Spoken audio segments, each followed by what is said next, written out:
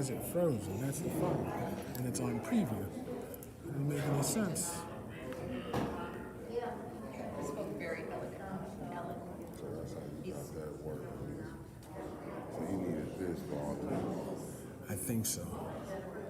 And my mics are live, so it's saying that it's on On the feed. no, it says it's talking to my cell phone. It's using my cell phone's Wi-Fi, and I told it not to. So I gotta stop this and do something different. Because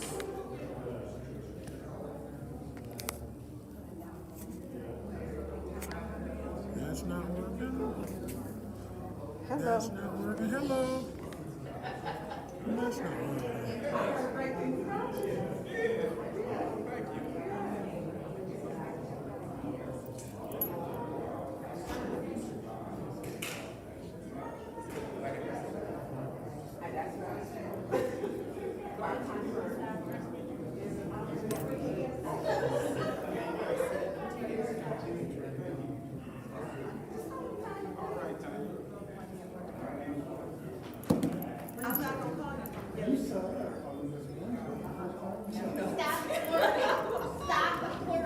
What's your last name? What's your name? Willie Wallace. Attorney Wallace. Attorney Wallace, right. And I'm June Green. Nice to meet you.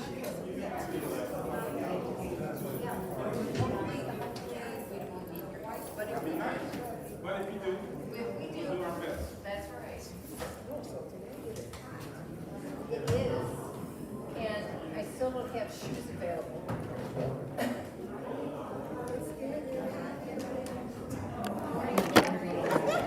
Don't be saying that about here.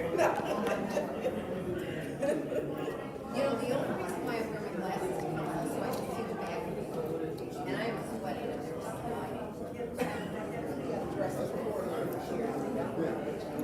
I know, that's what, you know, I have my little Not a committee.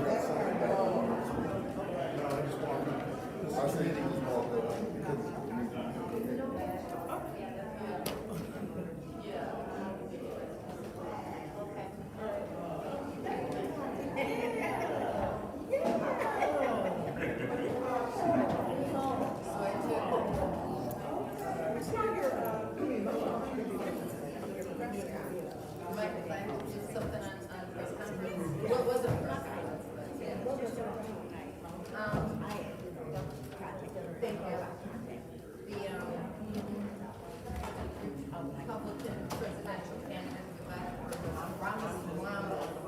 came to Flint, and I only saw the four men.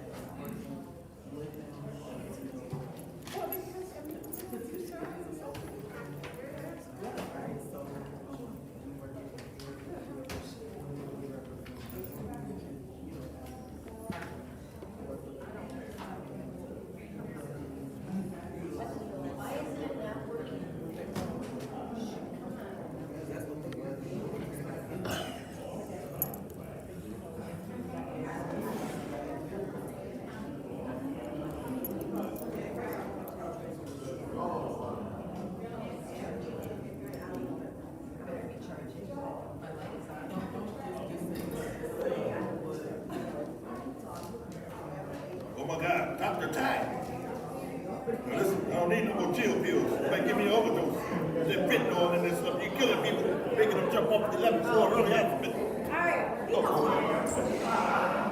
know that Candace is on her way back somehow. She was on night. I talked to her around. Hey, how you doing?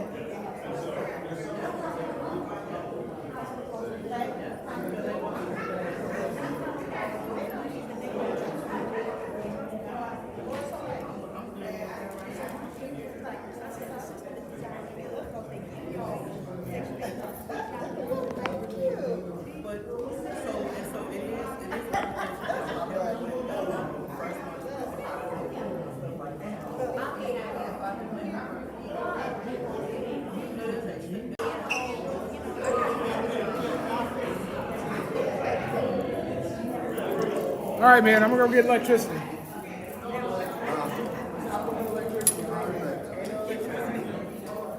Not for me.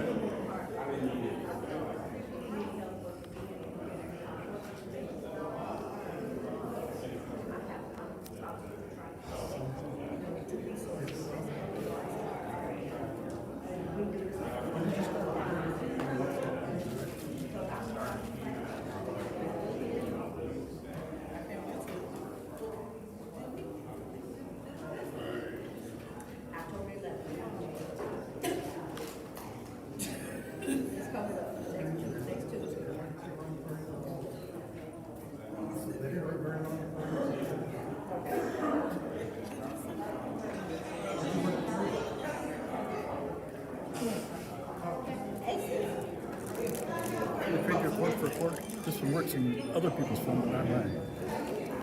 It works in mine sometimes. You need a cord? What'd you say? All right, I'll grab it. You can have that one. It only works half time in my phone. Or you should keep your phone half charged.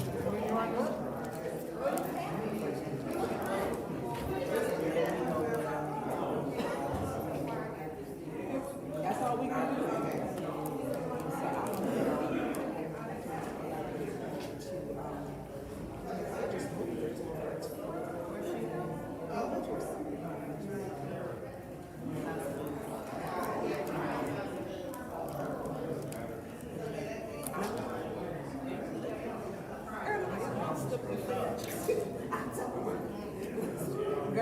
It was like, it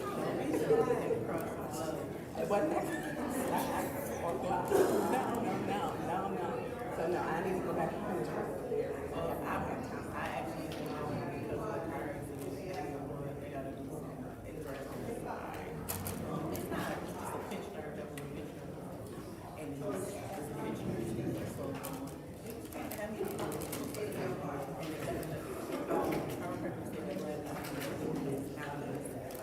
Is that okay? I'm gonna take my 6 so we can get started.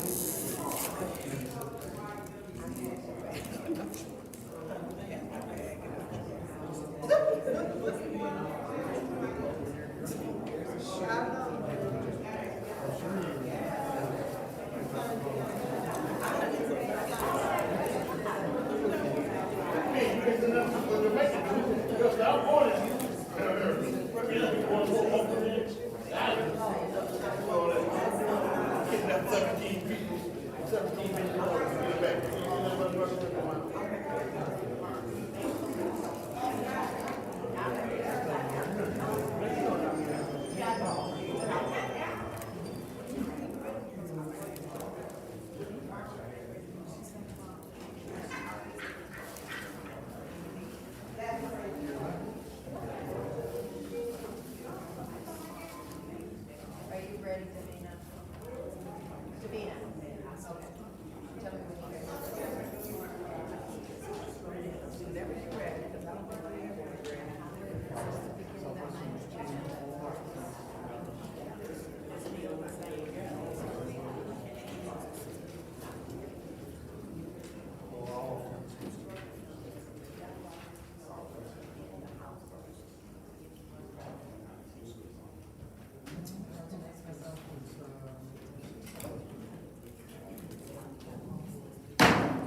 It is 5:13 on October 4th, and I hereby call this meeting of the Finance Committee to order. Roll call, Madam Clerk.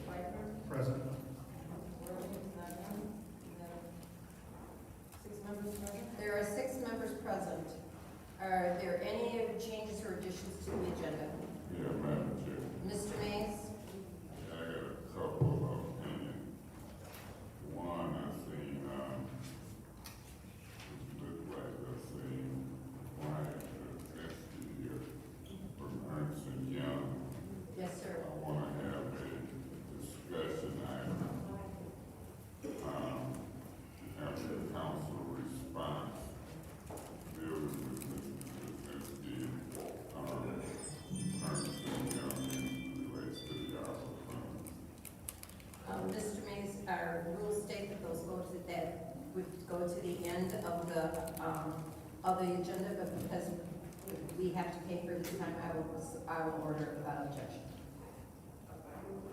Say that again. I said normally that goes to the end of the agenda, but because we are paying Mr. Jarzynski by the hour, I will order it without objection to be where you want. The other proposed agenda change, I want those two resolutions dealing with Liddell Lewis and Quincy Murphy. I want them added on to the resolutions,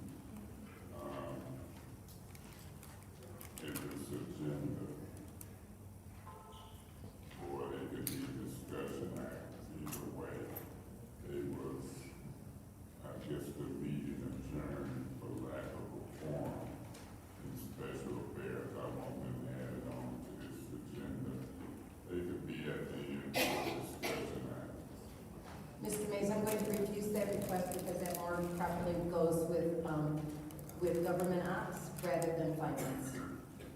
Well, they on government acts. The clerk wants me that they on government acts. Government acts, I'll see if we get there. They're on the government acts, and then they on their resolutions of discussion. Okay, we'll see what we get to. That's all I have right now. Okay, are there any other additions or changes to the agenda? Seeing none, we can go over, we don't need to approve the agenda changes, right? This is time for public speaking. Members of the public shall have no more than 3 minutes to address the city council on any subject. Only one speaking opportunity per speaker. Go ahead. My name is R.L. Mitchell. I live at 759 East Linden Avenue. And to you, Madam Chairman, about the brownfield over by Flint River, about the ARPA fund. We the people of Ward 3 and Ward 1, and like Mr. Lewis said, people don't play golf in her neighborhood. That's just like wasting the ARPA fund for we the people don't get no money for we can rebuild the north side over there. Just like on the industrial park, they took out New Jersey Street. I lived over there before, but they all want to renounce the names and stuff. And Cooper Street, they breaking the water pipes and we're trying to hurry up and use the ARPA money for what they can say emergency for the mayor, but to keep the city council from having input. We the people of the ghetto situation, we want to be known for the record. We know what you peoples of Flint doing, like the Ward 7 council lady. You messing with the brown people. You talk about they ain't put the bricks down right. To make them, you put the wrong kind of sand down. You're making them, but they ain't complaining because they're getting triple paid. They're down there right now, replacing them bricks. Right there, trying to use up the ARPA money for the so-called peoples in the ghetto don't get none. You see the school teacher ain't here because she don't want her students to come taking up for all of them be packing. Students ain't was in the 6th grade yet.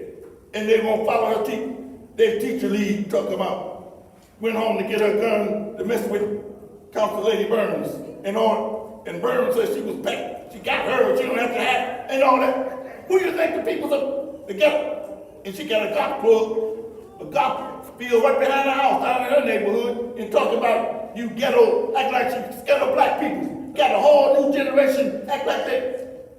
I wish she would bring them kids down there. Yeah, the kids she's the one to keep them from learning about really what Flint is made of. Hey, and you, Mr. Priestley, you the one with the money, talking about after the chicken maids already, because we got a lawyer over there gonna make sure, gonna deal with it. Miss Lewis taking the line board and taking bribes and stuff, and you up there, and we gotta pay the guy by the hour. Is it because he's black? get $1,000 an hour. You ain't said nothing about them other lawyers. Answer that, Miss Priestley. And how much time? Oh, 3 minutes. And welcome to the United States. The people's over in New York, rated up. I mean, Thank you. TikTok that. Just a reminder that I will cut off your time because you can tell how many minutes you have left in seconds, whatever. Okay, go ahead. Go Good ahead. evening. Is it my time to speak now? Yep, starts. All right, my name is Mr. Martin. I'm Sadiq Martin. I'm up in the first ward, Mr. Mays' ward up there. I'm gonna try to condense this. Most of the time, I usually just come down here, sit, relax, and listen to people talk and different things. But today, I want to talk about the fact that I'm an honorably discharged veteran from the military, and I think maybe like 2 weeks ago or something like that, up in the Senior Citizen Center, Lance, I forget Lance's last name, he set up a meeting for me to talk to the veteran counselor. His name is John C. Stilley. Mr. Stilley had me waiting at the center up there to talk about some resources that I was looking forward to getting to the Veterans Administration. And Lance told me, sit down, man, he'll be here. So I sat down and waited like maybe 15, 20 minutes or so. And he never showed. So the director called the Veterans Office down here on Beach Street or whatever it was. And the secretary said, oh, he went on vacation. And so I thought to myself, really, you know, this is a white man, you know, that you chose to be a veterans counselor to the vets and everything, and you didn't take the initiative to at least call and tell the center, hey, I had to change the plans for Mr. Martin, I'm not gonna make it. But the secretary said that he went on vacation, you know, there was no call to me to reschedule, you know, a meeting with him or whatever to get to what I wanted to get to. So I just had to put that out there, Mr. Stilley. I have total disrespect for you. You should be a veteran counselor, and I bet you've never worn a uniform in your life.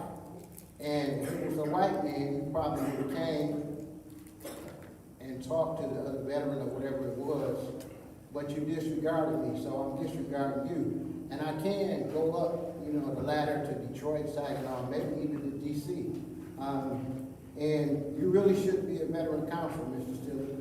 So that aside, what I wanted to also say was, I had a question. I picked up this paper, The Courier, at the center, the same center I had the issue with the so-called veteran counselor up there, and it says that the council approved, what is this, $4.15 million for people to get repairs to their roofs or whatever in the neighborhoods and stuff. I called like 3 of the agencies, and one answered. I think it was the Metro Community Center or something like that. And I asked them about this particular money that the council was supposed to have set aside for residents to repair roofs or whatever it was. First he said they didn't have the money. And then he switched and said, well, all the money is here somewhere. Thank Is you. that my time? Yes. That's real unfortunate, because I was going to ask the questions about how to get the ARPA money. Someone can speak to you later. Go ahead. Next person would like to address council.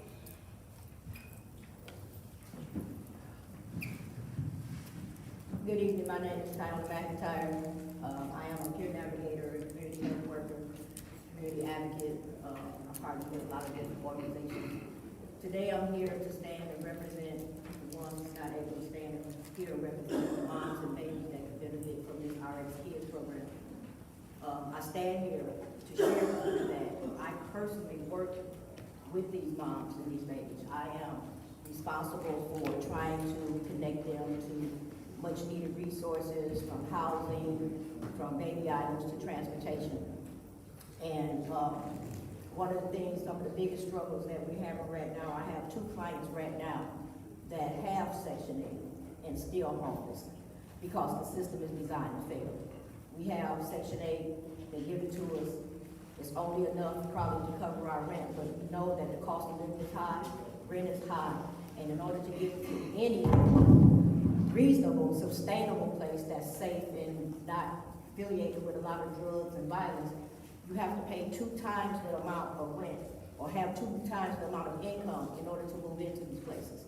which is really unfortunate because that forces these moms and babies to go and stay out in Evergreen Regencies, Sunridge or Sunset Apartments over there on Flushing Road, or wherever there is a lot of high crime rate. I'm real passionate about what I do, not only because of my job, but because I have 20 years, 2 months, and 28 days of lived experience. I know what it's like to be homeless. I know what it's like to struggle. I know what it's like not to be able to provide. And it's not just the mom and baby thing, it's an everybody thing, because if you look around, we still got people striking because they 10 hours a day, 7 days a week, still don't put enough food on their table to support their families. The biggest thing about this program, you know, is that I understand that it looks like it might be a welfare program to some, but to others, it's like something that just will help them get their feet off the road. I mean, it's not much, you know, we're asking, or they're asking, the program is asking that the council commit to $1 million that will garner $55 million, not only for Genesee County and City of Flint, but also to help these moms. And they're only asking this for that first year. The moms are only taken care of or supported for the baby's first year. And I really don't see how, you know, the ways out, the needs outweigh the means, you know, with that. So I just want to implore you to where when you get ready to make your decision about this program, to search your hearts and really look deep down inside and see if this is really something that they would not benefit, but they can benefit from. Thank you. Yeah. Thank you.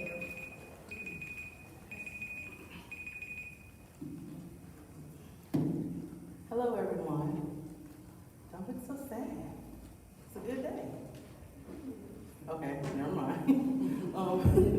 My name is Shirley Stapleton. I'm the Executive Director of Mothers of Joy Institute. I'm standing here today in support of the RX Kids Fund due to that I was a young mom who understands what poverty is, right? If you think about what this represents and what it's going to be for, it's going to help a young mom or an expecting mom be able to deal with some things that she may not be able to take care of while she's not working or in school. I don't know about you, but when I was young and didn't have the money when my child was a baby, right? It was hard, it was stressful. And if you think about that, you already are having a baby, you already are dealing with the stressors of being a new mom.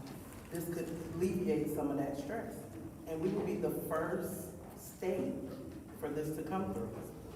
So, you know, Flint and Michigan are trendsetters. We will be a trendsetter. We will be known for something good.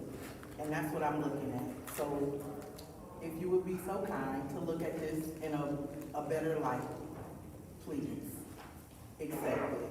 Because our city needs it. Thank you. Yeah. I ain't need that much. Thank you. Anyone else like to address council? Go ahead, take the reins. Good evening, City Council. My name's Joel Arnold. I'm the Planning and Advocacy Manager at Communities First Inc. And I also am a resident of the 7th Ward, 416 Crapo.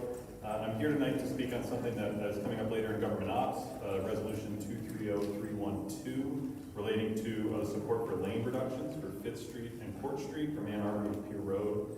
And our work at Communities First, right, we have our offices on these roads, Swayze Court Apartments, Oak Street Senior Apartments, and the way that these roads exist right now as 4-lane one-ways is unbelievably dangerous. Those roads were built this way in the 1950s, before we had expressways, right, before we had a lot of the ways we move vehicles now. And right now, essentially what they function as is drag strips through the middle of the Grand Traverse neighborhood. They deter economic investment. They encourage people to leave the city as quickly as possible. They make it challenging to turn into adjacent businesses.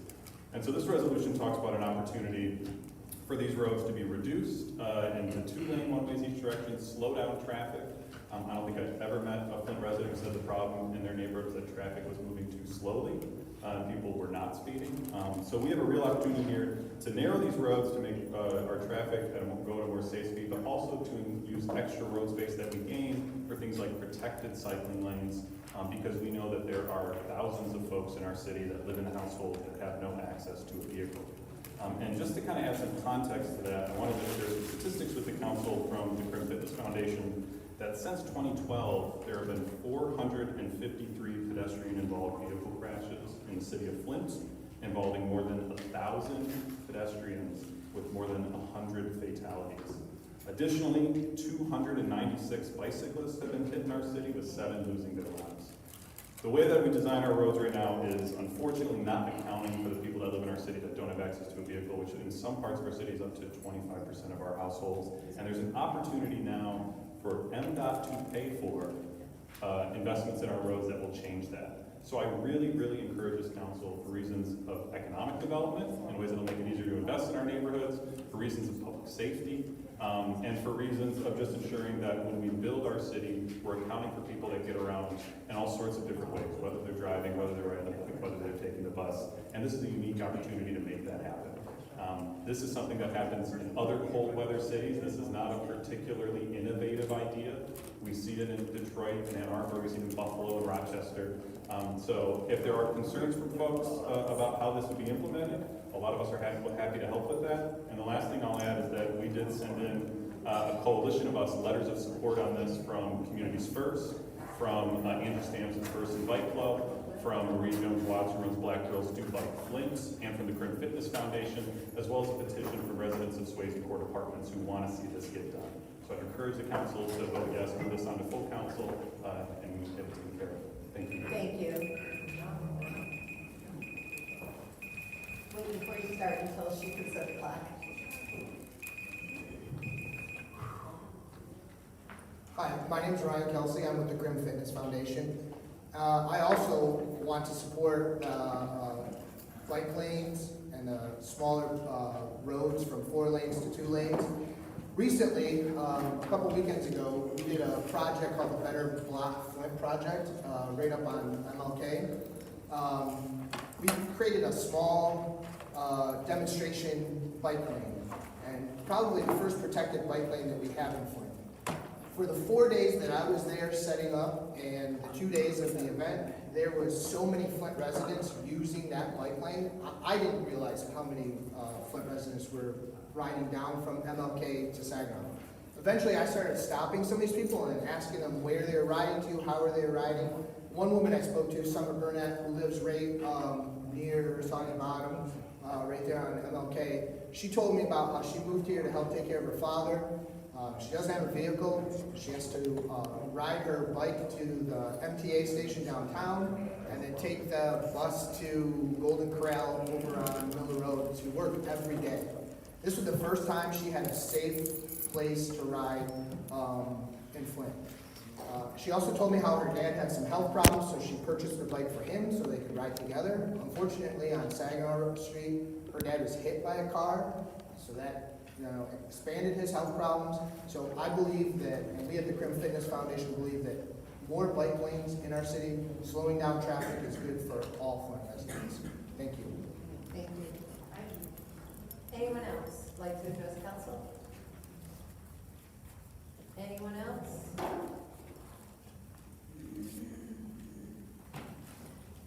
Hi, my name is Judy Ketchum, and I'm here in support of the House of Esther. And I would just like to ask, each of you have probably gotten onto this board to make a positive difference in our city. And I believe that just throwing money at a problem isn't going to fix the problem. And what the House of Esther has determined to do is to train young mothers, make a difference in the next generation. Up with dysfunction that's normal to you, and you don't know any other way to do it. And House of Esther is going to train young mothers as well as provide for their physical needs. And I would ask each of you to consider putting your full power behind the House of Esther and get it off the ground, because there's babies being born every day that could benefit from this, and it would benefit our entire community. Thank you. Amen. Thank you. Anyone else? Anyone else? See movement?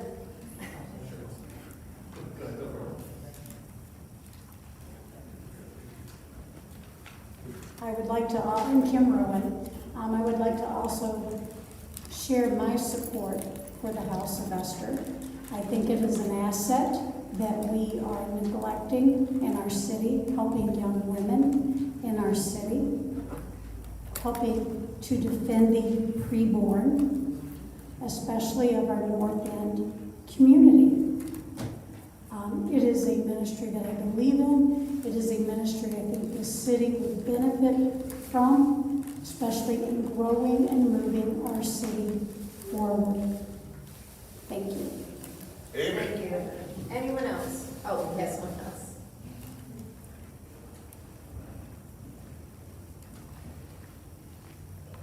Good afternoon. I'm Kate Service, resident of the 5th Ward, and I'm just here to briefly voice my enthusiastic support for Resolution 230312 for the lane reductions on 5th and Court Street from Ann Arbor Street to Lapeer Road. For those of you who maybe have seen me up here over the years, I'm often up here talking about how important it is that our transportation system is appropriately designed and maintained for all residents of the city of Flint, and not just those that are kind of passing through in their vehicles. As much as we all love cars, I come from a car building family. I also have spent a lot of my life without access or the ability to drive a car, and have been blessed and privileged to have been able to live in a neighborhood where most of my daily needs were accessible within just a few short blocks, and wasn't put in constant danger if I wanted to vote or go to school or worship or go to a job. So this is just one example of this street where we're discussing doing a road diet and installing some potential facilities that could assist with safety for cyclists, specifically between bike lanes, but also some measures to slow down cars. I hope that this is supported with all of the outside assistance that this specific project could offer, and I also hope that this is the first of a series of road diets and transportation improvements that will improve safety, make our city more equitable for transportation, and in the long run really reduce the maintenance costs of our transportation network overall. Thank you very much. Thank you. Anyone else? Any?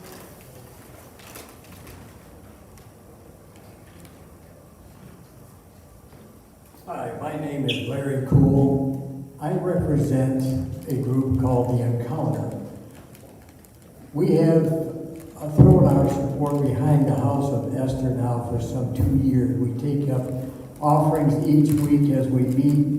We believe that the House of Esther is a very vital part of what this city needs to help these young ladies when they're in situations they have nowhere to turn, but they just seem to be lost when they're faced with a pregnancy. They don't know what to do.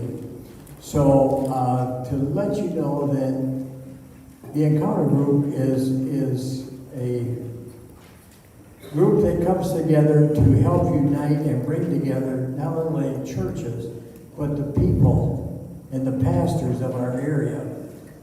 And each one of them, we all support the House of Esther. We're excited to see that there is something happening in this area that will change the hearts and lives of people. So I appreciate your time and thank you very much for allowing me to speak. Very well said, sir. Thank you. Anyone else? Anyone else wishes to address the council?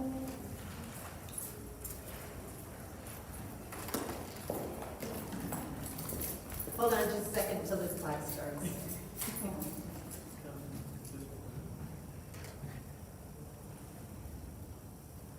There you go.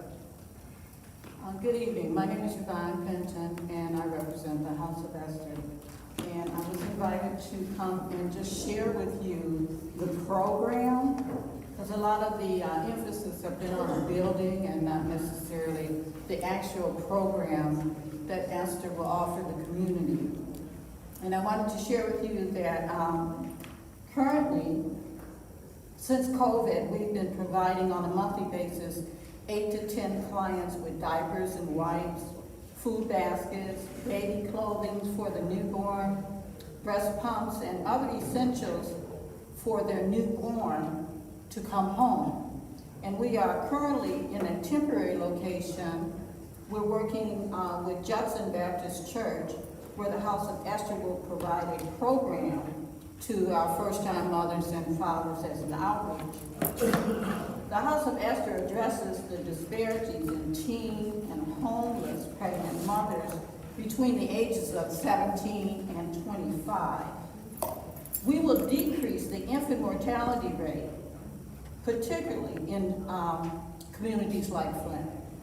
The House of Esther has a collaborative community academic partnership to develop health needs and assessments with the University of Michigan Flint Nurse Program. Dr. Blackshire and Megan Kaiser is the director. Additional community partners are Habitat for Humanity, MSU Extension, Nutritional Program, Kettering University, Mont College. We have a gentleman by the name of Sean Hart who will address the dads, involved dads. And we have the Michigan Department of Health and Human Services that are valuable referral partners. The House of Esther has at hand an opportunity to be on the cutting edge of transformation of this region by providing the largest, most comprehensive maternity education center in the state of Michigan. Yeah.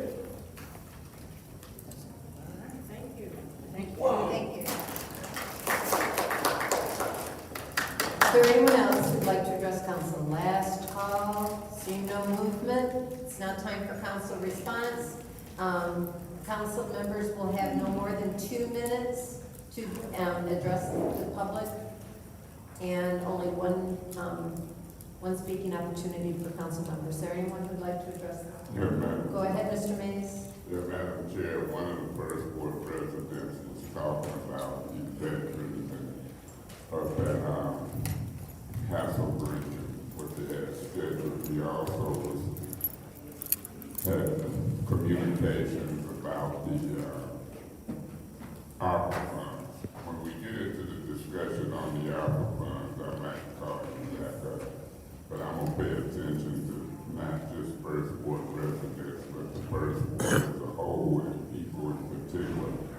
These people you see sitting there from House of Esther, they went to districts, they've gone to districts. And I listened to us a meeting ago, and it was a discussion about the program that Dr. Mona was talking about, very similar to what they've been talking about. They had talked about the property that they were in based upon the policy that we enacted under the old council of the right of first refusal. The city put them in a predicament because the city owns the property and wouldn't fix the infrastructure for water, in my opinion. And I know these projects very well. So it's time to go back to fighting for y'all. Not that we ever quit, but we're fixing to make some points about that property. I'm gonna make some points that nobody else did about the infrastructure, the program, the property, the right of first refusal, and all of the obstacles that is piled up along the way. It's good to see y'all here. Stay in the fight. Don't give it up. We sometimes can win in the long run. Thank you, Mr. Mays. Anyone else? Ms. Burns? I was watching you. Thank you. I want to say thank you to all the members, all the individuals who came and spoke, and we do hear you. I make sure I pay attention to what you're saying, and I do take notes. House of Esther, you know that has been my passion. Working in the schools and seeing teen moms and mentoring in the schools. I know the importance of this program, for it changes the trajectory of these young girls or young women who don't have, their life isn't normal. They don't have the tools to be successful. They don't have the support system. The uniqueness of House of Esther is that it is a maternity house. You have all-in-one. There's a dedication with University of Michigan nurses, which will be there 24/7 to help them, to assist them. When you're a young mother, not if you're young, if you're an old mother, it's hard. You need help and support. This is a program that I hope that as God keeps his hand on this council and on your heart to keep coming here, that we can change some of the opinions and thoughts, just like the RX kids. I feel that's equally important. House of Esther puts these young women into an environment to where it's safe, it's stable, everything's there. And it's a program that can be used all over the state. Dedication to this, I would have thought, especially in our community, we have a problem with gangs and girls. I mentor some young girls in gangs who have had babies. And when we talk about changing their lives, they didn't have this type of program. We have the ability on this council and with this administration to do something great, to make a big change. And this is the one thing we should be able to bring everyone together, because those babies will end up dealing with them in the penal system, the prison system, and that's not what I want to do. We have an opportunity to give them a real chance at life.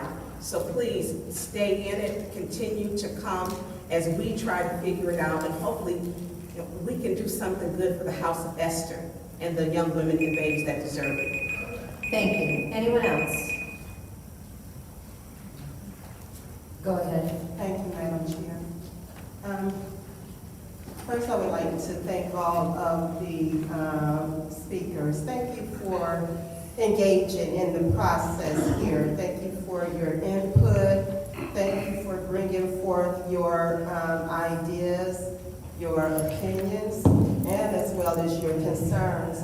I wanted to speak on the lane reduction, the resolution 230312, support for the lane reduction there at Fifth Avenue and Port Street. I agree that there are many benefits to lane reductions, road diets. The Michigan Department of Transportation reported that vehicle crashes have been reduced by 15 and 47%. So that's really good. When we get to it in governmental ops, we'll be discussing that resolution, and we'll either send it to council or, after discussion, hopefully it will pass the council, and then we'll vote on it. I also wanted to speak on the House of Esther, and I just wanted to say that I am 100% for the House of Esther. Yeah. So I hope we can do something to get that up and running. Thank you. Thank you. Anyone else? Yes. Go ahead, Mr. Murphy. Thank you so much. Thank you to all the speakers. I would like to do a referral to Davina, since the Street Maintenance Department, Public Works, to see if you can give us a list of all the proposed street reduction that you guys are planning in either our wards or the city of Flint. I don't know which one. I know Martin Luther King was supposed to get a road diet or something, but I don't see no movement on that, and I think it's probably from from Hamilton going north towards Pearson Road. I'm not sure how far it is. But to House of Esther, I submitted a resolution at the last city council meeting because I've watched you guys over the years. Yvonne, I've toured the building inside. My mother and grandmother and them did rooms in there. So I'm excited about what the work that you guys are doing. I didn't agree with your negotiation with how others were wanting to partner with you at the beginning when the city offered you the building, and there were people coming to you to collaborate with you on purchasing the building. That's water under the bridge, but we're here. $1 million is proposed to go to Dr. Mona, who have done great work. But you guys have been on the forefront for pregnant women with children for years, and I watched it. And I can't sit here as a city council person, and if we'd have had 5 votes at the last city council meeting, $500,000 would have went to y'all to either purchase the building and do all things necessary or do some renovation of the building, but we couldn't get 5 votes on here. So be careful about some of these. Thank you, speeches Mr. that y'all Murphy. make. Any other council member wish to address? Mr. Martin, I do. I'm going to take my time. The Office of Veteran Affairs is a county office, not a city. So we don't have anything to do with that. I didn't know if you knew that. Yes. Yes, that's a county department. Yeah, I know, but I was. Come up to the podium, sir. We can't talk, be back and forth. But I wanted to let you know that, because you had mentioned, we can't do that, it's against our rules. But, so I wanted to. Yeah, Mike. I wanted to bring that to your attention. You can't. Please. I want you to be able to hear me. He can. Sir, please go sit down. No, you started it. You did it. Mr. Mitchell. Yes. Our rules state that we cannot go back and forth, so please go. What I'm saying is, I mentioned that because that's in Councilman Mays' ward, the center up there. Please sit down. Please sit down.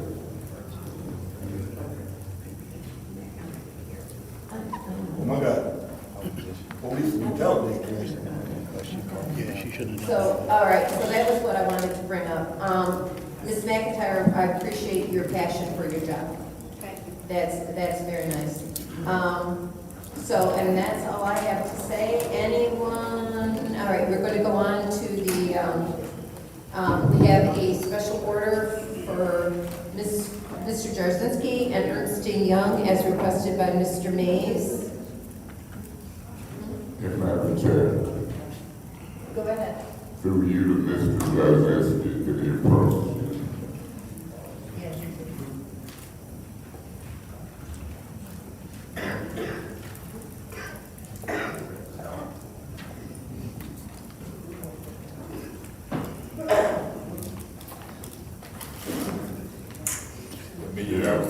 Mr. Jarzynski, have you heard that we've been trying to catch up with y'all for weeks and months?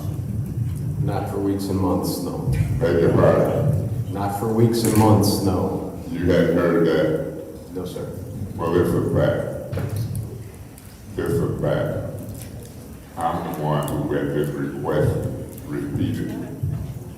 When did you hear the word for the first time that you were requested to come before this council?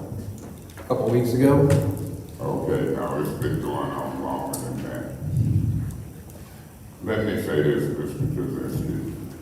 A week or two ago, somewhere at this time frame, we voted with a vote of 5 or more, it seemed, to issue subpoenas for you and Ernst & Young. Did you hear or know about that? I heard mention of it. Yeah, so I think we might have did it, I don't know. The resolution was supposed to be drafted up, it still can be drafted up. But for me, we're in the middle of serious business. And we hired y'all, and we could use your assistance regularly. I'm calling it the home stretch. When the council wants Ernst & Young, how would you suggest that they notify you? We have been trying to do it through Mr. Edwards for more than 2 weeks. Did you know that? I know that now. Okay, well then, that's gonna be between me, you, and Mr. Edwards, because that ain't what he's been saying. I'm gonna call him up here, you can hear it, and see if he say the same thing. Because we've been told. The other way, I mean, y'all have my cell phone and my email. I also have weekly discussions that include members of the ARPA committee. Can you make sure that you come right now, Mr. Jarzynski, and give her your telephone number and email? Yeah, right over I there. don't know what the meeting is. Right here, sir. What's your point of order? Oh, I was just trying to see who was sharing the meeting. am by default. My chair is gone, this chair is gone. I will say That's all. Mr. Jazinski, can you approach and give the clerk that information? We'll clear that up now.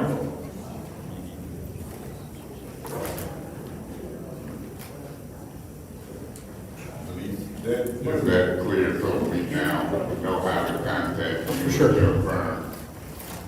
Okay, before I proceed, I'm gonna need you back, but through you, Mr. Chairman, to Mr. Edwards, can he approach?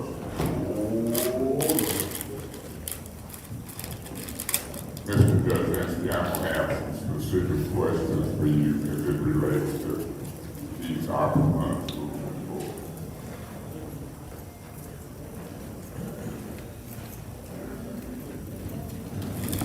Yeah, Mr. Edwards, Mr. Jazinski just said he was only notified in the last 2 weeks that we was requesting him. That's different from what you've been telling us for weeks and months. Would that be a fair statement? Through the chair to Mr. Mays, I stand by what I explained to this council. I told you exactly what this, every time you ask me, information is passed on. And what you explained to council was that you was in contact with Mr. Jazinski and Ernst & Young, and you was delivering the message for request. You couldn't really explain why they weren't showing up. Is that fair? You want to change any of those words around?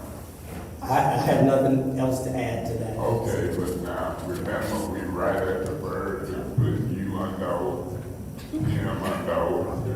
Facing the penalty of perjury. Somebody got to be telling this council wrong information. And he stood and said he just did the word 2 weeks ago. You stood for weeks and months saying, I delivered the word. Somebody ain't telling me the right information. Thank you for now, Mr. Edwards. Mr. Jazinski, through you, Madam Chair, Mr. Jazinski. Yeah, I want the public to know that between the administration and Ernst & Young, somebody, both of y'all can't be right. And if we start putting folks on the oath that come before this council where we can get good information, and then if we follow up with the circuit court, folks can be found guilty of perjury. It's a crime. I don't want to get into the muddy water. What I want to do right now is kind of try to move forward before I relinquish this microphone to my colleagues. Mr. Jazinski, from where I sit, it's time. It's time that we get from behind closed doors with so-called 12-member ARPA advisory committees. Have you heard of the advisory committee and the recommendations they've been making? Yes.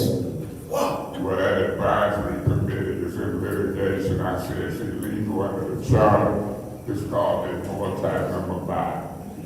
When you have a multi-member body of more than one person, that body is appointed by this council, not the mayor.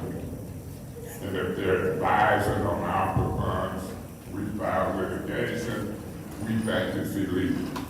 We'll get to that. You've been involved in these recommendations from this so-called ARPA committee. No, we haven't made any recommendations to the committee or from the committee. So you haven't been involved in that. Have you vetted them to see if they're in compliance, these recommendations that's coming to us? We have vetted the applications when they came in. You vetted the applications for these so-called nonprofits. Yes. And so you've had that documentation in your possession at some time or another. Yes, we in the city have that documentation. But you've got more than us because we're requesting, and I'm requesting right now, and been requesting it for 2 or more weeks about the service center nonprofit. And I'm hearing that the same guy who say he's been talking to you for longer than 2 weeks, in my opinion, somebody in that administration has been blocking that paperwork from this council. And I use the word block. You've seen some of those paperwork.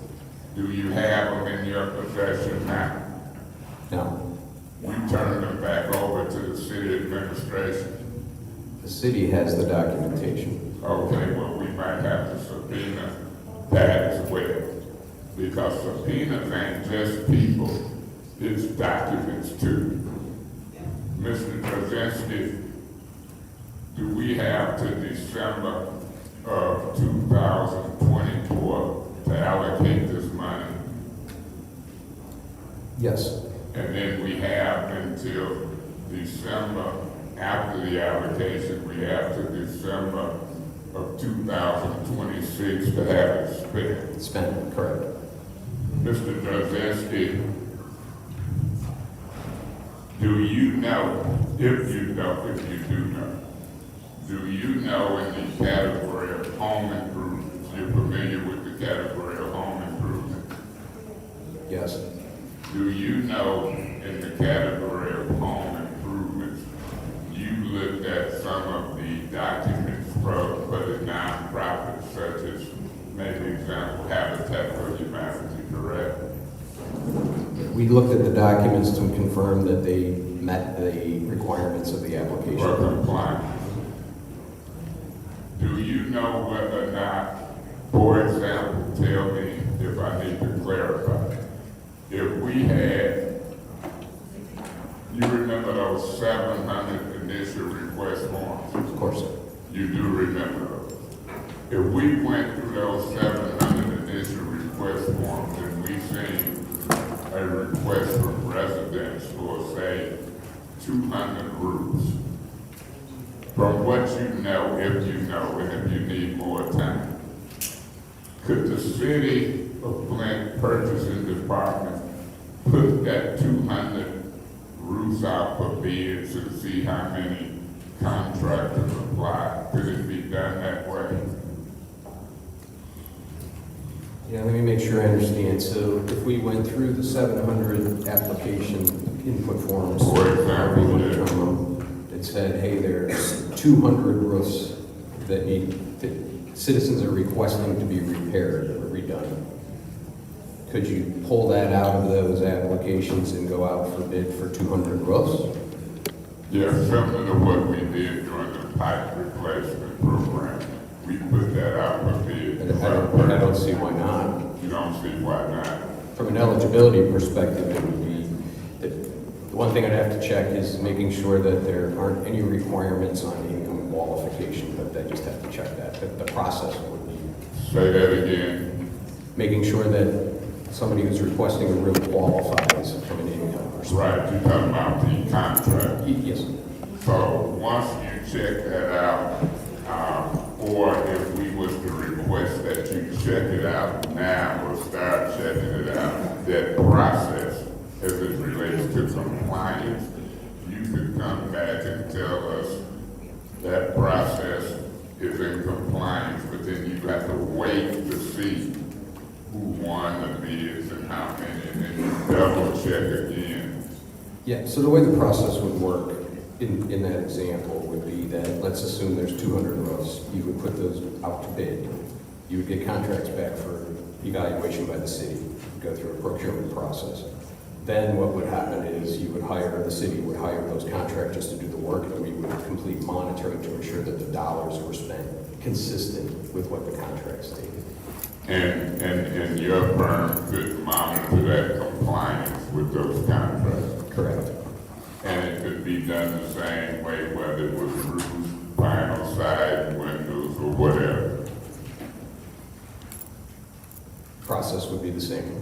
Do you think that that process of monitoring contractors and doing those type of home improvements, do you think that would raise your initial bid up right now? How much have y'all spent? I mean, I don't know. I got a call from a media outlet person, and I was waiting to get here, because he said in the middle of some type of ominous ARPA form resolution, there was a request from Ernst & Young for $600,000. Are you familiar with that request? Request to who? Ernst & Young. Can you say that again? Can you say it again? You don't think that Ernst & Young have spent $600,000 out of that contract yet?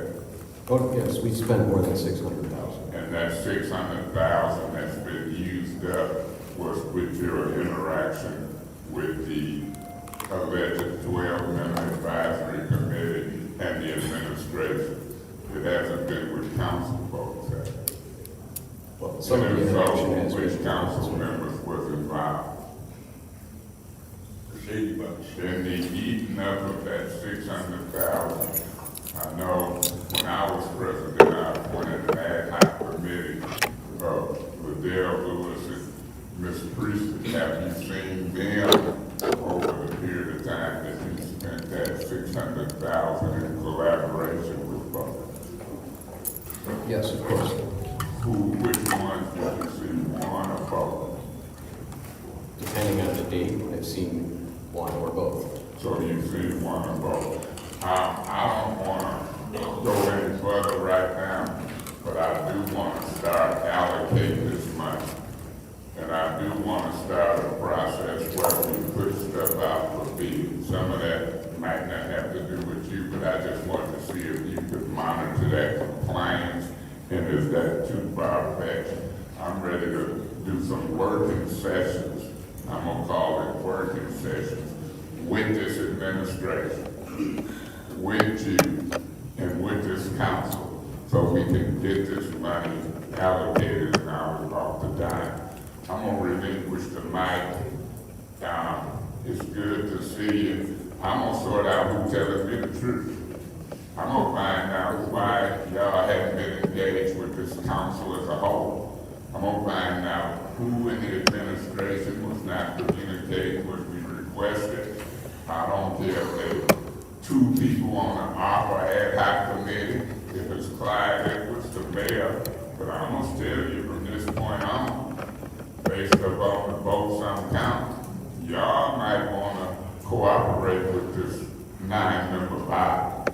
Those subpoenas might be getting ready to fly not only for people, but for paperwork.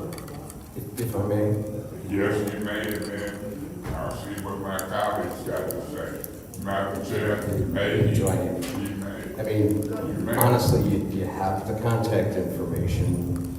The best way is to send an email, have the clerk. Could you say that again? You have my contact information.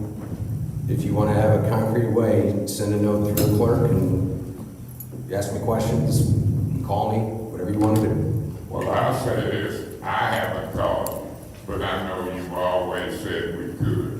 The 2 members on the ad hoc committee that you said you've interacted with, they heard us request it. Maybe they didn't tell you. Mr. Edwards, it's a debate whether or not he told you 2 weeks ago or more than 2 weeks. Somebody ain't been straight up with me, because I hear good. I try to keep the earwax out of my ear, and I try to talk pretty good. So we'll get to the bottom of it, but will we get there voluntarily, or will we get there with subpoenas? It's time to get the work done. Thank you so much, Madam Chair. Thank you. Any other Madam Chair? Go ahead, Ms. Burns.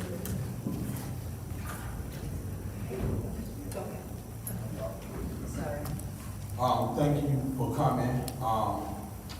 It was a short notice for me that you was gonna be here today. I would prefer, somebody sent an email to us so, we could have been prepared, at least me, to be able to ask some questions. But I wrote some questions down off my head that I wanted to ask. Thank you for allowing me, Councilwoman Burns, for, how much funding in addition have you lobbied or secured to help support program projects and activities outside of the $94 million? So, as part of the contract using federal dollars, we do not lobby. We cannot lobby. well, let me take that word out, lie. How much funding have you We secured? don't go out and secure other How much funding have you secured in addition to the $94 million when we So first gave you the contract for $1 million and you, told us that you were going to go and look for additional dollars to help support We've projects? identified a number of opportunities, but again, we do not go out and contract for additional dollars, and that's not part of our scope of work. But we do identify other funding opportunities. There are matching dollars that are consistent with a number of the programs that you have.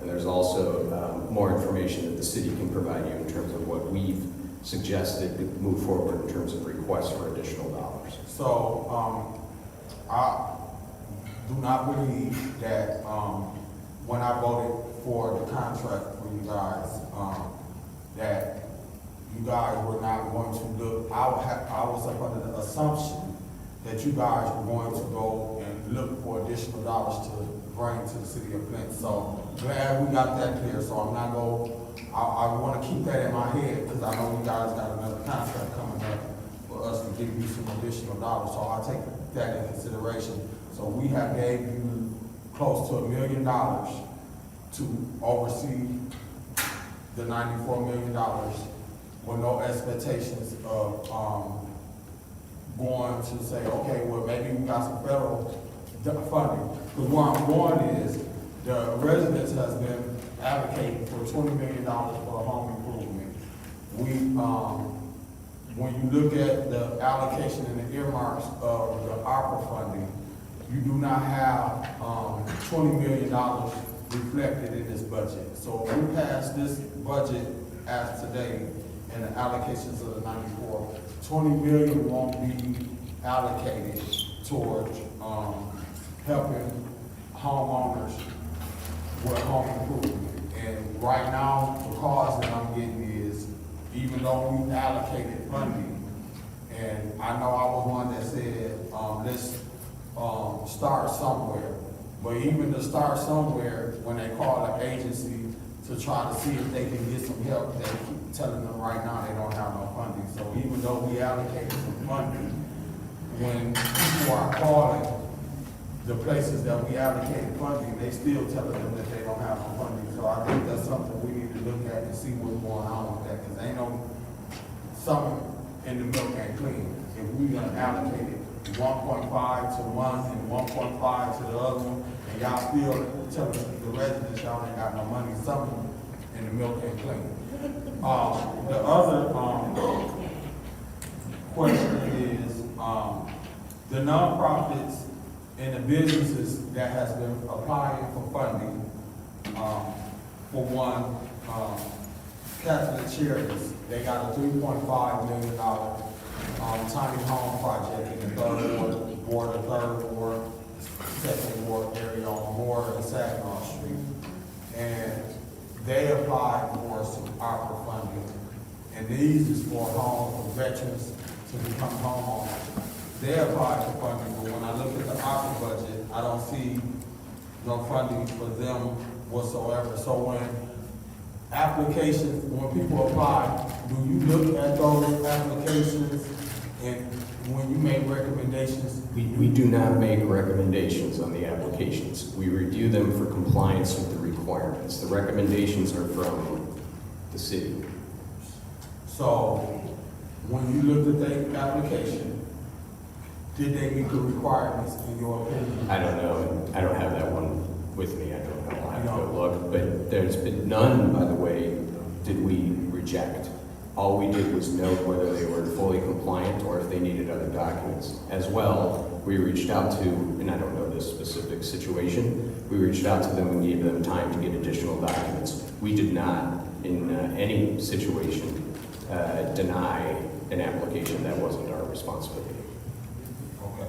So here, since I wasn't prepared for you to come today, as I saw on the agenda that you was added on, what I'll do is, I'll email you any of my concerns. For sure. In addition to this. But understand, we didn't do any reviews of those applications from if the committee was We had nothing to do with that committee. Do you guys have an office in City Hall? We don't have an office, no. Okay, because I remember that was something also that you guys would have someone inside City Hall when we first approved the contract. We're around, but we don't have an office. How But often- understand on the review point though, see, we review for compliance and eligibility. We don't review for whatever the review committee's recommendations should or should not be. That's not our role. So that was my point with the Catholic Charities.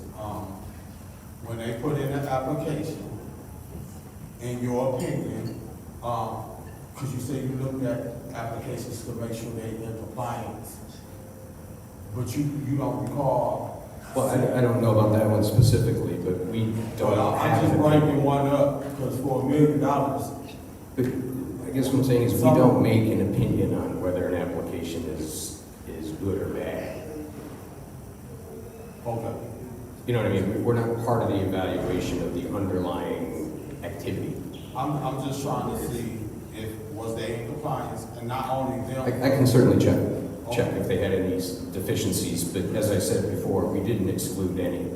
Do you have a list of those that you have made recommendations that's not in compliance, that apply, that you give to the So again, administration? we didn't make any recommendations. Say that again? We did not make any recommendations. I didn't say recommendations, hear what I'm saying again. I said, do you have a list of the organizations or businesses or any applications that you have reviewed that you consider either non-in-compliance or in compliance? We can provide that list. That you have gave to the administration that maybe we can review to see, okay, well, when people calling us about applications, we can see whether they was in compliance or not in compliance. And this may be the reason why you didn't get recommended funding, because when you applied, you wasn't in compliance. Not recommendations, compliance. I'll have to go look. I don't recall anybody being, there was never any exclusion of an application. That's why I wanted to, what I'll do, in all due respect of your time and my colleagues who maybe need to ask questions, I'm sure they got a whole bunch to ask. Yep.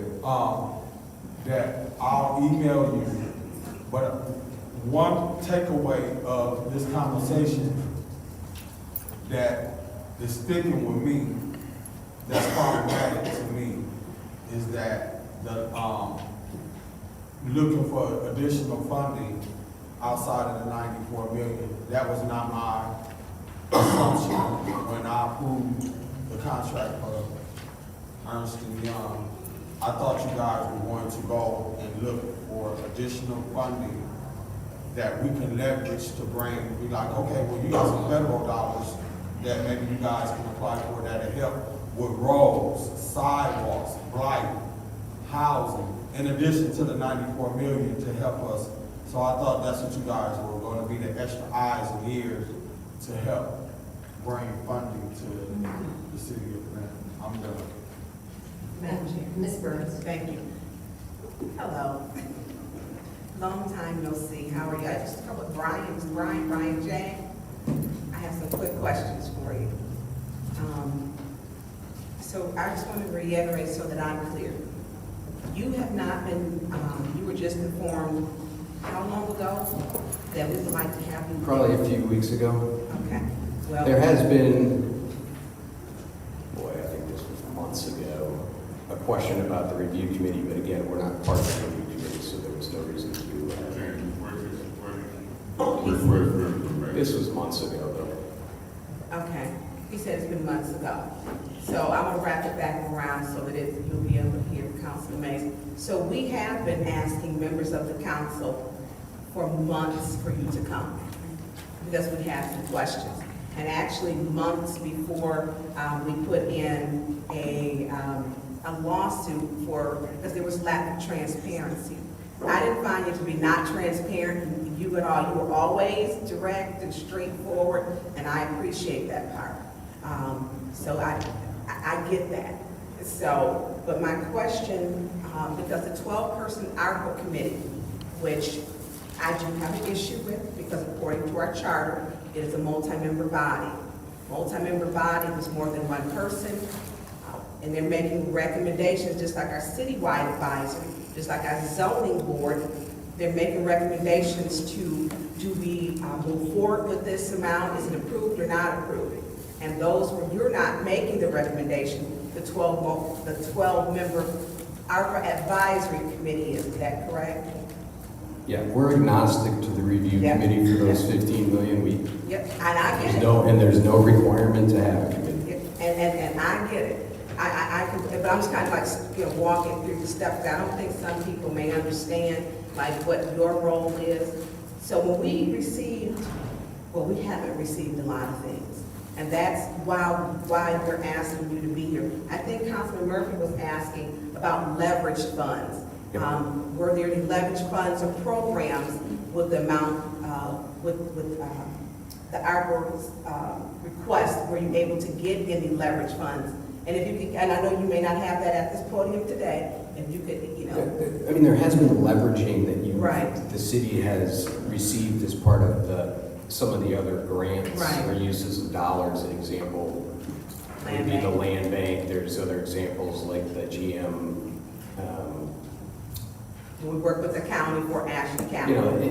That's leveraging. There are communities that put in place with their ARPA dollars a requirement that if I'm going to give you $1 or $1,000, you're going to put in $1,000 as well. That's not a requirement that the city has put into place. So I think that was part of what he was saying, asking, were there any leverage funds? There are other leveraging. There are other dollars that have been the term leveraging. You've gotten other dollars attached to the spend of the ARPA dollars. Right. So, and I just want to kind of clear that up. We have had, when you were given and looked at organizations who wanted funds, on our last meeting, we had 3 to be determined. Did you have any to be determined? I don't know how you give money to an organization that don't have a name. Now, so what we were doing, when we were getting applications, to the extent we had anything that we could not identify who the entity was, couldn't prove that they existed, as an example, 2 things we did. We continued to reach out to them through electronic and as well through the groups that were assisting with the applicants themselves to try and obtain that information. In fact, the city left it open for, I want to say, up to 20 to 30 days for folks to respond to those things. And that was the March deadline, correct? Yeah, and then they left it open. The other thing that I want to be clear on is there was never a removal of an entity from the information that went to the review people, the review committee. So even if they didn't have all their documentation, we would note that, but we didn't exclude it. It wasn't something the committee should have considered during their review. Right, and I don't know when we got our resolution changed from, I think, about a 2-week cycle. We received 3 to be determined. And to be determined is a non-entity, there was no name, but a request underneath the neighborhood engagement hub to be determined. And my thing, if we're giving money, you gotta have a name. These were the recommendations that the city made to you. I'll have to go back and look. And these just came, I think, our last meeting, or maybe I'll get it. And so when we had to be determined, and my question was, I mean, these are accountants. I know that you gotta have a name. I know that I know that. Yes. And so that to me was a concern. Then one of the other concerns is organizations who were applying for, say, $25,000, somebody approved to give them $50,000. We don't know where these amount changes came from. And that to me, that makes no sense to me. And that's from the review committee. That's not from us. That's right. And I'm glad so you can clear that part up. That it is not from yours, it is from the 12-person review committee. Well, let me restate. what the review committee did and then what the city actually recommended may not be the exact same things. We're not part of that, so I don't know. In that case, I don't know. Okay, and so my concern was the organizations, one, no names, to be determined. We shouldn't be approving anything with no name on it. Also, some organizations, there weren't full disclosures. We've got council members who have put in for ARPA funds. It wasn't disclosed. And that to me is a problem. Right. And if I can. Go ahead. So on that, we ran, what we did to support the city's processes, for every review committee member, there was a conflict of interest form completed. And we gave any notifications of conflicts back to the city for them to work with the committee to resolve how they were going to deal with that. As far as dollars that actually go out, when those dollars are actually approved, if they're approved, then we will go through and have another review of conflict of interest, because there are different types, levels of conflict of interest. Can they be resolved? Can they not? And so forth. That's part of the ultimate contracting component. Yes. And then thank you for that, because that was leading to one of my other questions. So with the conflict of interest form, we do have council people who have put in for these ARPA funds, and there's really been no full disclosure. And so would that have been a request to have them fill out a conflict of interest form?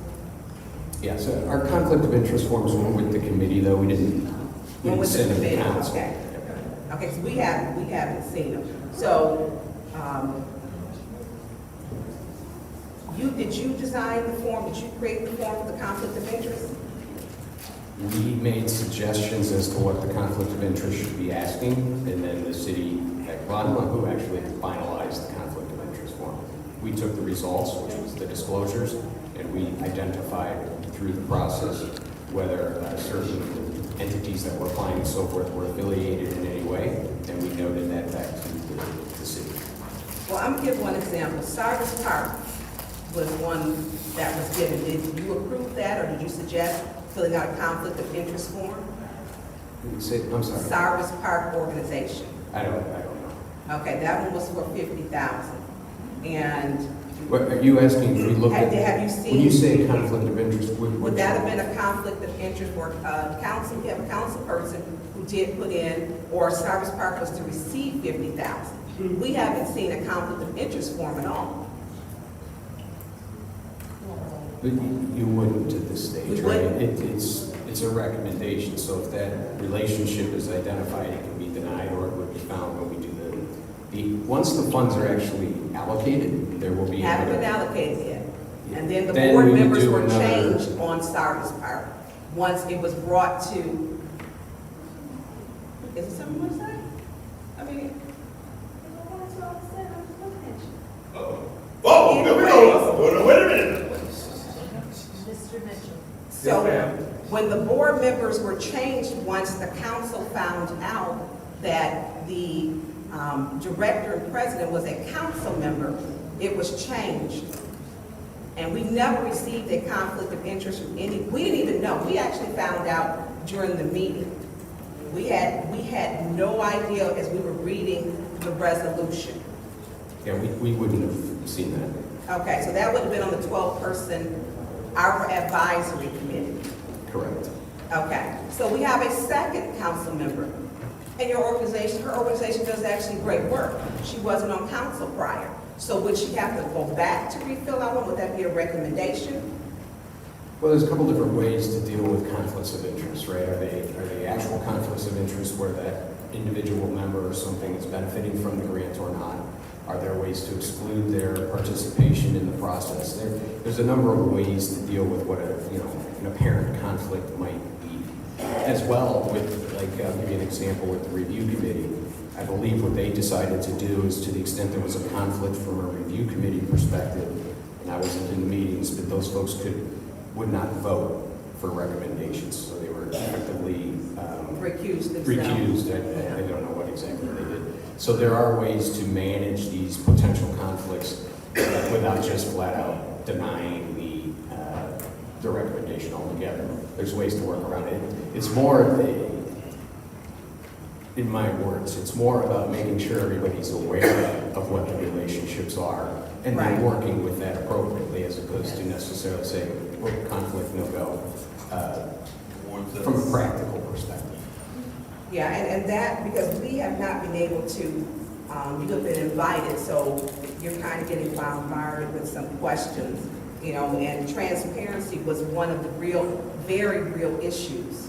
Because whether and it's not saying that if it's good work that you're doing, it's saying the look of not being transparent so that everyone knows. And that is, to me, a huge problem. When I know that we're still asking, how can we get roofs on? How can we get furnaces? How can we get windows? I mean, and I don't care who mad. I didn't get elected to, I don't care who mad. You know, that is just not my concern at this point. Because I think that in full transparency, we have asked you. You've always been very straightforward in answering questions, and you were reachable. And so, I guess we would have to, we have asked for forms and we haven't received, so I hate to say, I think we're past the point of asking nicely anymore. We're way past that, and we have a very true pending deadline. We don't know how our 12-person advisory, it wasn't mine. I didn't pick, we had council had nothing to do with how that committee was picked. We did not. And Councilwoman Priestley stated in one of the meetings that she felt that the administration was secretive, they had been kept in the dark. And that is a problem because we don't know. How do we get 3 to be determined with no name on it? That, to me, that's not good. And so... Yeah, I'm not sure what document that is, so if you have it, I'll look. You don't have to give it to me now, because it's not like I'm going to know. But give it to me, we'll give you the answer. And I appreciate that, because I think that as we are all moving forward and trying to figure out how do we make the process open and transparent, it has not been open and transparent. It really, residents, and then I'm gonna say for myself, I don't feel that you would have dodged it, because you would always been transparent and open. You had questions and you were showing up. People felt you were dodging council. So, you know, another thing is if you send me the questions, call me, whatever, and then I'm on the agenda, then I'm prepared with the questions. So like the 3 TBDs, I can come in and say, here's what the situation is. It's a lot more efficient. I completely agree, and let me say this. I didn't know you were here till I saw you today. I didn't know you would be here. I mean, you're always a welcome phase. No, in all fairness, I mean, Clyde mentioned that, I think it might have been 2 weeks, the last meeting is when he texted me and said, I'm happy to show up. Okay, and so I will, But again, and I don't know if I can speak, but you guys just tell me if any questions you have, we're happy to answer them, as long as they're relevant to what we're doing. right, and that's what, you know, I'll put mine in the email to you for further explanation, like the to be determined. The role, did you give a guideline to the administration for the role of the advisory committee? No. Okay, because I'm really wondering. Hold on, like a formal document? Like a formal document or rubric, because We gave them examples. Okay, let me give you one example. If someone puts in a deadline this March, and say I put in for 70, well, I'm gonna give something of a true fact. Someone put in for 25,000, and how it got to us in the resolution, it was 50,000. So, to me, it muddies our process when you're online, or you're submitting your application, and you say, okay, well, I have for my budget, because they have budgets too, and I'm gonna put in for 25, then you find out later, yay, you know, they're giving me 50, which is great, but we have got other programs. But somewhere along that account line, something is, I'm not agreeing with that. We don't, I don't know what ultimately has been recommended to you because it's kind of coming and going, but we did identify that the review committee did make some recommendations for dollars that were higher than what were asked for, and we did some movements within the, so there, let's say there was $1 million set aside for trees. They might have actually recommended $1.1 million to go out, and we advised again on that advice. We told the city, but I don't really know what ultimate recommendations you've seen. and we don't either. So, so that is the issue that, although a lot of these projects, they are important, we're not getting to the homeowners. And one of the homeowners, if you have a blue tire on their roof, you don't have insurance.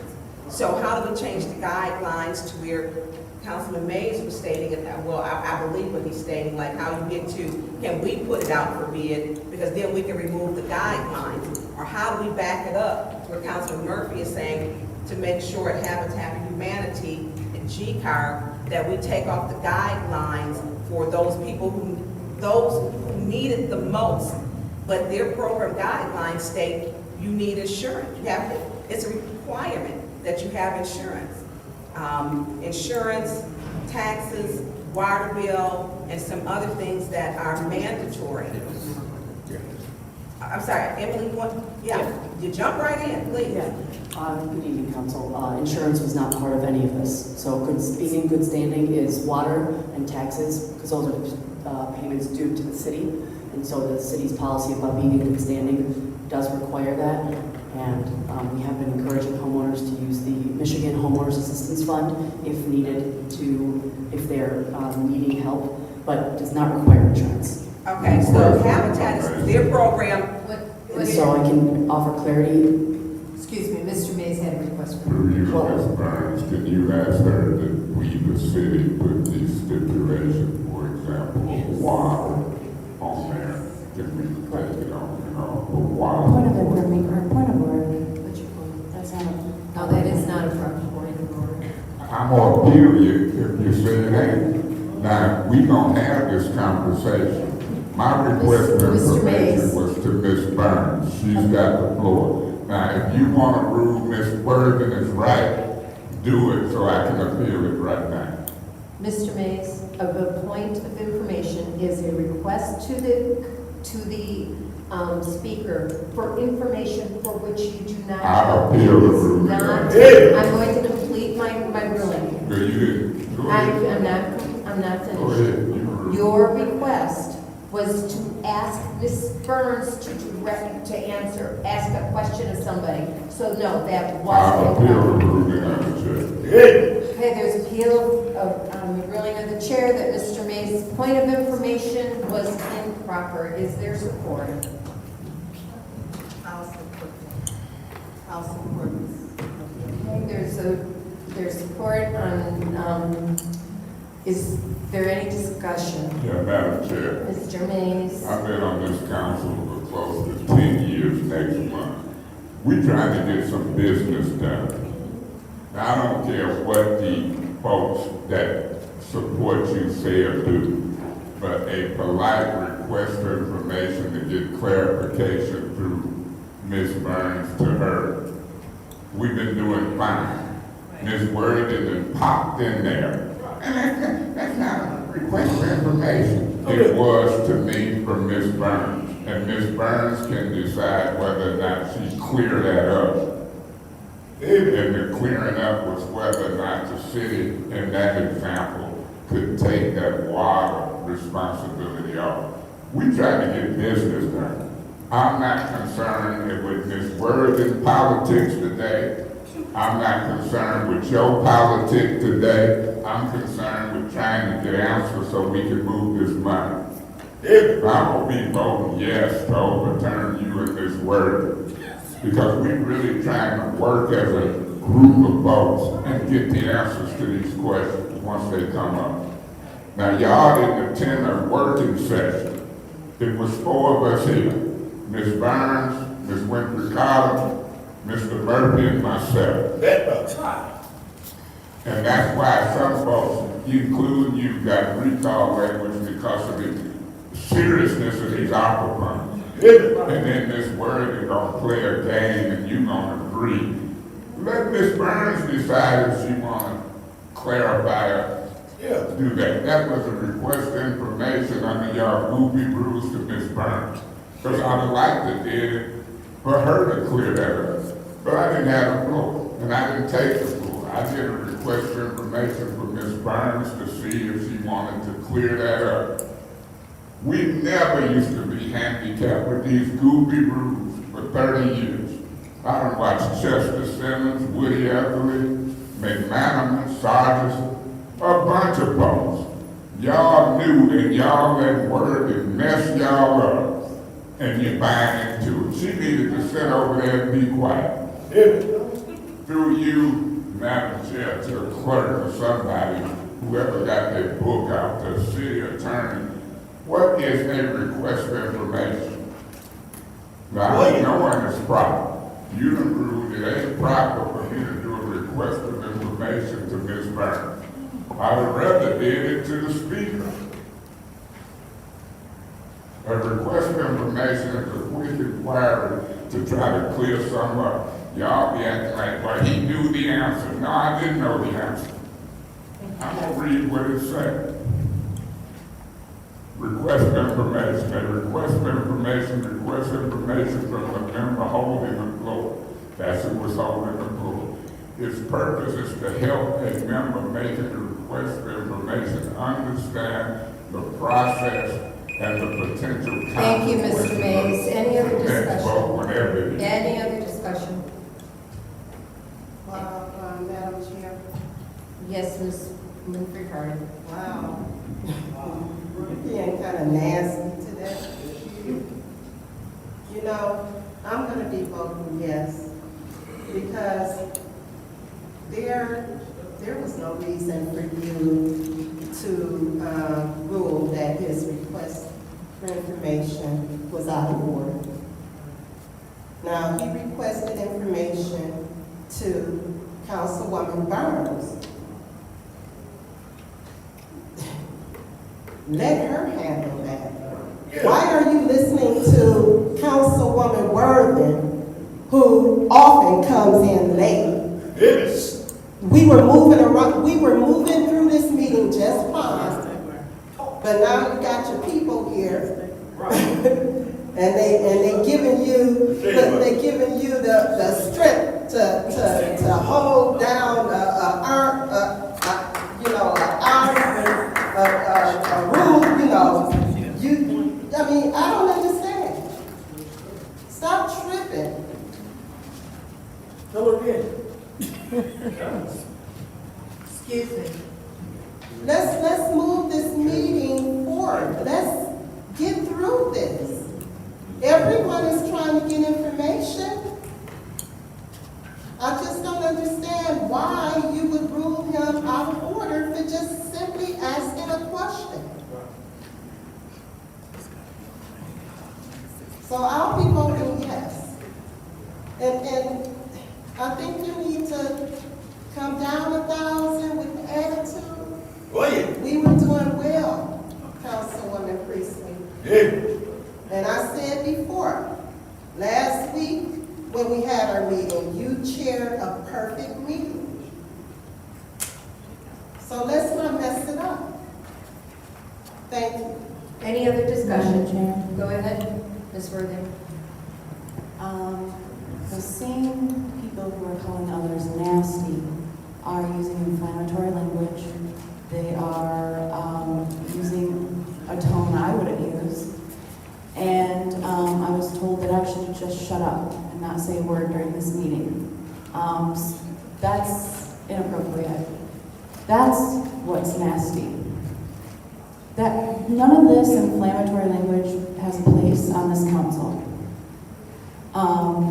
That my point of order was the first thing I've said all meeting long.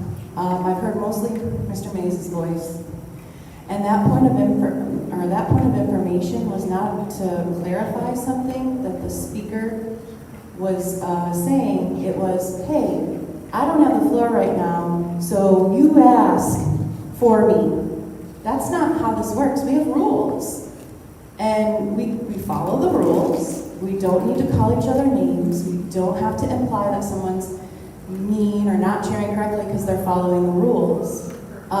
This is an adult meeting in which we can all say, I don't agree, without calling someone else a name. I would like to have a professional meeting and just get the work done. So let's see if we can do that. Thank you. Thank you. Anyone else? Madam Chair. Go ahead, Ms. Burns. And I'm sorry, because And I'm sorry, we have to stop to address it, you know, but it would have been a lot quicker to just go ahead and have, that was a good question that needs to be answered. And I'm gonna have to still ask it when we're done with the appeal. Sometimes the role of the chairs keep the meeting flowing. There was nothing wrong with asking that question. And I'm gonna say, when people talk about making a meeting professional and acting with decorum, you don't call people narcissistic assholes, you don't call people ghetto, and you don't call people... Madam Chair, Ms. Burns. Mr. Mitchell. None of that was germane, has nothing to do with what we are speaking on at this moment, which is Mr. Mays' point of information. Madam Chair, can you warn That her is for correct. illegally taking the floor? No, Because it does, ma'am, yes, it does. that is Judy. correct point Judy, of it order. does, and she spoke to decorum, and you're protecting her. No, I Yes, am you not. are. She spoke to decorum and professionalism. Let's talk about her professionalism, or their lack of. Let's stay to Their the, lack let's of. talk, let's stay on the. Then you don't get to tell me you Just have what to Ms. speak Allocation, and just a say. second. She Mr. spoke to Mays. Mr. Mays' question, so she spoke as if he knew, as if she knew his motive. Robert's Rules 43.21, 20 and 21, her favorite one. You're blocking right now. My point is this, I have the floor. Miss, Excuse me, and you're interrupting. I've got to rule on Ms. Worthing's point. Well, we know you're not gonna give her a warning. I'm not going to give anybody a warning unless they have repeated violations of the rules and interrupt this meeting. The purpose of this meeting is to get the business done. All of these interruptions and all these, I'm not going there because then I'm going to be out of order. So, Mr. Mays, what was your point of My order? point of order, and I'm glad you said that, the two repeated interruptions has been from Ms. Worthing. Two of them so far, and I'm sure there'll be some more. But what she called a point of order was, you know, we grown. I look at a lot of TV, and I'm seeing folks on TV on Kelly and Mark cussing. I done already been suspended for 30 days for cussing. She cussed. She said narcissistic, such a thing. You done said the N-word. Point of order. My point is this, I was waiting for you to rule. If you rule that she's out there, that she's in order, Sorry. I'm gonna appeal you again. Sorry. That's my point, I'm just warning you. What was your point of order? This is just a repeat of what I call a point of order on the first time. You are correct, it is a repeat. And this meeting has not, we are discussing things that occur at this meeting, not at meetings in the So past. how you ruling? I'm ruling that was a proper point I'll of appeal order. the ruling of the Okay, chair. just a second.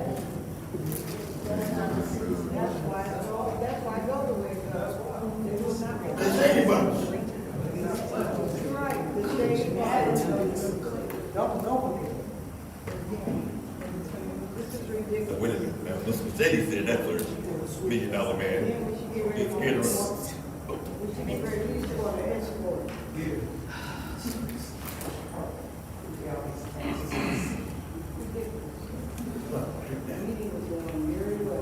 Excuse me.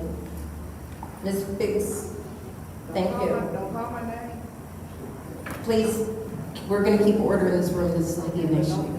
So, going on, we are still on the appeal. I'm sorry, I need to have a second on the appeal that I said that Ms. Worthing's point of order was proper. I second that. Okay, thank you very much. Okay, we'll come back to your appeal. Let's finish this one. So when you talk about, you can't say hypothetically what someone else is thinking. She's now into her third, and she does this every single time. And so when she speaks of decorum and she speaks of past behavior, that door is already wide open. She opened it and she stepped through. And so you can't say we just speak to this. You are really confining people, just like the gentleman who was at the podium, Judy. You gotta be fair.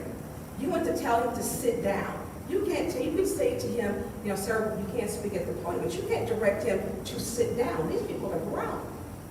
And you have to act like you want respect. You need to respect the grown-up adults. So Council Mays asking that question, the rules, some of these rules don't even make sense, some of them contradict. themselves. Just like the open, when you put out one meeting, we are clear violation of the Open Meetings Act, because we adjourn those meetings. So if a person has put out a committee and then they come back to governmental ops, that is a second meeting. That's a whole new meeting. That person hasn't been put out of that meeting yet. So some of these rules, they are goofy rules. And so we do need to do a working session to go over these rules. You are coming in here, you are ruling like an iron fist 3 times. That's repeated. She's done a point of order. And you're not seeing this. You're not seeing it. When you want a good meeting to go, you have to have a flow. We've been waiting a long time for Ernst & Young to be here, Brian to be here. And we wouldn't have got bogged down. Let me deal with it because I have the floor, which I was going to ask that anyway. It's for me to ask, is there a question? Yes, he probably does. We don't know. So yes, it's a legitimate question because we were told that Ernst & Young, Habitat for Humanity and all these other places, which is why Emily came forward, have they taken off these restrictions? Because the residents are saying when they call, they're telling them, one, the list is behind. Habitat is saying they won't get that money until January, maybe February. So there's a lot of questions. So Emily's stepping towards and saying, hey, I got the answer. And Councilman Mason, let's do it now. We could be done and not into these appeals. But you have one council person that has three of them points of order, and you have given her no warning. That's unfair treatment. Any other discussion on this appeal? Hearing none, go ahead, Ms. Thank you. Dr. Lewis. Thank you. So, one thing that we set out to do as legislators for the city is to make rules and laws. And if we want to make rules and laws for the residents, we need to follow the same ones. Unfortunately, you can't use a request for information in that manner. This was the same offense that our rule made out of order for the last meeting at the very beginning. We are getting a certain amount of time to talk. What's your point? My point is, if you stated before it has to be about this meeting, Councilwoman Lewis should not be talking about what Councilman Mays did last meeting. You are correct. Thank you. Go ahead, Dr. Lewis. So it is germane to what we're saying because it's the same violation this meeting. So last meeting is transferred into this meeting. So definitely thank you for that point. And so what we need to do, especially if we are senior council people that's been here for almost 12 years, it is imperative that we follow the rules. Point of order. What's your point? I'm not gonna allow her. She's making decorum. She's making a dig. Senior council people been here for 12 years. That's insulting. And what's gonna happen on the back end of that, he's gonna say something. We're gonna be into 20 more That is years. improper. Thank you. Wow. So, I've been here too. When you boast and say how long you've been here, then we can definitely repeat the fact. Request That the point is. What's your request? The fact is 10 years, not 12. That's not a fact of 12 years. Go ahead, Dr. Lewis. And so as I continue to speak, and I continue to get bombarded with points of order, requests for information, this is the same thing that happened when I was here, Ms. Priestley. When you call out someone for breaking the rules, all of a sudden someone tells you that you need to stop tripping. And you need to do as we tell you to do. So this meeting can flow smoothly. This is not what democracy looks like. This is not what we signed up for. And this is not the correct following of the rules. So I want to encourage you to continue to be fair.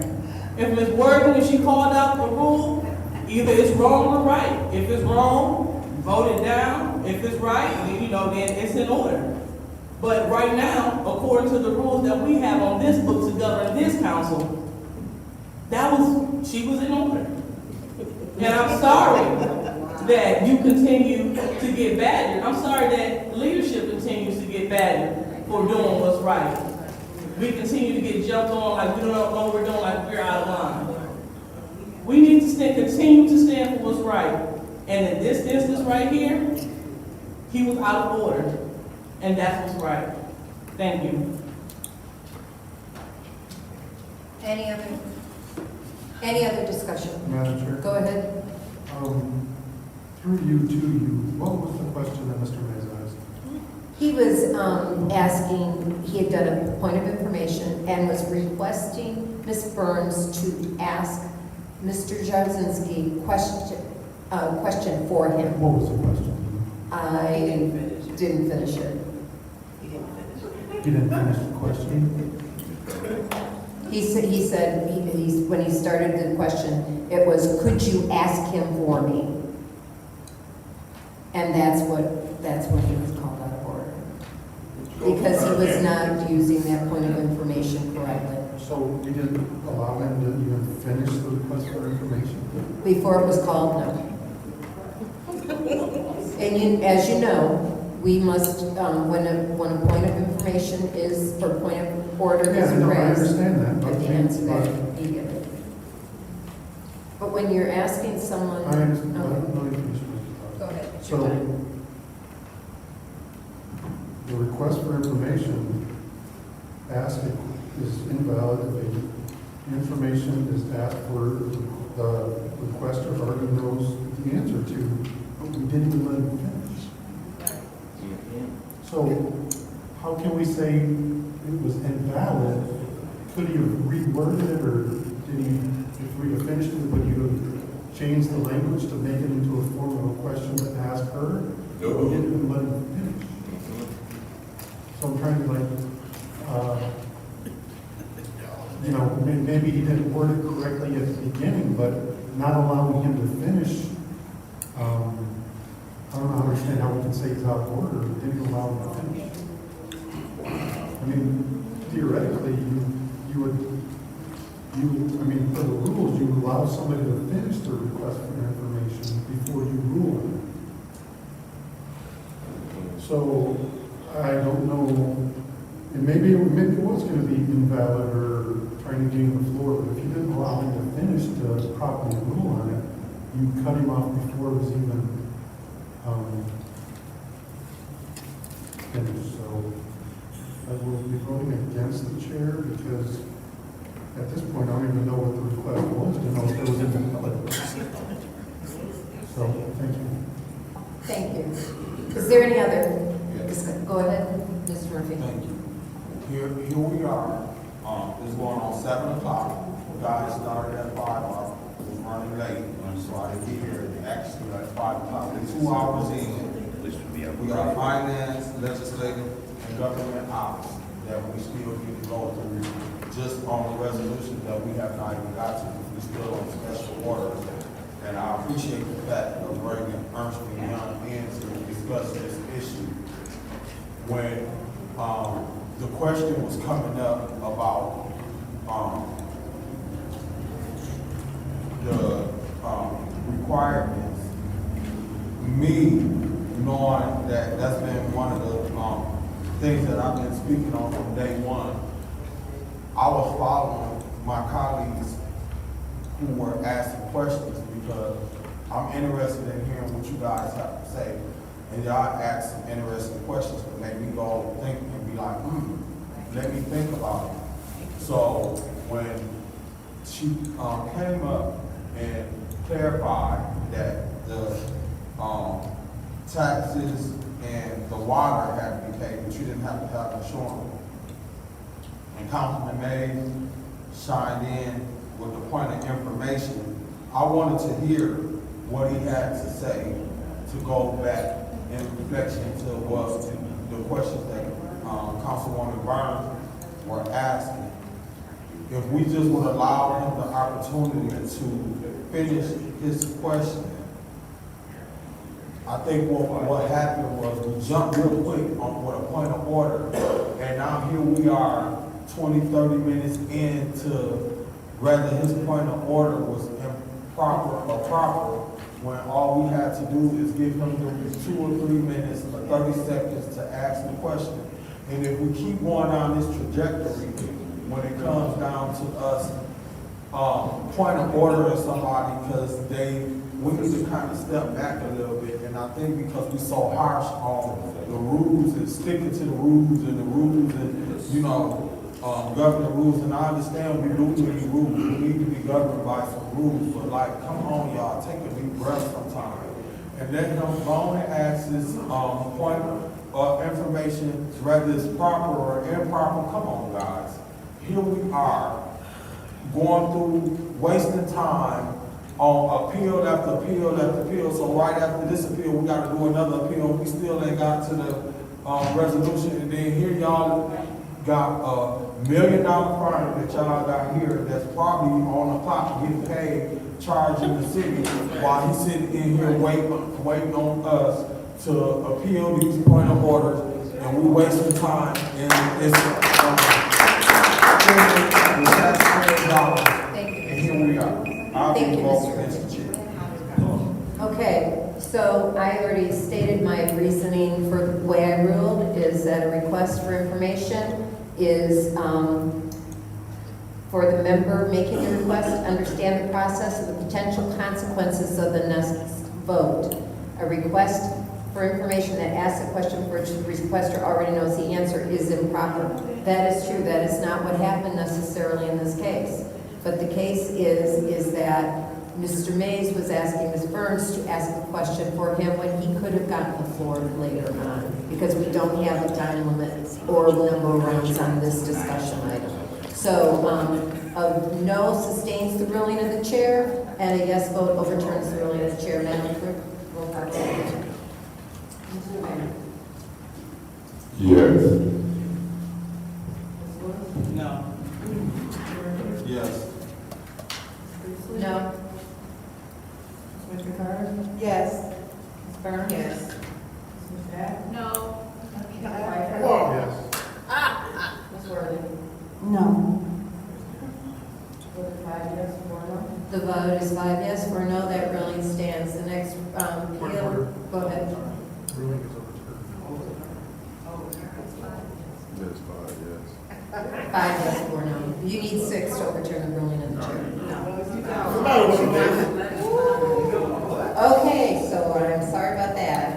I misspoke, so that is overturned.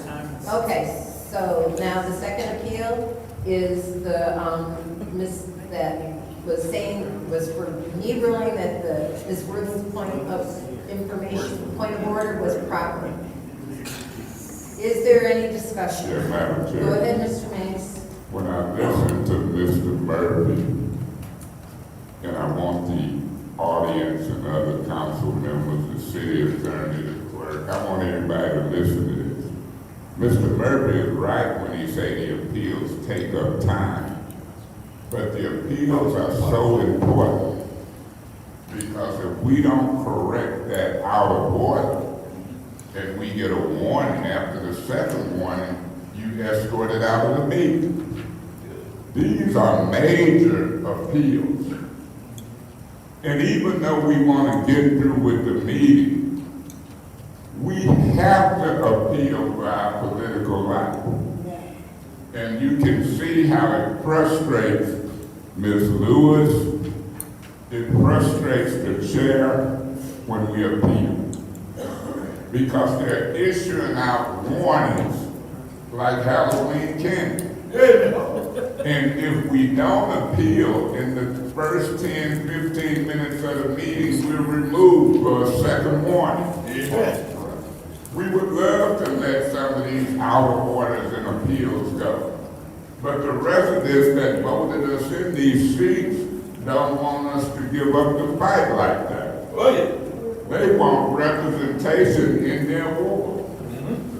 And what's so funny about it is Ms. Worthing can do 2 or 3 of them and always be right. We can do one and we out of order.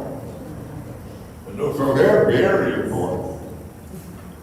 And then you can hear the hypocritism between, in this case, Priestley and Liddell Lewis, who's chairing, and get used it multiple times. Well, the only multiple abusers so far, and sometimes it be Ms. Worthing, but she ain't out of order. Shady bunch. So it's a funny thing that's going on, and you got to watch the voting patterns of those who always vote with the chair. They want something. They want inclusiveness. They want to be included. We're supposed to vote on the letter of the law. the rules. So I did appeal this one because Ms. Burns, she wouldn't mind giving you 2. We supposed to knock it down. Ms. Worthing don't be right. She's right. You're out of order. You're right, Mr. Murphy. Folks need to relax. Relax. It do matter if you're right or wrong, but it ain't the same people being wrong every time and the same people being right. It's just to help everybody see. Is there any other discussion? Madam Chair. Go ahead, Ms. Burns. I hope that we get a grasp on this meeting, and I'm going to say this. We have not, as Councilman Murphy stated, gotten to our agenda. We did not know Ernst & Young would be here. When other council members were not here, prior meetings you chaired a very good meeting. It was very fair, it was very equitable, and we finished. We finished. I don't know if you feel a responsibility, because we do know that the council member in the ninth ward put on social media that they're about to lose their 5 votes. To the big post, put it all over social media. Those 5 votes. We're about to, we no longer have our 5 votes. And she begins, you know, her, I don't know who the 5 votes are, but I know she thinks she often puts the 3 that she thinks doesn't agree. So when we talk about this and you come in and how you're chairing, when they weren't here, you chaired a great meeting. I don't know if it's influence, because to rule Councilman Mays out, you kind of got to let him finish what he's saying. You cut him off and you immediately agreed with her without even allowing him to complete his thought process, to complete his sentences, and then you immediately agreed with her. And you're the chair, you redirect. None of that happened. That was our order. And everything's a nope, nope, nope, very sharp and decisive and cutting it off. If you keep this way, you're going to have another meeting that's a dumpster fire. You've gotten up about 4 or 5 times and walked out of meetings because you became overwhelmed. And if you're trying to keep everyone, which is the role of chair of the meeting, you have to chair fairly. He didn't even finish, and we have been waiting months to find out these questions. I mean, Habitat for Humanity, because the residents are being told if you don't have insurance, and that the list, the information is not consistent. And so we have them here. Let us ask questions. Don't come as like a group, and as Councilwoman Worthing said, their 5 votes. I'm assuming you're her 5 votes. And right now, if you're her 5th vote, you're not chairing fairly. And we're asking to get through this, to allow some leeway so that we can get good information from the compliance firm, from the Director of Planning and Development, from Emily Dorr, so we can give the information that this community wants and they need. I'm asking you kindly, pull back. Put on, the cool Judy that we had those other meetings. That was, let's get it done. Let's open up the door so we can be fair to everybody, so that we don't have a meeting that we're not, and these are some big agendas, very big, and we're gonna keep going down this rabbit hole if she's had 3-point orders and you haven't given her any warnings. Let's be fair, please. Yeah. Any other discussion? Madam Chair, Go ahead, Ms. Worthing. when I post on social media, since it was mentioned, it is to get the word out to my constituents. I am not embarrassed nor ashamed of you re-quoting it, if that's what you want to do. We no longer have 5 votes for civility on this council. We have members that would rather cause chaos than get the work done. I'm not ashamed to say that. What's your point? This is your third. I can count, and so can you. But you make sure you let me finish before you try to check Go me. ahead. What is your point? My point is for her to speak to the motives of the council members. She shouldn't be doing that. That she can't have with the other members what we're doing with civility. So what is she saying? That the other members are not civil? She's speaking to our motives. You need to check her. Go ahead, Ms. Worthing. Thank you. You can't say whatever you want about others others and then get so upset when your actions are mentioned. It just doesn't work that way. I didn't interrupt. I didn't scream. I didn't say check her. It's so unprofessional, and it's not needed here. So what was happening to Ms. Lewis is now happening to Ms. Priestley. It is intimidation.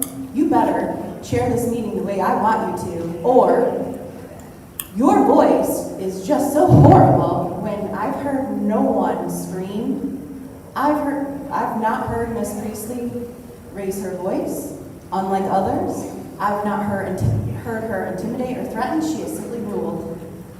And we all have a right to be here and vote. We all have a right to vote for our constituents. And so you are silencing those in the 2nd, 4th, and 9th Ward when you constantly interrupt and say, warn her, check her. It's juvenile. I'm going to be voting with the chair. Thank you. Thank you. Any other discussion? Any other discussion? Hearing none. Madam Chair, I heard Mr. Pfeiffer first and then. for you to, can you tell me what this is about? It was that it was appealing the ruling, saying that I said that Ms. Worthing's point of order What was her point of order? was proper when she said that he needed to stay on, that he used the point of information incorrectly. The one that you guys just overturned. Point of order. What's your point, Mr. Mays? What is appeal about saying she was in order, or point of order was okay because they were talking about people and other than appeal? Wasn't that the point of order? As I said was our order. I restated it as I was. Ms. Burns was saying something, she said point of order, she can't go with them. Mr. Mays, I restated the appeal, and what I stated was what I wrote, appealing the ruling of the chair for saying that Ms. Worthing's point of order was proper. So you appealed that ruling that I said that it was proper. Right, and that was because folks were talking about other folks.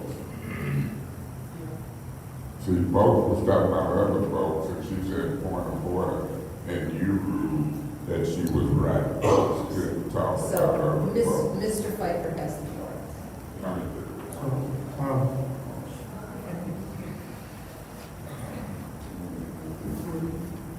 Madam Chair, can you tell me what her point of order, why she called the point of order, was her statement on point of order, what was the conversation? It was calling motives out, and not motives. I have to go back and. She don't know. No. Let her think and say what you want to say. Stop it. She doesn't know. Right now. It was because there were basically names being called or said, saying that people were saying names. Basically, it's something like that. Point of order. Go ahead, Ms. Okay, Okay, please, Yeah, because I'm tired tonight. No, that's all right. It is, if you, Madam Chair, to Councilman Pfeiffer, it was Robert's Rule 43.21, addressing the motives of other council members. You know, when you make a statement, to say like, I know what you're going to do, and So. 43.20 and 21. So, request for you to, Councilman Burns, she was calling somebody else out for calling the motives? That was the point of order? She was stating the motives of the colleagues that she had across civility and some of the other, it was drawn a conclusion. But I guess I'm so confused. Yeah, it's a lot. Yeah, it's a lot. You know, I'll abstain. I don't know. Point of order. That wasn't what it was about. Can we ask for clarification from the clerk? Madam. She's going, no, you can't. Facts.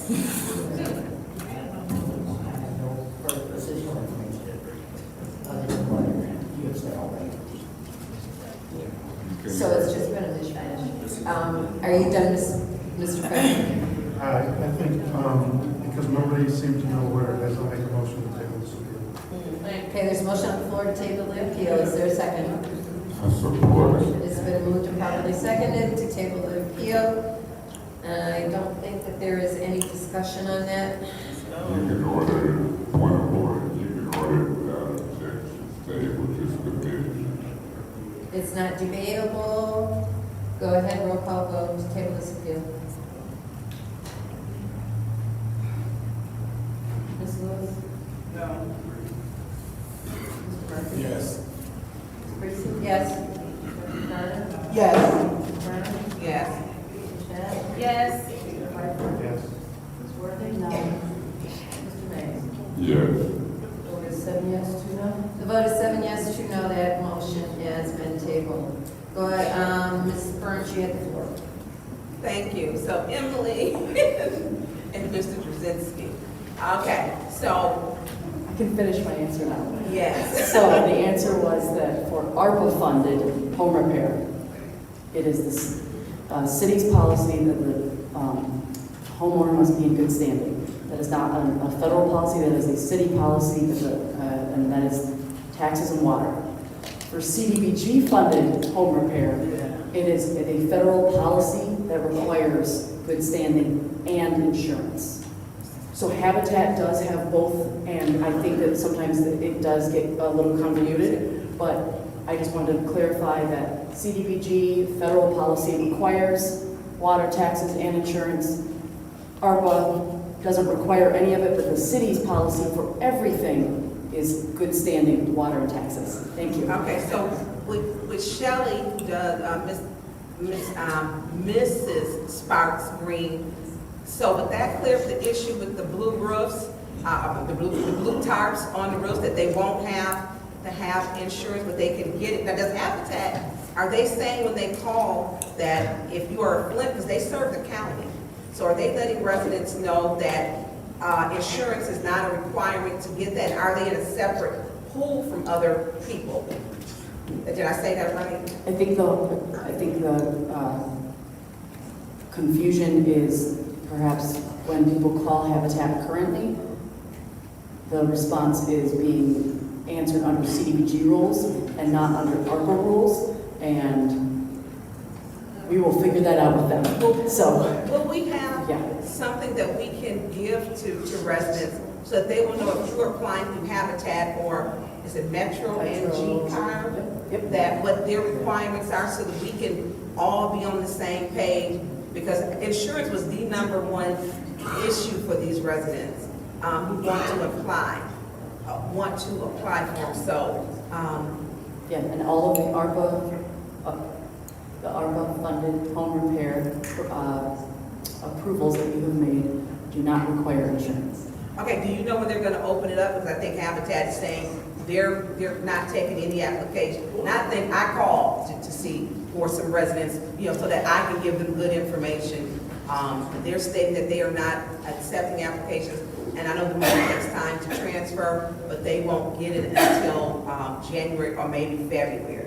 So I'm not sure if that January, February reference, if that's a CDBG or an ARPA reference. Okay. But I will say that the CDBG contracts from the 23-24 action plan are being put into play now, and the ARPA contracts that you have all approved are being put into play now. And so it's hard to know a specific reference that was made, but we are pleased to get these dollars out the door to the public. So these 600 or 700, I don't even know how many turned in applications.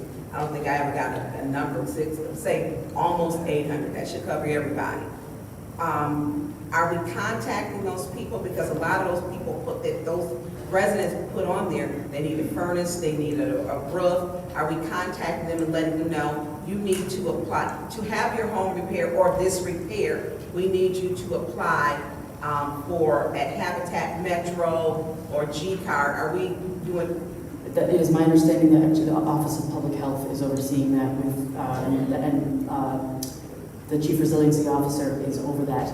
Office of So Public Ms. Health. Sparks Yes. Green, Mrs. Yes. Sparks Green, are we doing, I'm sorry, we don't get all y'all in the room. So, and thank you, so, and Mr. Zika, I'm pretty much done with questions with you, I'm sorry. But thank you, yeah, I'm done with you. So, but it's gonna be some others, I wouldn't go too far.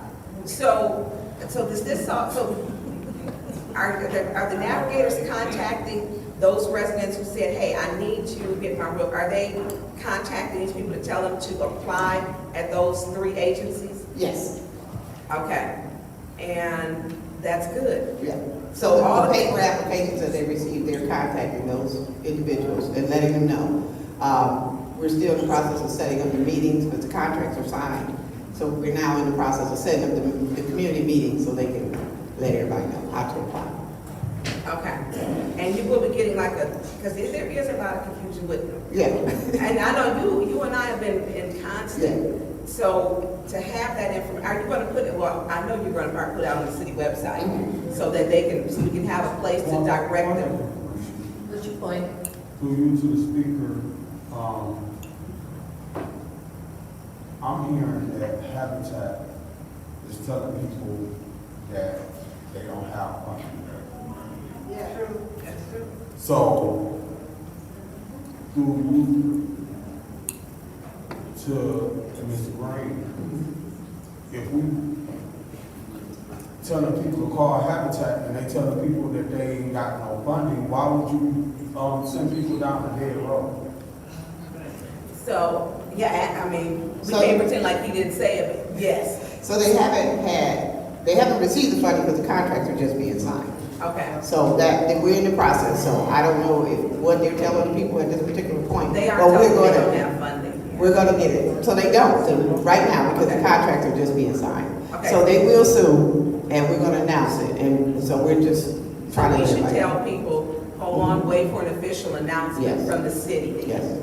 Yes. Okay, and that if you have one of those almost 800 people, you should be getting contacted. And how are we making contact? By call, by mail? All of it. Even, okay, Yeah. any form that's on, okay. Yeah. All right, I'll devote my time so that my colleagues can answer questions. Thank you. Thank you. Any other councilperson wishes? Dr. Lewis?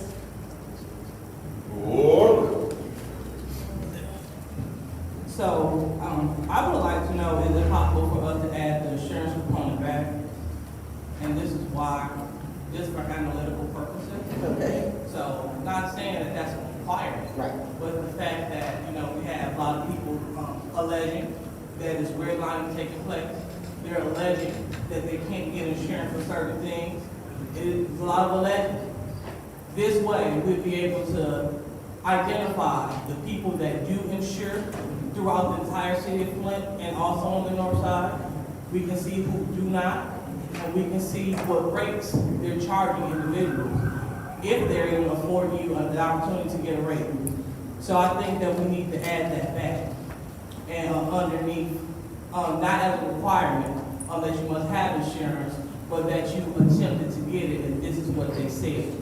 Again, it'll be serving a totally different mechanism here. It'll be for research purposes, so we have a valid complaint if we were to go to the state of Michigan's Insurance Bureau.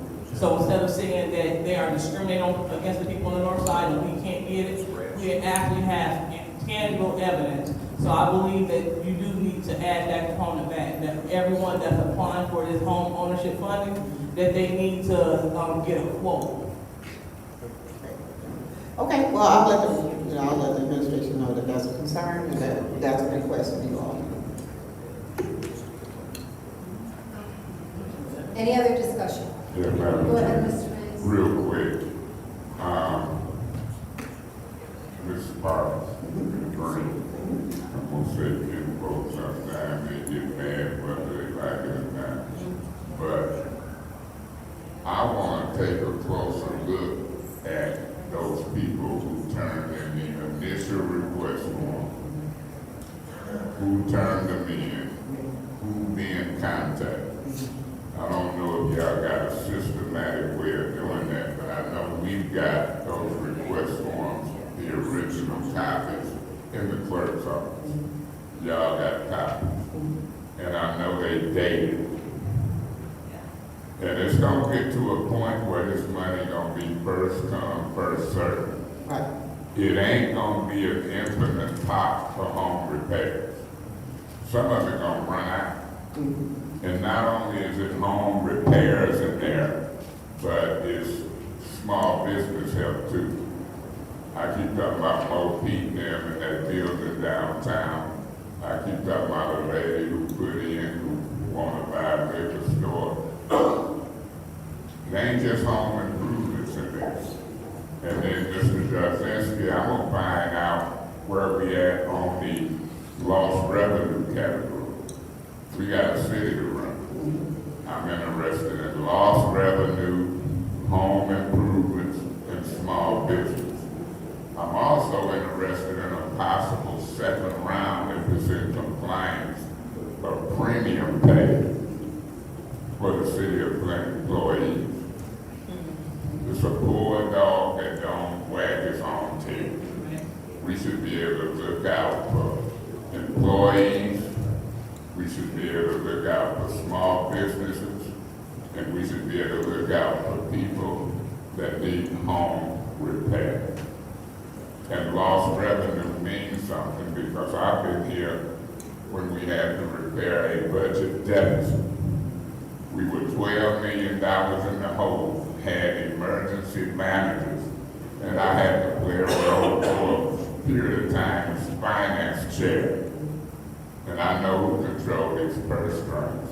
I've asked Mr. Jasinski, what's a good day for a working session?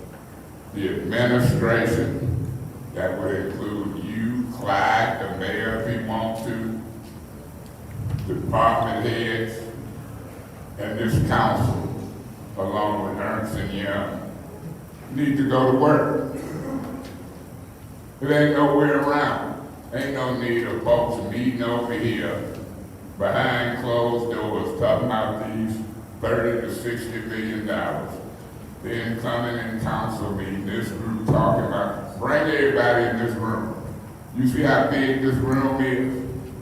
It's been remodeled with ARPA funds. If this council can vote to clean up and fix their own house, let's clean up and fix the houses of residents. Generational wealth. If a grandmama died, the kids, and you pass it on. Let's straighten up the neighborhoods. When this money first came in, I thought about building new homes on vacant lots, because they don't dump on vacant lots. It's time to pull everybody together. This budget that was approved a little while ago for ARPA funds, it's time to amend it. It's time to amend it. I'm tired of hearing about this same budget, and I done been in finance municipalities for 10 years, and a now general fund budget. Y'all hear how I said that? Man, went through a fiscal year without being amended. So why do you not think that the ARPA fund budget should be amended? If the home category at the time was $5 million, and we already know from Ernst & Young, who went through the request form, back then you had $7.5 million, more than what was recommended. So I'm thinking there's nothing wrong with asking the clerk of legal department for me, because that's how the charter reads, to do a resolution for $20 million for home improvements. Because the minute they do the first roof, you're gonna get 10 more people who want roofs. And that 7.5 million gonna go up to 15 or 20 million. The minute we approve Court Street to get houses painted, you're gonna want some houses painted on DuPont and Graceland.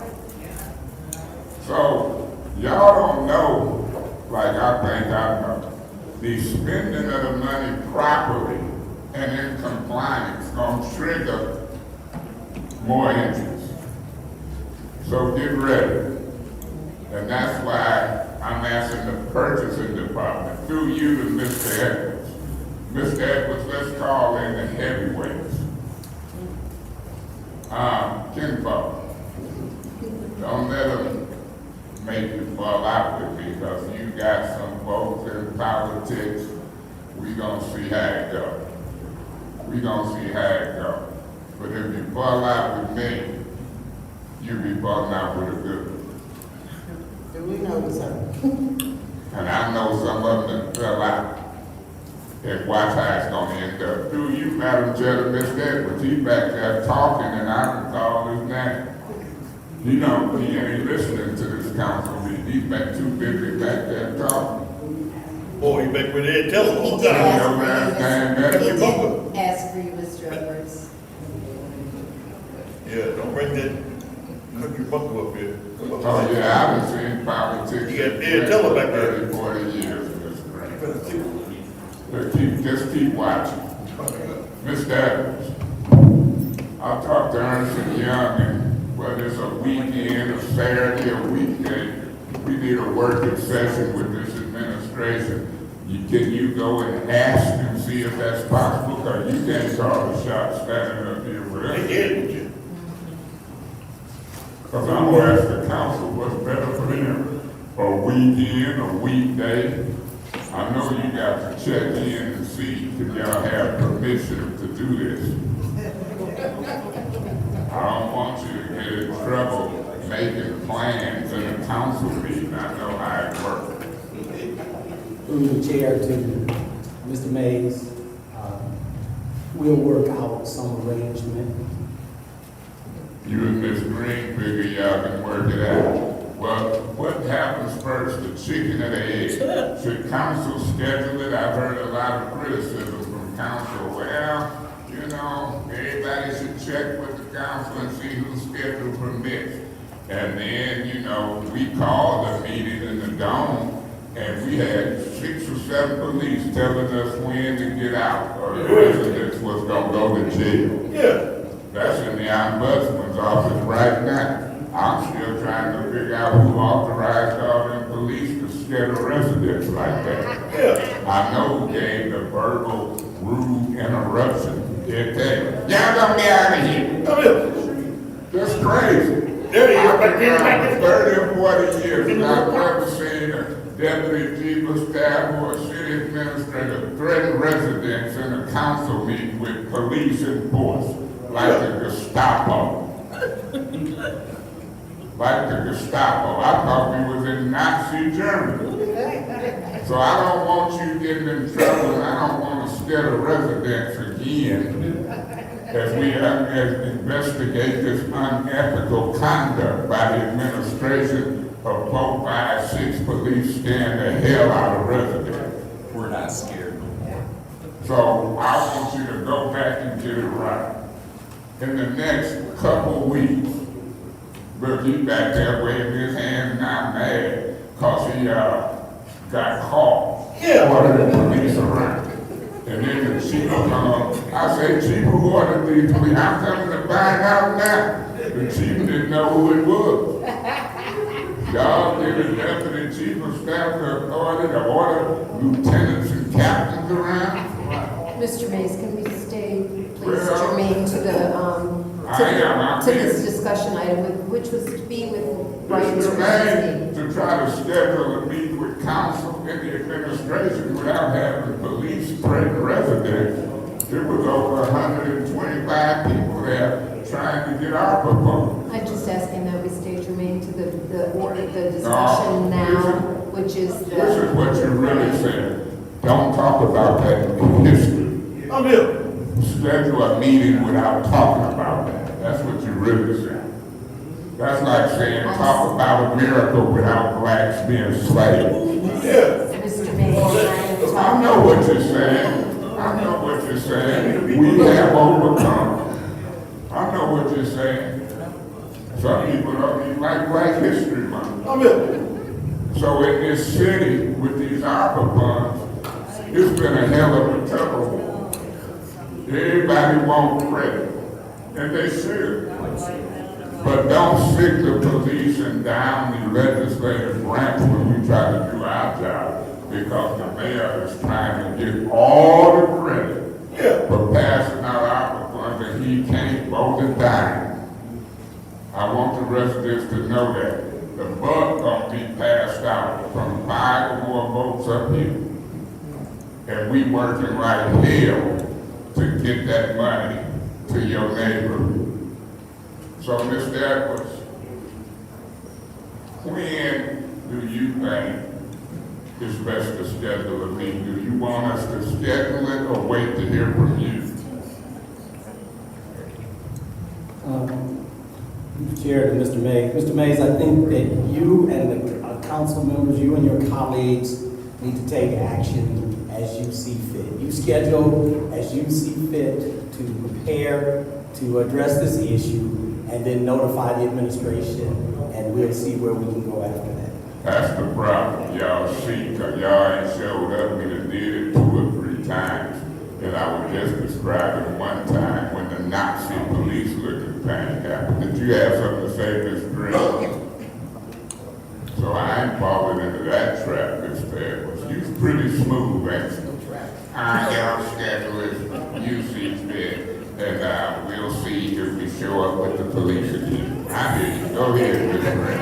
Okay, so we have put in a request to get the documentation that you guys are looking for. Say what? We have put in a request to get the documentation that you guys have requested. Who blocked it? It's not being blocked. Ursula Young just got back with us today because we want to put it in a Word format so it doesn't, the Excel spreadsheet. Mr. Trubisky, they keep bringing your name up. Well, we just got an email today. Let me say this. Okay. The way that I know record keeping in City Hall, somebody right now can go and get the paperwork for Sarvis Park and tell me at the time who was the president.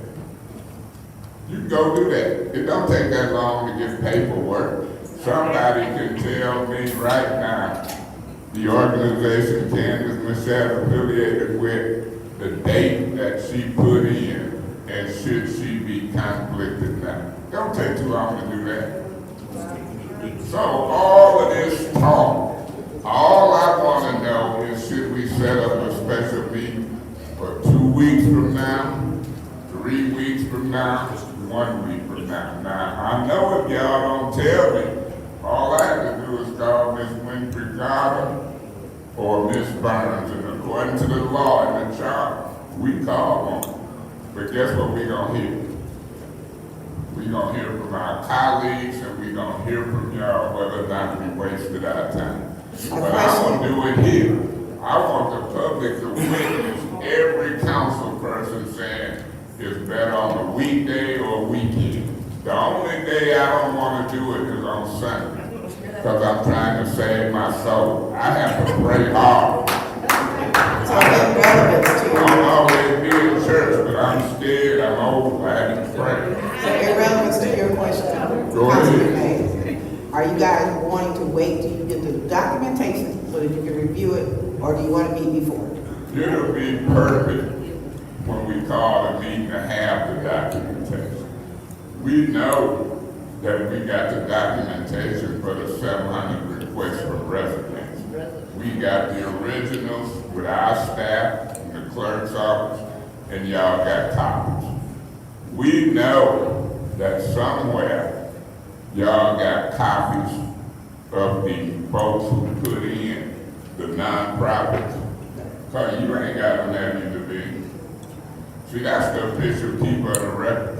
Wherever y'all got them documents of people who put in, if y'all really was thinking right, the official keeper of the records that can stamp that seal on The it. document was an online process, so there were physical documents turned in. It was an So online what? process. The application was an online process, so there weren't physical documents turned in. There were some that was like their information that was requested to go along with any grant was scanned in and submitted up. It was So- scanned in. And all of the information was taken from the applications and put on the spreadsheet that we have given y'all a month Ms. and a half Burns ago. and Ms. Priestley now good at scanning stuff. I heard Mr. Murphy and Ms. Burns now, they was asking Ernst and Young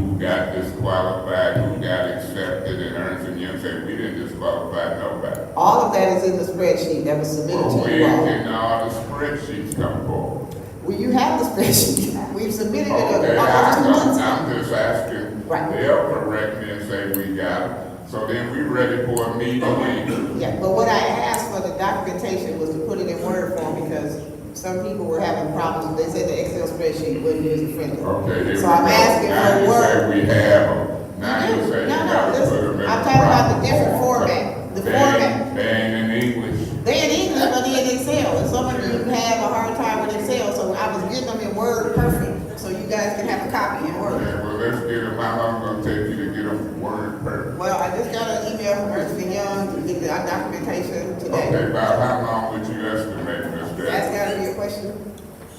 Well, who can answer? We just trying to see when to schedule a meeting. I can answer it by Monday for you. By Monday? Fair enough, Ms. Davis?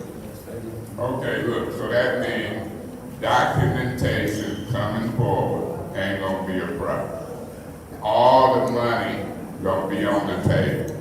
If you had to estimate right now, Ms. Gray, or Ms. Edwards, and then I had to estimate too, I bet you I could estimate just as close as y'all about how much money has been unspent.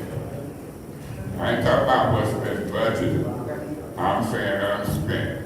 If I wrote it on a piece of paper and put it face down, and y'all two wrote it, who you think gonna be the closest? We are coming under that. You think you have on our arithmetic thing? Let me ask you this question. I would write on my piece of paper right now, it's over 35 million still left. You agree? That's correct. Say it loud. Okay. Let me say Let me say this. The ARPA dollars are not required to be spent to meet the deadline. They just are required to be aligned. I understand. I said that there's in there, they gotta be spent by 2026. They need to be allocated by December 2021. You know this is October, Yeah. right? Well, we And can you've try seen it. how slow folk been moving since you've been hired.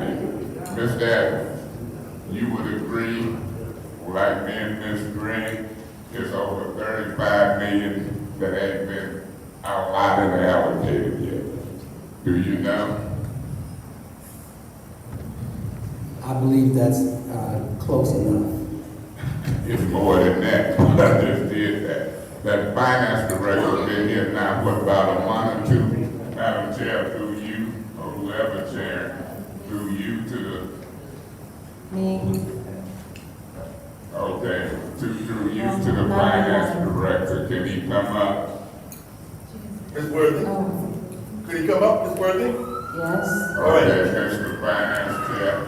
Now look, I'm gonna wrap this up in a minute, and when I wrap it up, I wanna hear from my council colleagues when y'all wanna meet, a weekday, a weekend, or when I'm thinking Saturday, people should be free. Wait, Saturday, 2 Saturdays from now, Mr. Priestley, I'm you in ain't gonna be Tennessee. there. I'm in Tennessee. Okay, well, we gonna find out. Yeah. Because if everybody can't get together, I'm gonna just call a meeting. Through you, Madam Chair, to the Finance Director. How much money left in ARPA funds? You've been here long enough to know yet? I'm focused on as of June 30th. Say what? I'm getting ready for the audit. So I know how much money we've allocated as of June 30, 2023. How many? We've allocated just about $30 million. So 30 million minus 97 million or 94 million. 30 minus 94 million is 50, 60 million dollars based upon that figure, correct? Right. And so we better get to the business. I agree. Now, it's the purchasing director here. You just hold that money. Now let me ask you this question. How much interest we done got so far? And who gets it? The interest will go into the general fund. So we can put the interest in the general. We can spend it how we want. There are no strings attached to the interest. How much lost revenue have you discussed it do we need? It was somewhere between 10 and 30 some million. I believe I I hate to put it from my head. You know that category? I do know the category. And that's a We good have the category. money allocated for that. Okay, I'm gonna try to do another round. It's the purchasing director here. Through you, Madam Chair, to the purchasing director, y'all indulge me and I'm gonna be out of here real quick. Is the purchasing director here? Anybody from the purchasing department? Ms. Rowley? Oh my God. Here we go. And then I'm gonna take a break till we get to that working session.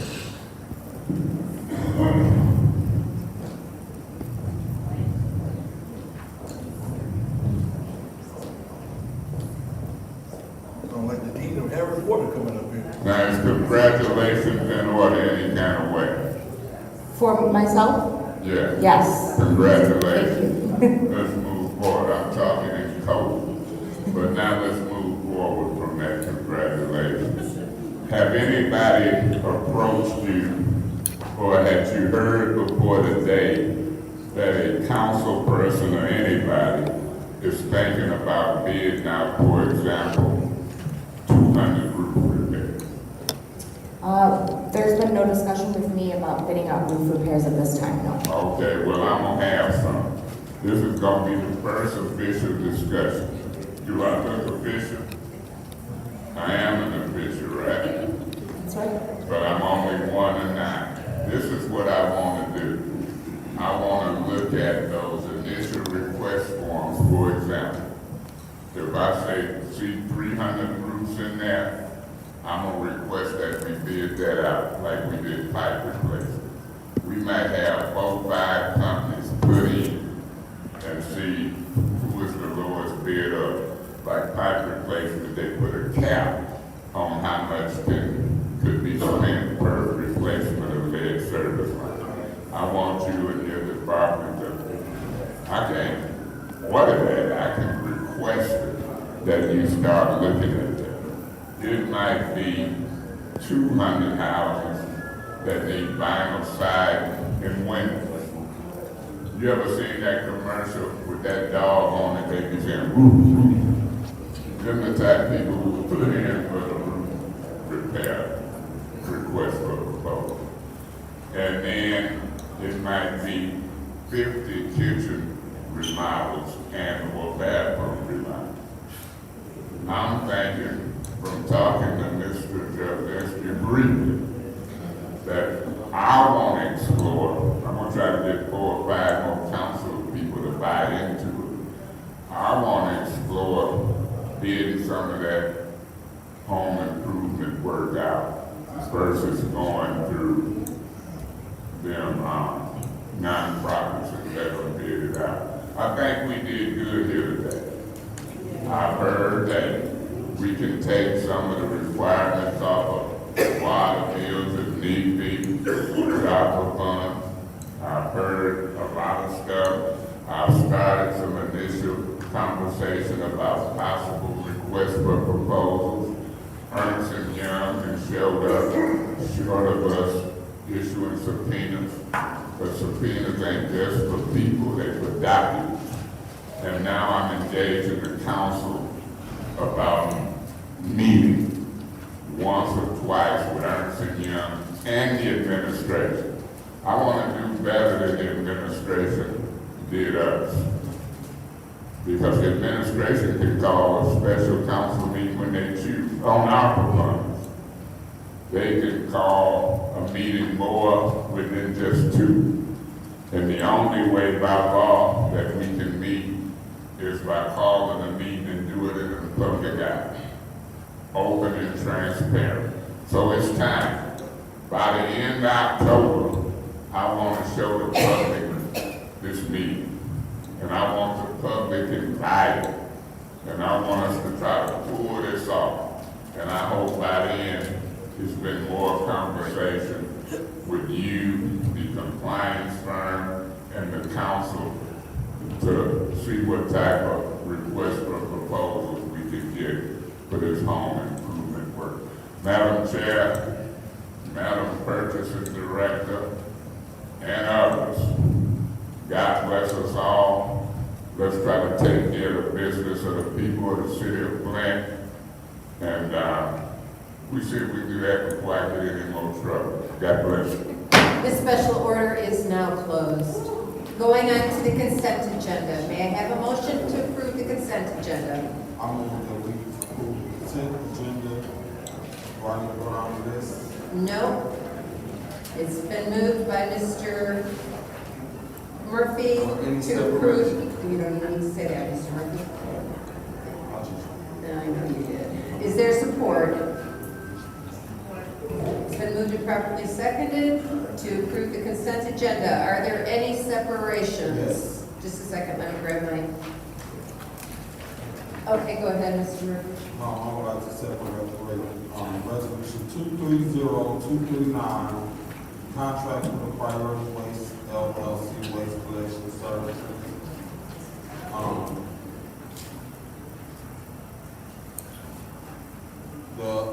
Resolution 23028 amended resolution ARPA fund utilizing the pandemic impact of health disparity. What's your point? This motion must approve it, but it really is sent to council, right? Yes, you're right. Thank you very much. Go ahead. Go ahead. Resolution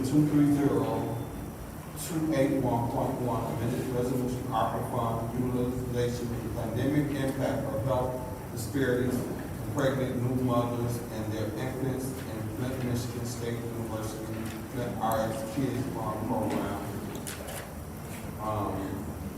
The resolution 230304, ARPA funding awarded to the Latinx Technology Center impacts of the pandemic on blight. Also, the resolution 230319, ARPA funds awarded. No, I'm gonna leave that one alone.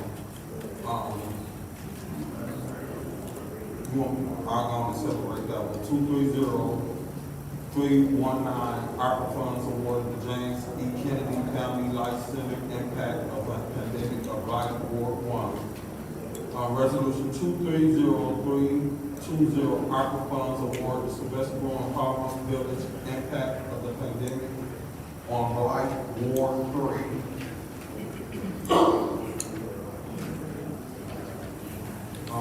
The resolution 230313.1, approval of the City of Flint Brownfield Redevelopment Authority Brownfield Plan for Carriagetown Neighborhood Project 309 West 5th Avenue, Flint, Michigan.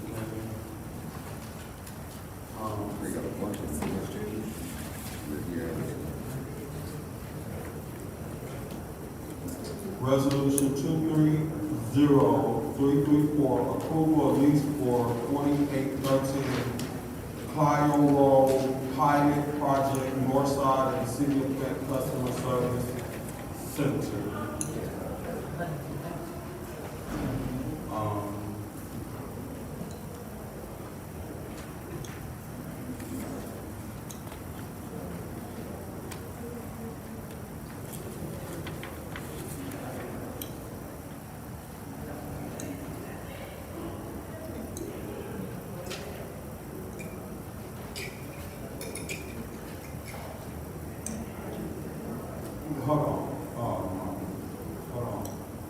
Resolution 230343, intra-city ARPA funded contracts, neighborhood improvement, economic development, public health, public safety, infrastructure, administration, contingency, and revenue replacement. I would love to have that one first. That is a resolution resolving that the appropriate city officials are authorized to do all things necessary to provide funding to specific city departments and appropriate funding for revenue and expenditures in future fiscal years, for long as funds are available from the funder. Funds will be paid from the American Rescue Plan Act Fund. The City of Flint's ARPA compliance firm, Ernest and Young, has reviewed the approved compliance with the latest U.S. Department of Treasury total funding amount of $31,694,159.52. A Any I would other- like that one to go first, because that one gonna take some time. No, that can go last. That can go last, oh, Any other separations? no. All my life. Any other separations? Yeah, Madam Go ahead, Mr. Mays. Yeah, Madam Chair, I think it's one or two that I'm looking at. I want to look at, and get some information on 230341. So I want that separated. Okay. 230341. And I think it's problematic when I can't ask questions about recast under these rules. Reluctant to separate. I'll do my homework between now and Monday and pretty much read them. I also want to separate, I don't think it was separated, 230331. Okay, got that. Any other separations? I have one, and just so we know that 230324 is going to be separated. The administration has asked that it be dropped, but we weren't informed until after we did the amendment, the agenda changes. What number? 230324. So that's separated for dropping. 324. Yep. Just for your information, everybody. But it's being separated. Yes, so that we can drop it. Yep. Any other separations? You said 324 or 334? 324. Cedar Street. Seeing no more separations, this is the vote to send the consent agenda to council, which consists of 230252.1, 230332, 230333, 230335, 230336, 230337, 230338, 230339, 230340, and 230342. Roll call Madam vote, Chair. please. Yes, Mr. Mays. I have a couple of quick questions. I want to separate 230252.1 from that. Okay. That's on the first one, page 2. Bottom of the page. Okay, go ahead, Madam Clerk, roll call vote, please.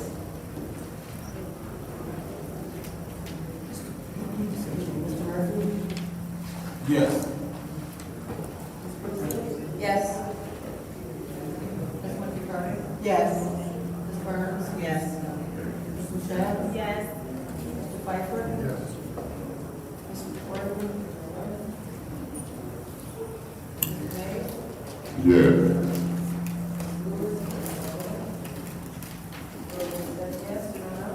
The vote is 7 yes, 0 no. That consent agenda will be sent to council.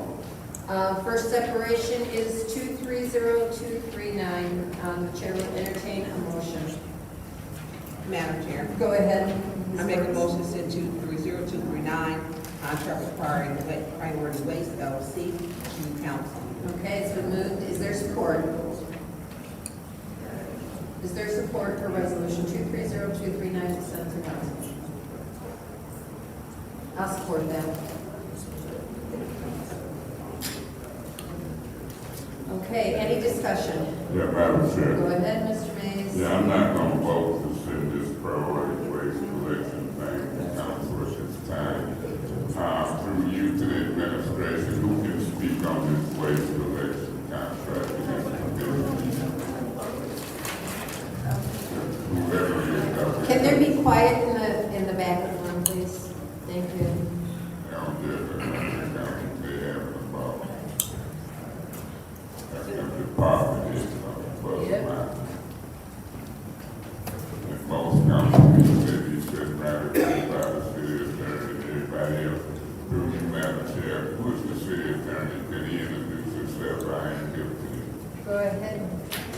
Before I get to Good evening, everyone. I am, Mike. oh, turn that, push that button. Oh, you can vote. You can tell I'm new, right? Now you talking. Good evening, everyone. I am Willie Wallace. I am the Assistant City Attorney here tonight representing the City of Flint. And it's a pleasure to be here. Thank you for the warm welcome that I got from some of the council members that you were introduced earlier. And hopefully I can personally introduce myself to the remainder of you before the night is over. Attorney Wallace. Willie Wallace. William Wallace. Willie. Willie. Yes. W.W. Willie Wallace. And how long you been here with the city? I started with the city the first week in August. In August? Yes. Okay, well, nice meeting you. You see, I'm very observant. I hadn't met you. I had you stand up. You ain't shy. Not at all. Well, these damn right, we might be all right. Thank you so much. Nice You're welcome. meeting Thank you. you. Through you, Madam Chair, to the Finance Director. Yes, sir. Chief Financial Officer. Yes, sir. For the city of Flint.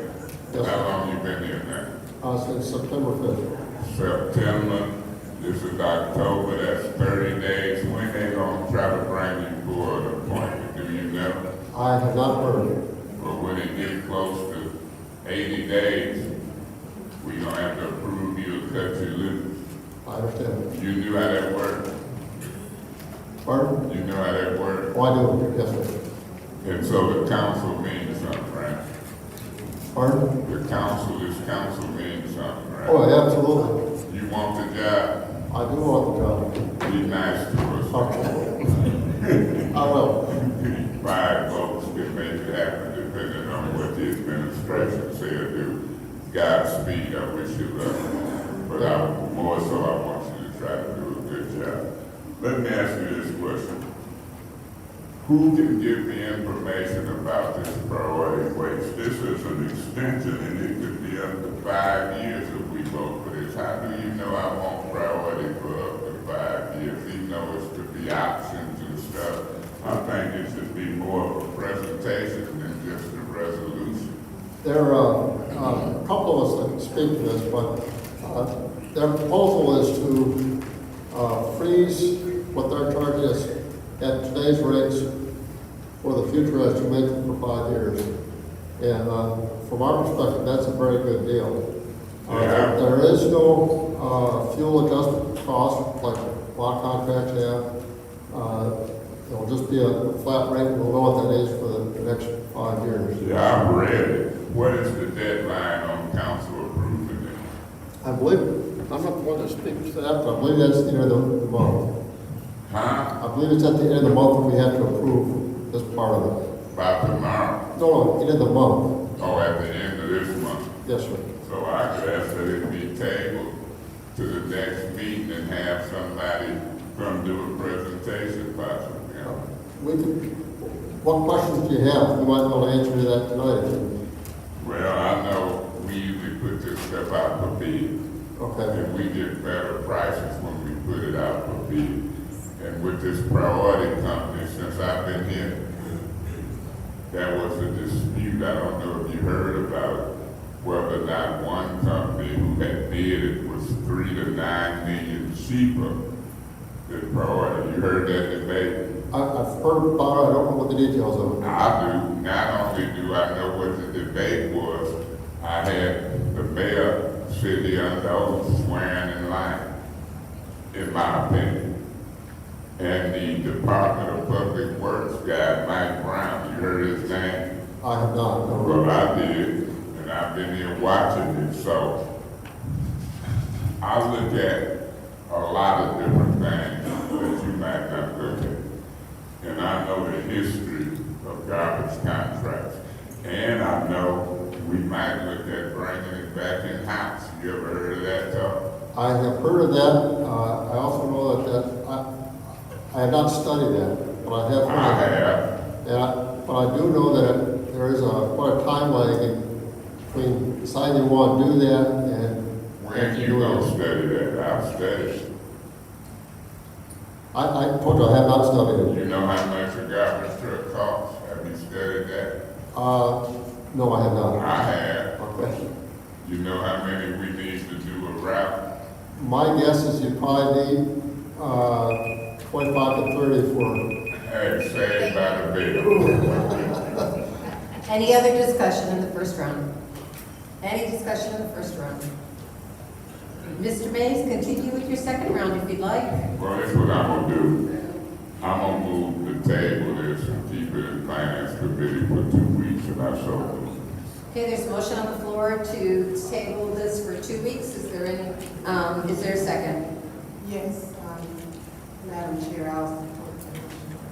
Okay, it's been moved and properly seconded to table for 2 weeks, which would be, our next meeting would be on the 18th.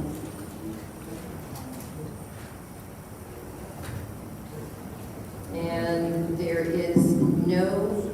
there's one round of 3 minutes per council member to discuss the table. Real quick, Madam Chair. Madam Chair, you know, this is a serious discussion. Some of the issues I raised. Is that Ms. Heather Griffin? Through you, Madam Chair, to Ms. Heather Griffin, I'm recognizing both by face.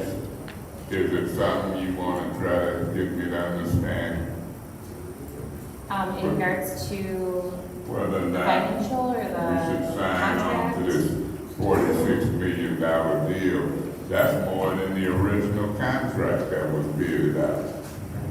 You understand that, though? So are you referring to the current contract in the first year? Well, And over your 5 years? years, if I ain't mistaken, I read it a couple weeks ago or a week ago. The 46 million is more than the original contract. Y'all asking us to vote without a presentation on a long-term $46 million total contract. It's about $6 million or so, as I recall, per year. Okay, so I guess I don't know what the question is, I'm sorry. The first 3 years has already been voted on, and that part is already in place. And what we're talking about now is that extension. So are you questioning the cost for that extension? That's where your concern is? No, I can see the cost. Okay. I'm just wondering, do I want to go that many years without bidding it out or without a serious discussion about bringing Stop the it clock for a back? minute.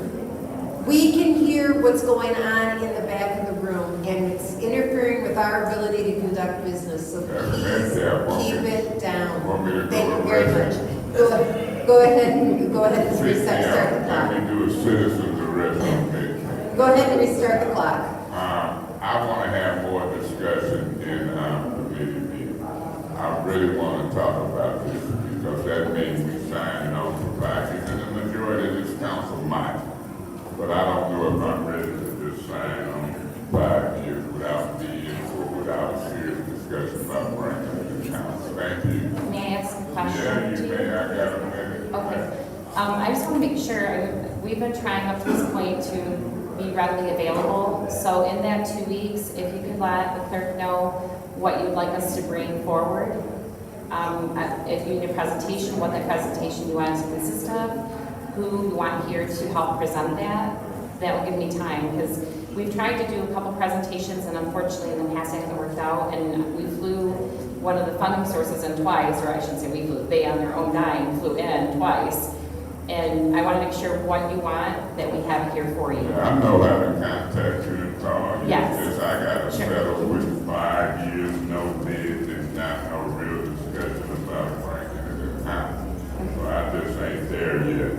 And since they say it ain't time sensitive to the end of the month, but it started out tied in with them free containers. That's where it all stemmed from. Yeah, but where we have the problem is the resin. That's where our time stream comes in. Thank you. Any other discussion? Any other discussion? Go ahead, Mr. Pfeiffer. I would like the budget forecast that I've asked for 1,000 times now. So I've asked how we're going to pay for this in the future because there's a deficit. I've asked for those numbers for how many weeks now, and I still haven't got any. I even called Mr. Moore, I called you up and asked you, and I haven't got anything. So I would like that to be part of the application. He wants this part of the presentation, that's what he's Do you asking. want that now, or do you want that next 2 weeks? Well, I'll take whenever you have it ready. Well, essentially, the year that just ended in June 30, we had a loss, but we did not have a deficit. Right, we have a deficit. If we approve this next year, we have a deficit in the rubbish fund. Right. And actually, the year that we're in right now, we're likely to have a deficit as well. Correct. So I would like a presentation of how we plan to pay for that. Okay. The proposal is that they'll come out of the ARPA funds for the revenue replacement, so that we can keep the rates the same for the residents and pick up the additional costs through the ARPA funds. So I would like, since there's a request for what we want in the presentation, I would like to know apples to apples, because Priority Waste just submitted a bid in June for East Point. Okay. For roughly 75% of what they're charging us. I'd like to know what the differences are between the East Point bid that they just submitted and the 30% higher bid that they want to submit to us right now for this bid extension. I don't know the answer to that, but we can ask. It's public documents, and so, I'm sorry, you have Yeah, something? may I just have a question? Yeah. So the number that we have is actually the current contract we have in place. That third year is already approved and it's something already in place. So they may have bid out cheaper this other event, but and for us, No, we're that's set my point, in and that, yeah. Mr. Mason's point Yeah. is why would we sign in for 7 more years if 3 months ago they're bidding 60% of what they want to charge? We'll find out what it is. It could be a different level of service. Correct. And I don't know exactly, but I know it's $3.10 a week, which equals what, $12.40, and they want to charge us $16 per unit. So I would like to know what that $4 delta is per month that In would which get a city is that? substantial. Sorry. East Point. East Point, okay. East Point. Yeah, no problem. So I would just like to know that. We'll bring what the- Priority what the back here so service- they can answer What the that. service level difference is, to know that Sure. we're getting the best deal possible. Yeah, no problem. Any other discussion? Madam Chair. Go ahead, Ms. Burns. Thank you, and I'm gonna piggyback off of Councilman Piper. Mr. Morrison, please hang tight for a second. So for clarity, Councilman Piper is asking how we're going to pay for the 5-year contract and the deficit that we will have with Priority Waste. And so it's coming out of revenue replacement, correct? Correct. So we're taking, which is coming out of ARPA funds, Yes, correct. which is about 10 million, am I correct? I'm looking, 10 to 12 million. That's correct, but we are, the mayor's proposing to use $2 million for the waste and lighting. Can you say that again for me? We're proposing $2 million for the trash and the lighting needs as well. I don't understand. Could you come back up with that? Are you aware of this new one that says payment for uncollected trash fees for tax foreclosure? That's what they want to do. Are you aware? Thank you. Under the $2,847,944.20. Correct. Okay, so we're using to pay for garbage ARPA deficit for a 5-year contract under contingency.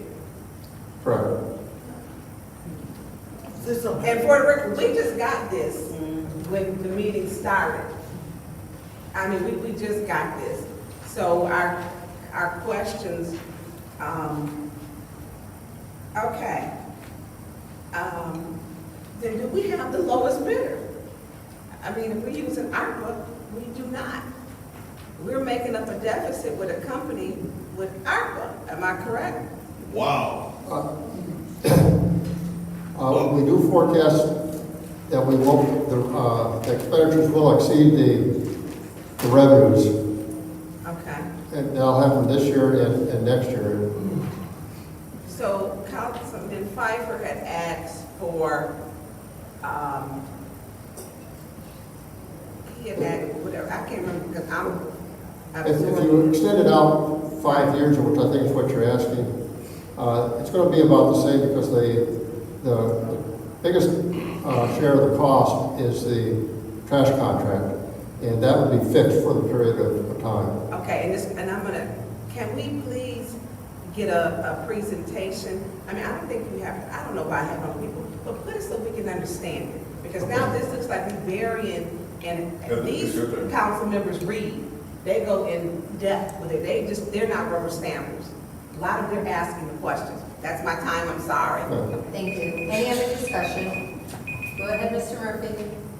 Oh my God, there he goes. So, I requested comparison of what it would cost us to bring the garbage back in-house, to purchase our own garbage trucks. We will have 1 year, because this contract does not end until June 30th, 2024, so that will give us enough time to bring back the garbage company in-house. The emergency manager came in, and that's how we ended up here. We spent a lot of money contracting out.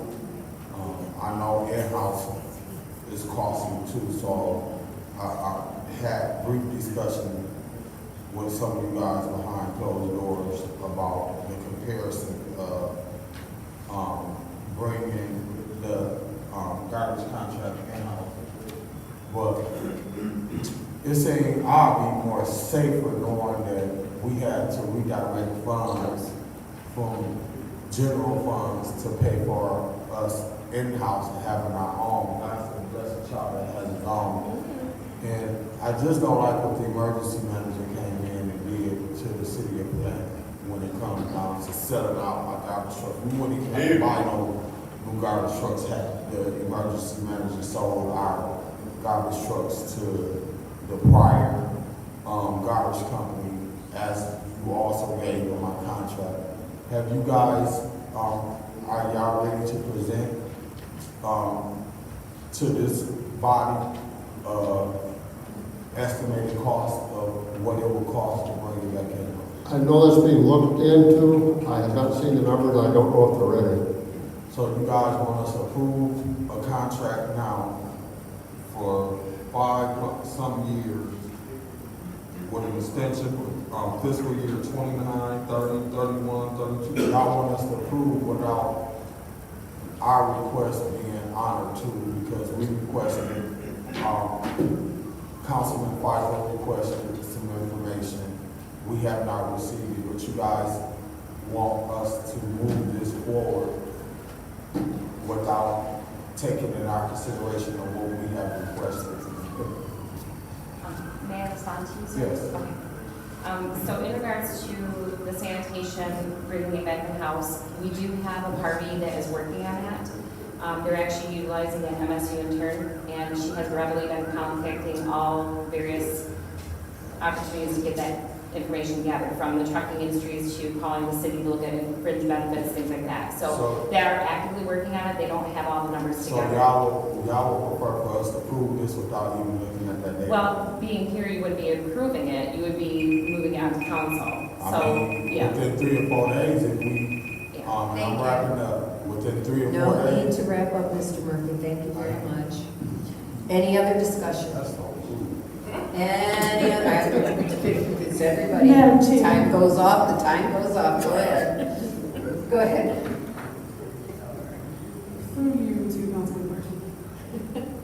You can't do that. I can't do it. No, you can't do it. Can you finish answering his question? Yes. So we have been open to the questions that both you and Councilperson Pfeiffer have asked, and we do have someone who is working on it.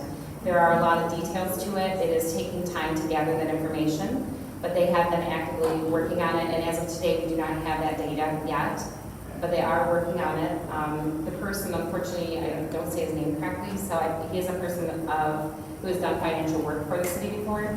And it's one of his interns that is fellowing and getting the information. So we are taking that very seriously, and it is being brought by an impartial party as opposed to a city personnel. The second thing is about if I may, we want to make sure that wording the financial part correctly. First and foremost, the money that goes out through the assessment fee to pay for the garbage, we have budgeted that correctly. The reason the initial deficit has came on is because not all of the payments are coming in from our residents. So that deficit they were talking about isn't because we haven't budgeted correctly, or that if everyone in the city could pay, that it would not be balanced. So in that balancing effort, there are several places that we get the extra money from. One is general fund, which we've already discussed that. One is the deficit tax from the county. I'm sorry, there's another word to it that I can't remember. And then that money filters over as well. And I think the last year it was 38% was deposited into the garbage account. And then there is, of course, the ARPA funds that you were talking about.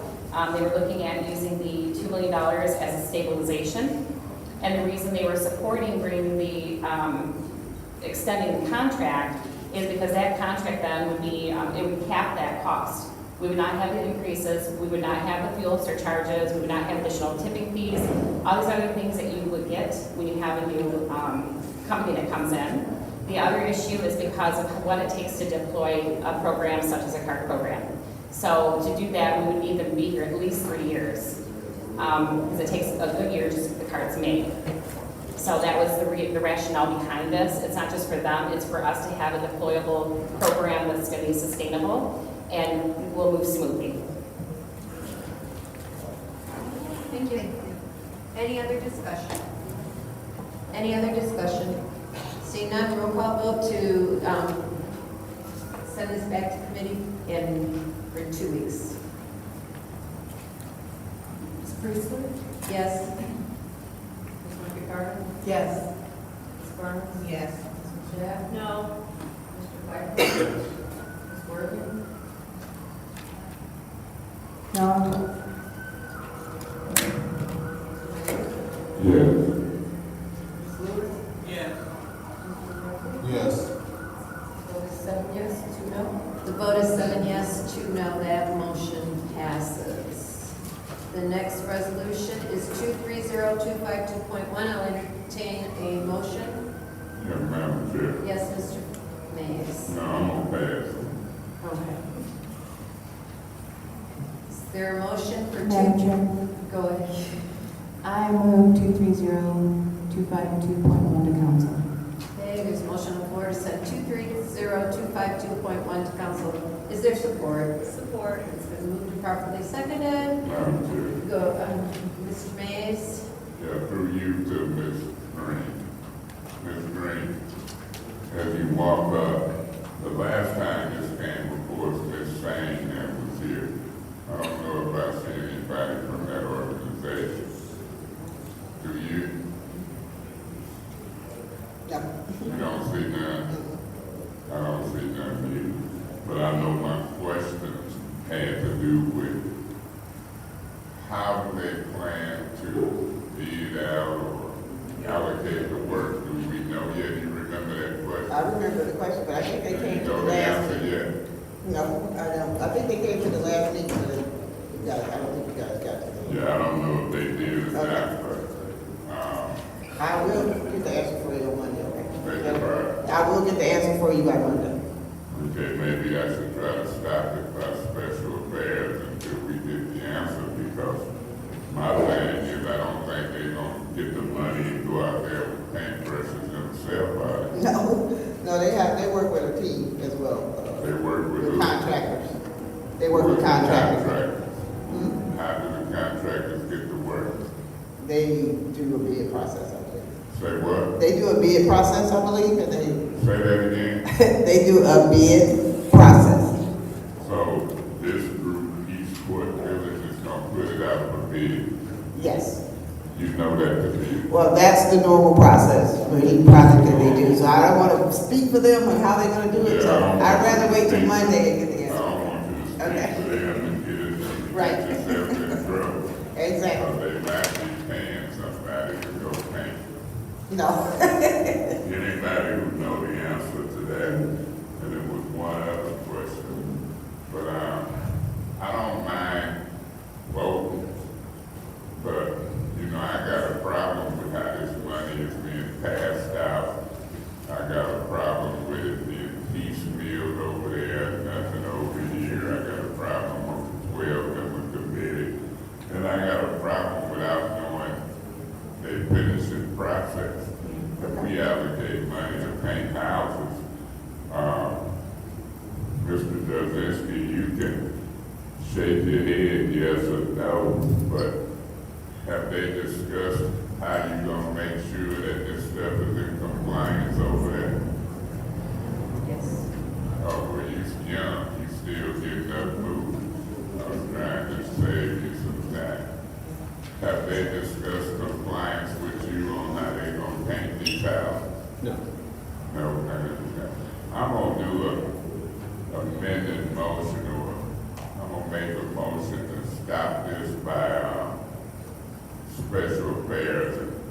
Maybe Ms. Green, you know the answer. There was one more question I can't remember, but then was the two questions at the end. I want to support this.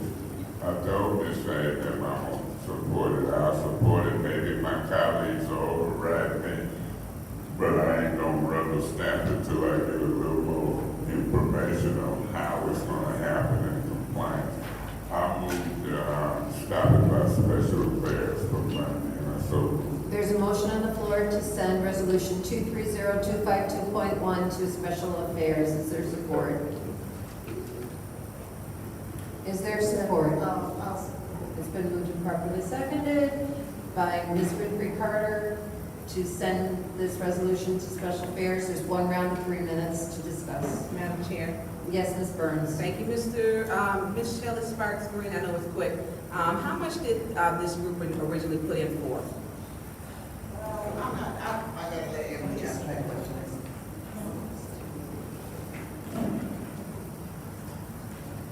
You don't mind, Emily can answer that question. Okay, thank you, Emily. No, for sure.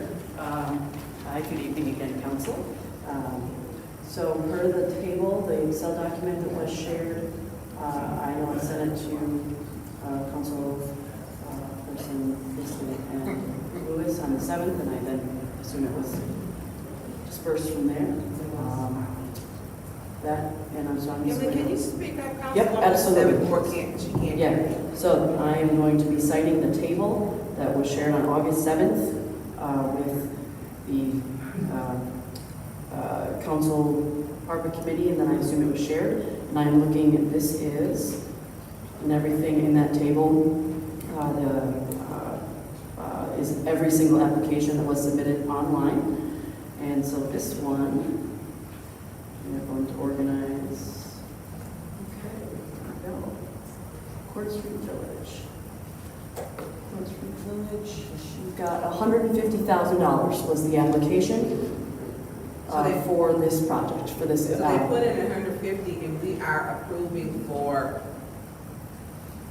225? For 225, so they're getting an extra 75,000. And so how do we, with our process, would that be the 12-person ARPA advisory that approved this? The extra 75,000, who approved the extra 75,000? Mr. Jasinski. She has that. Oh, she's got it? Yep, that's an look. With this, so was this, so the compliance firm, you don't even have to get up, just throw your hand up. So was this stopped by you or this was completely, okay. What was the most you could apply for in the categories? Each of the categories has a total that was allocated in the October 24th, 2022 allocation budget that you all did. Was this the max that they could have gotten? I believe in home repair, it was $5 million was the total for the category, and as for a max, I don't know. How did we find out how they got the extra 75,000? That was a choice that the administration made to add based on the performance objectives that they stated. Okay, can we have like the copies to show when we're figuring this out, who approved, if they put in for 45, got 50, so if it was the ARPA committee administration, so we can see that, because when you give them 75,000, that's a huge amount. And we like to know who gave it, you know, where did the approval come from? Thank you. Thank you. Any other discussion? Madam Chair. Go ahead.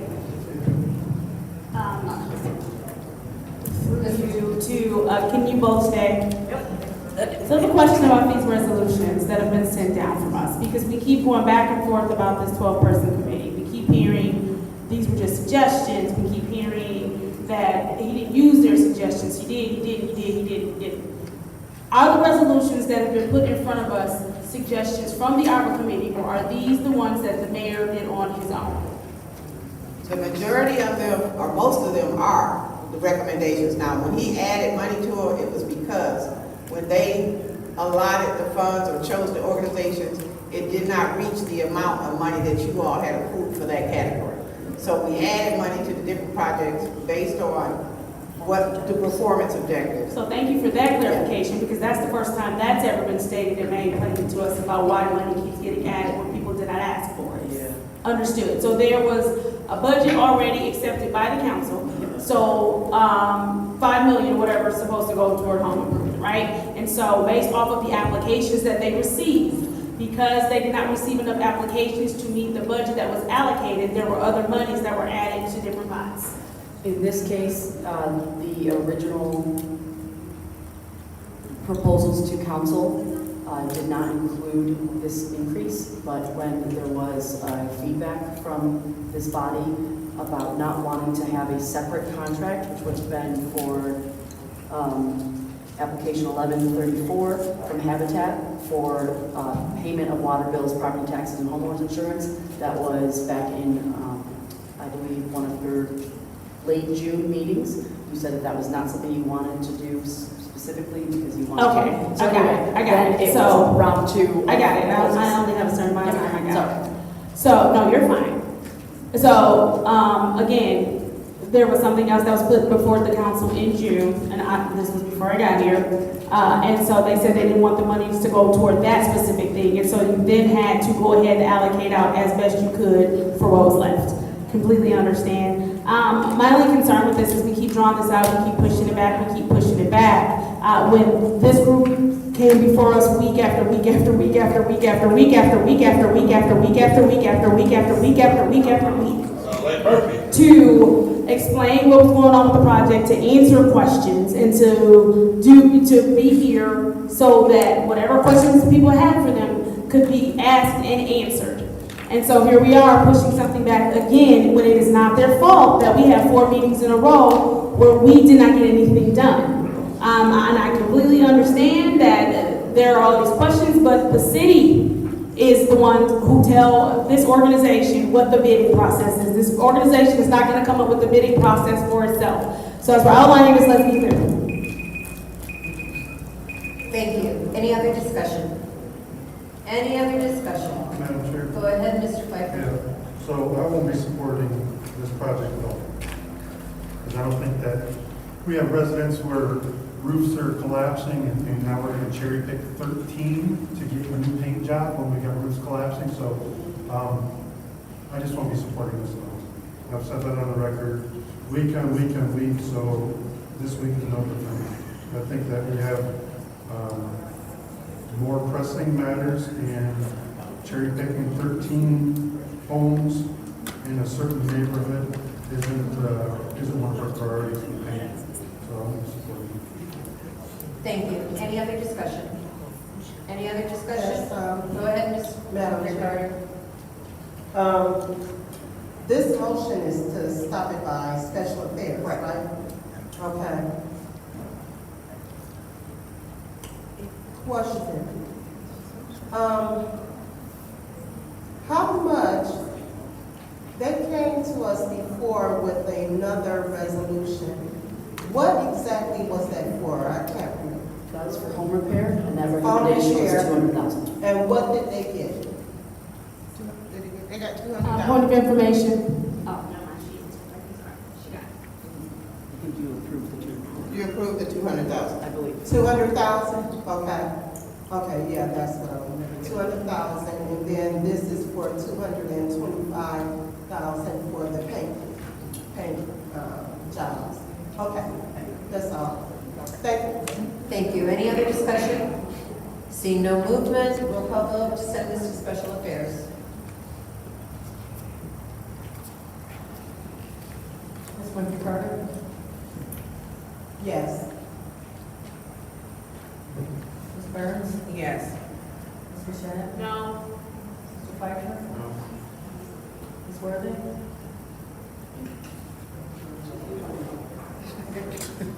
Madam Clerk, Mays. No. Mr. Mays? Yes. Ms. Lewis? No. Mr. Murphy? No. Ms. Priestley? Yes. The vote is 4 yes, 5 no. The vote is 4 yes, 5 no. That motion fails. Going on, we're still in the first round of discussion to send resolution to council. People who've spoken have been just Mr. Mays, and I don't know how much time he had left. I think Don't did matter. you use up all your time? Okay. First round. Okay. Any other discussion in the first round? Yes. Go ahead, Mr. Murphy. Thank you. We've been discussing this, project for a while. We should just vote it up or down and move on with this, because this is one that we can figure out what we either is or we're not. And the residents, the director of Court Street Village did come to the, council to answer questions. And I think at this point in time, we need to clear this off our agenda so we can move on with other things that we take care of business. But I understand my colleagues have additional questions, but I'm ready to vote it up or down. Thank you. Thank you. Any other discussion? In the first round, that's correct. In the first round. Any other discussion in the first round? Okay, second round? Go ahead, Mr. Mays. Yeah, Madam Chair, I'm listening close to what's being said. And I ain't got a crystal ball, I can't count the votes, but I can count on Mr. Pfeiffer saying, I don't think he, and I don't want to put words in his mouth, but I don't think he's gonna vote for it. I want to support it, but these questions I asked, how is it going to be bid out and dealt with in compliance? And then Ms. Green reminded me the other question that I asked, could we have the list of the 13 houses? I'm curious to know, do they just need paint? Now this, I guess, total of 200 and some thousand is just paint. I heard you talk about that just when you got out. I don't know if it includes other repairs. Do anybody know? I'm thinking it's just includes paint, it includes other repairs. Through you, Madam Chair, to Ms. Green, planning, the director, do this 400 and some thousand include more than just paint, or do it include paint and other necessary repairs? Do we know? Yeah. Are you talking about the two combined? Yeah. Yeah, it's roof repair and everything else. It includes Home repairs. 200,000 for those specific 13 houses. No, they might be It could separate, be, but I have to it find could be out. more or less than 13. I'll find out for you. Well, that's the second question. Point of information. Yes. Mr. Mays, the answer to your question is that no, like, it's not just going to go, 400,000 is not only more than 13 houses. Right. It's going to more than 13 houses. By the time this is done, I think it will be close to 30 houses. So no, it's not just going to be 400 for 13 houses. Some of the houses do need the roof repairs, and some of them just need the painting, and what's going to be covered also in the painting is the wood, rock, and treating some of the window stuff. So it won't be just like specifically just painting, it'll treat some of the other issues as well. We don't know which ones yet. So as far as, Yeah, I don't mind. But this is the thing, we're saying we're being sticklers for the rules, so I just want to make sure. This is an improper. I don't mind. But Mr. Mays can ask you a question. I don't mind the conversation, and that's why I think we get into trouble with, because council shouldn't operate like that. But Mr. Seth, you don't want to be both with them, that we out of order when we try to have dialogue, so. That's what I'm trying to say. So, Mr. Mays, in order for her to answer, Oh, I know how it works. Okay. That's why I say she wasn't out of line, y'all just be tripping, interrupting folks, I'm trying to really get the feel of it. I don't mind jumping this whole thing off in the 7th ward. But I prefer to jump it off in the 1st ward. I would prefer to jump it off simultaneously all across town.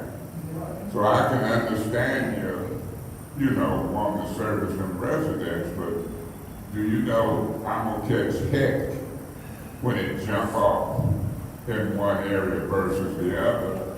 And if I vote no and it don't pass, it come back in 30 days. Because I wanted cooperation to stop it by special affairs. And I'm looking at this vote, but I don't know. Maybe the majority want to jump it off in the 7th ward. Why is the 7th ward so special? We've been to meet with Ernst & Young in the administration, and we gonna do that in the next 30 days. Why not jump it off citywide the right way? So it's something I gotta think about. I'll listen to my colleagues, but if I'm counting votes, Mr. Murphy say vote it up or down. I don't know what he mean by that. But I know I'm gonna be watching this vote count close, and I'm gonna see which colleagues jump it off where first. Because I've been talking about home repairs for months. And call meetings, could get cooperation. I'm trying one last time. And it's been 700 people hollered through their initial request form that the majority of this council, Mr. Seth, voted for before you got here, and then tried to blame it on me. Like it wasn't a real piece of paper. I had never seen nothing like that before. Just demonizing the council. They voted. So I like to see people do stuff in a certain order. And I've been told this thing, I can support it, but I'm a politician.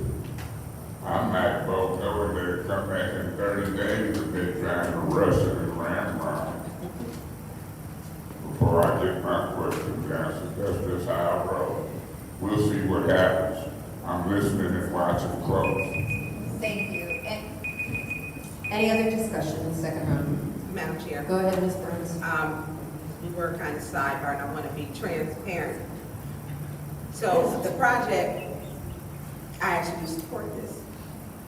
What I don't like is that how we get from 150 to 225. And if you can get that part, because it looks like I will vote on something if it's a decision that this advisory committee, because we don't know how they arrived at anything, but if it's how we are as a body arriving at it, then I will vote on ARPA. Anything without ARPA and no explanation, I'm not going to vote on it from that committee. And these are perfectly fine people, but you know what, we don't know. They didn't tell us when they were meeting. We were kept in the secret, in the dark. Everything was secretive. I don't want these projects to necessarily die. If we can say, okay, we're making this decision as the council, because already they're not following. We don't know who gave the extra $75,000, and until we send administration in, but we need to see that in documentation. And then I think as we work it out, because that's what I want to see, and we have not had transparency, I will vote to support this project if I can see that, but I will not support this with all this anonymity and the secret meetings that we were told they weren't having when they were, and I know this before y'all were here.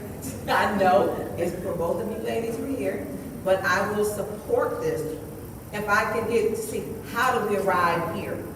I will do that, because I think some of our decisions, my problem with the ARPA advisory, how did they get to the recommendation? You know, you gotta, it has to be steps. You know, what was the step process and what was the documentation? Because you shouldn't be down there, and I get what some of my colleagues are saying, why selectively did we just say, kick this off in the 7th ward? Well, if it was in the 6th ward, I would have been happy. But I understand where these homes are at, and they're older homes, and they're mostly paint. I mean, and older windows that's chipping, and they're lead. Those homes are some over 100 years old.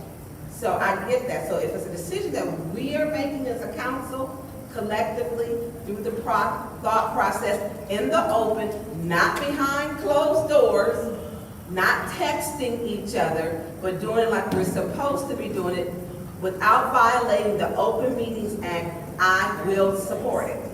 So, I know my colleagues wanted it to be done in their ward, but, I mean, her ward has a plan. There's a team of people.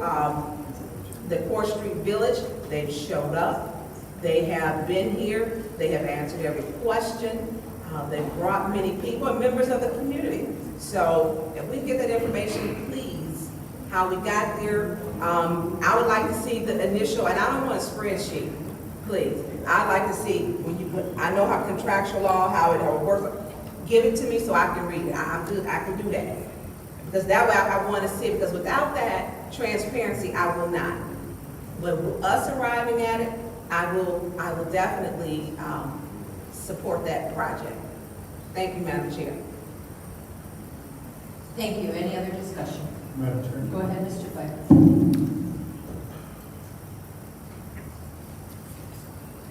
Brian, can I ask you a couple questions, Mr. Judge, if there's any?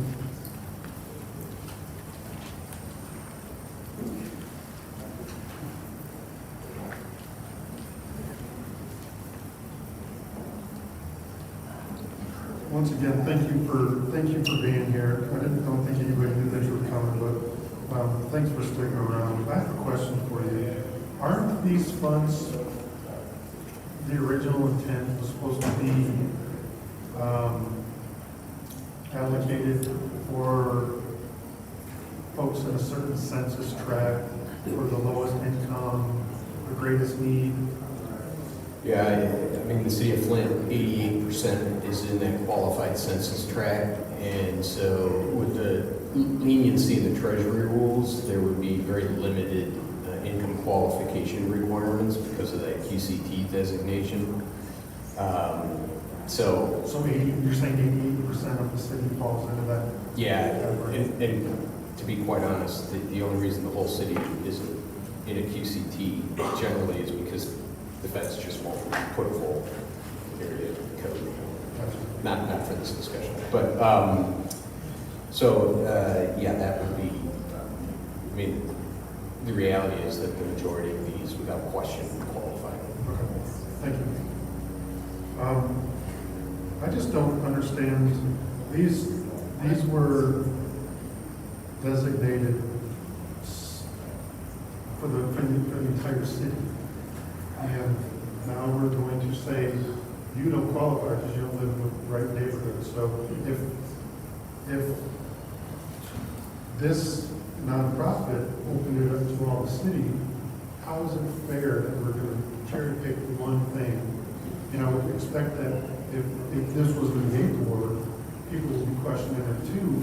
Why are we allocating that only certain people can qualify for these when 88% of the city should be able to qualify for this project? So we're going to say that, you know, because at the end of the day, when these funds are all allocated, people are still going to need roofs. And we're going to go back to those people that still need roofs and say, you didn't qualify for a new roof, or you ran out of funds, but we had enough funds to pay for somebody's house. So that's what I have a problem with, is potentially we're going to put a new paint job on somebody's house, but they need a new roof and the roof is collapsing. So how, and that's my whole point with this whole paint project is some of these homes, and they may need a furnace and they may need something else, but they're only going to be able to qualify for a paint job. So we're going to paint up a house that needs a roof, or they need a furnace, or they need a hot water heater. It doesn't make sense to me. So we've allocated money for roofs. If they're capable of handling more roofs, maybe we go back and reallocate this $225,000 to the roof project. And I don't remember her name was here, but she said she had 40 houses on the list for roofs, but we only allocated enough for 10 or 12. So I don't understand why we want to prioritize paint jobs when we have such a great need for more substantial structural projects. Brian, did I say anything incorrect?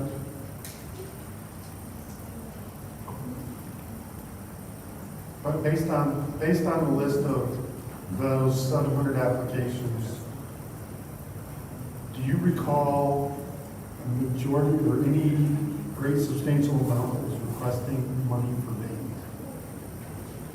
It's been a little while since I looked at those, to be fair.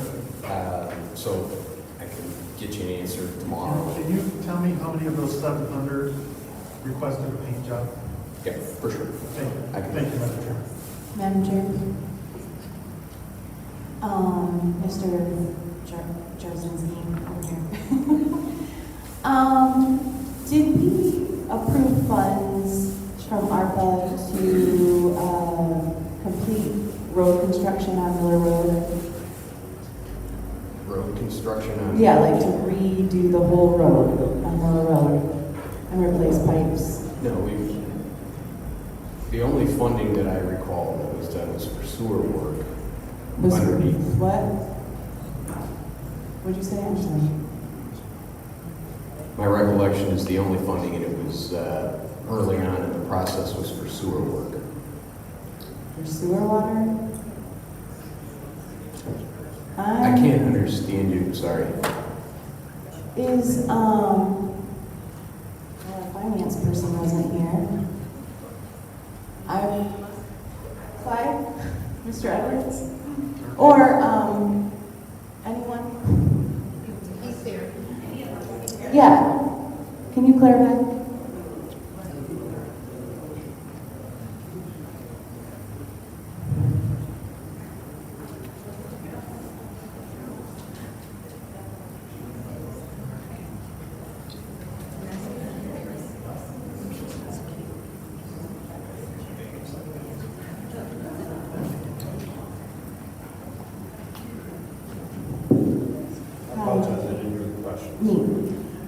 Was ARPA funds used for the Miller Road project?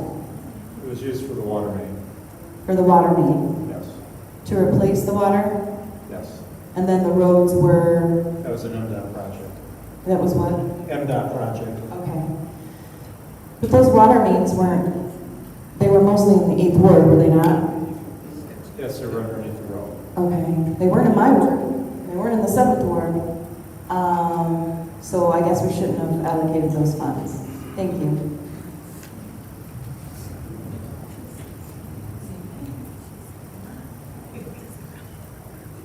Any other discussion? Madam Chair.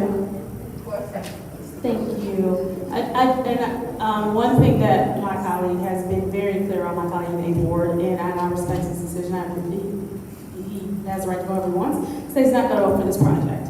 The thing that I don't understand is that we're sitting here and we're reframing a conversation that this group came in front of us several times and had, where they said this paint project, which we keep trying to label as just a paint project, would also address wood rot and some other things, issues that are on the home. And so I get if we minimize it as just a paint project, then we can make it seem like it's something silly or trivial, when it falls under home repair, and it is more than just, oh, we're just gonna paint some homes and make them look pretty.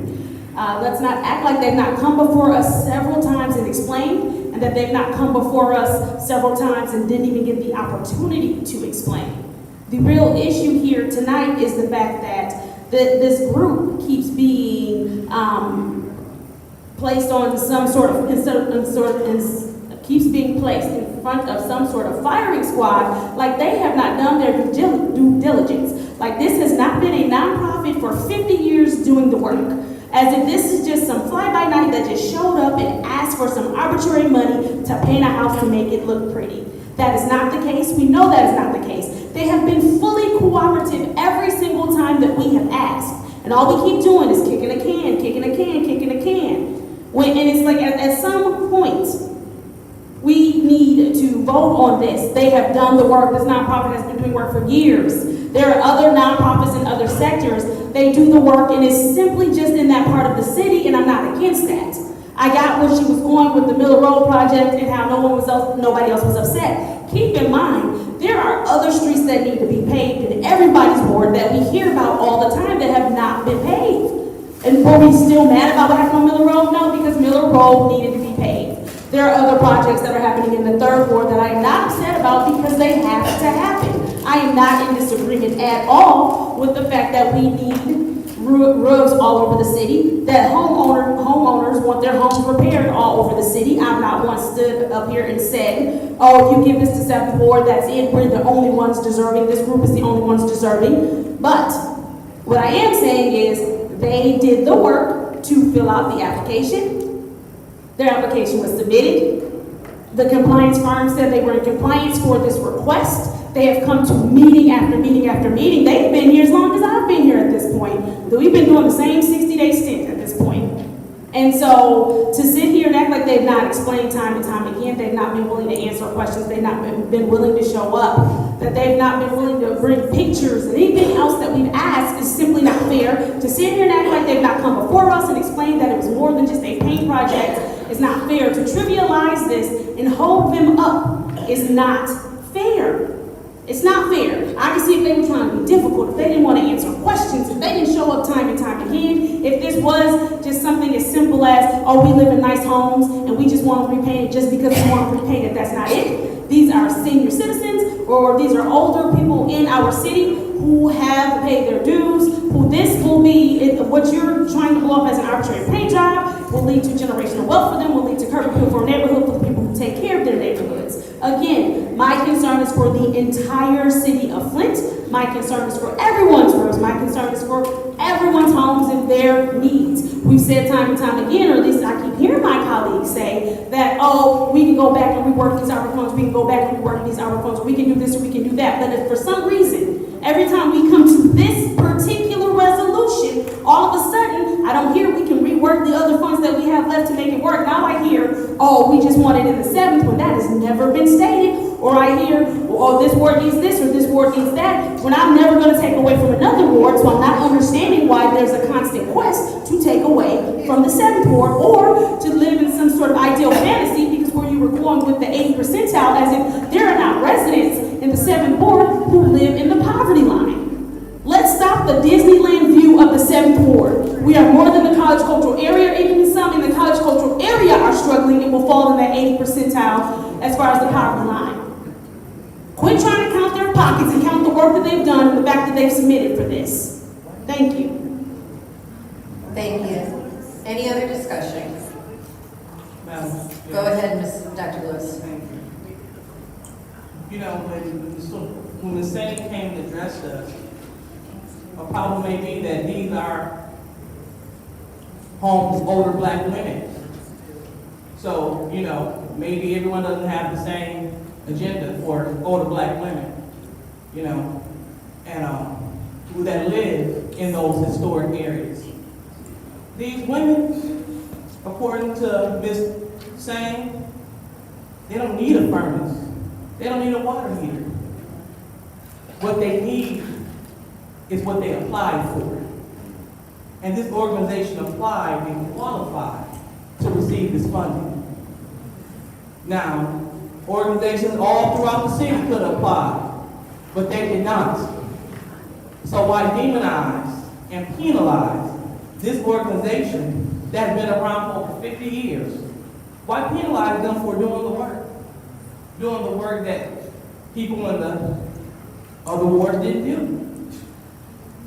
And so again, you know, when we begin to talk about things that's done on the north side, or I'll say towards people of color, even more specific black people, look like we get a little bit of pushback.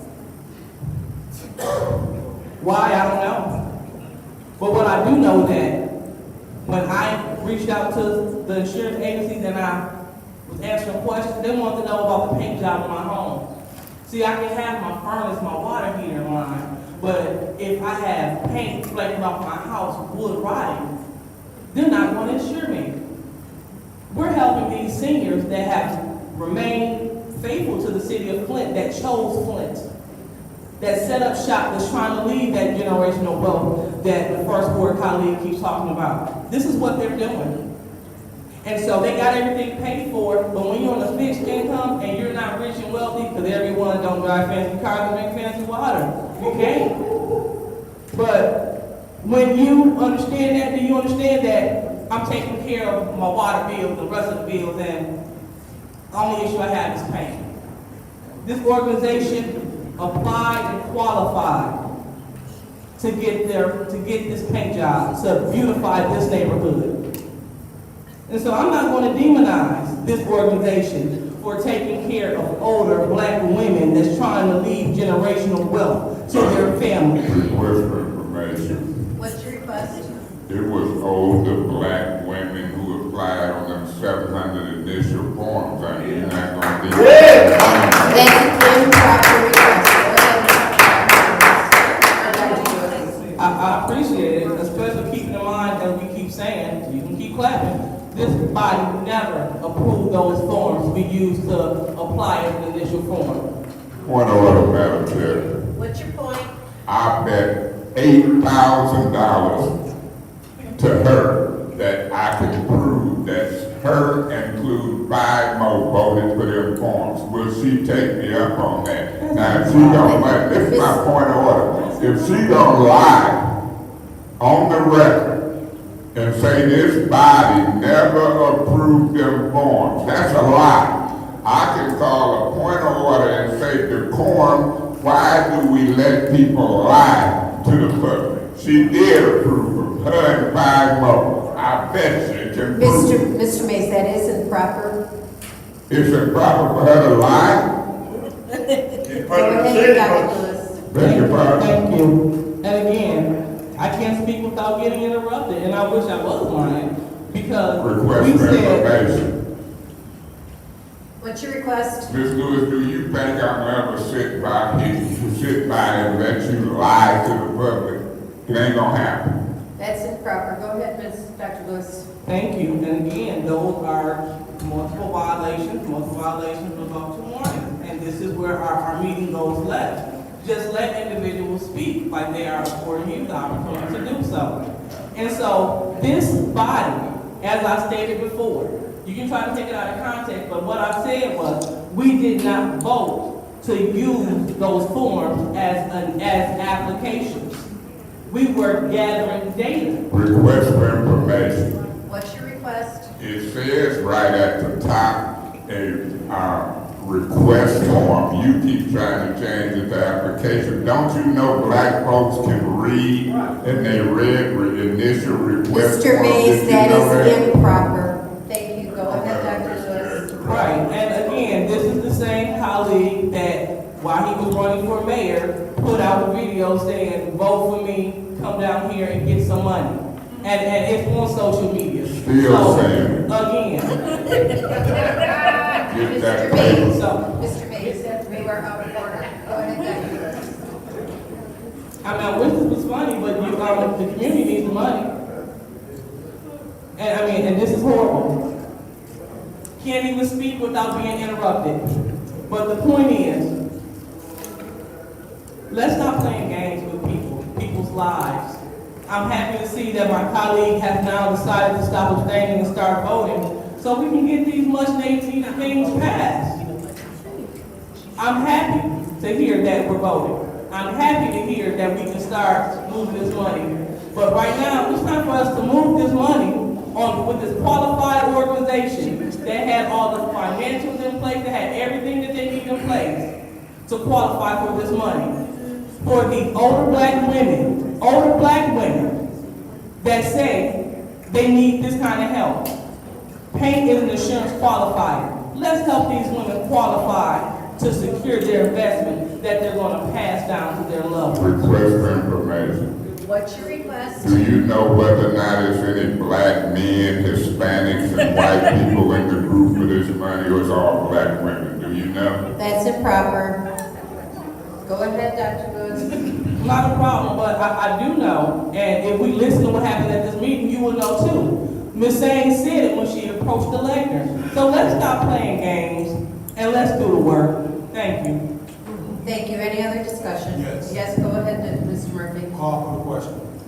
There's a motion on the floor to call for the question. Is there support? Is there support? That support? It's been called for the question with support. Roll call vote, please. Sorry, I didn't hear. It was Candace. Ms. Boucher? Yes. Pfeiffer? No. Ms. Worthing? Yes. Mr. Mays? No. Ms. Lewis? Yes. Mr. Murphy? Yes. Ms. Priestley? Yes. Ms. Winfrey Carter? No. Ms. Burns?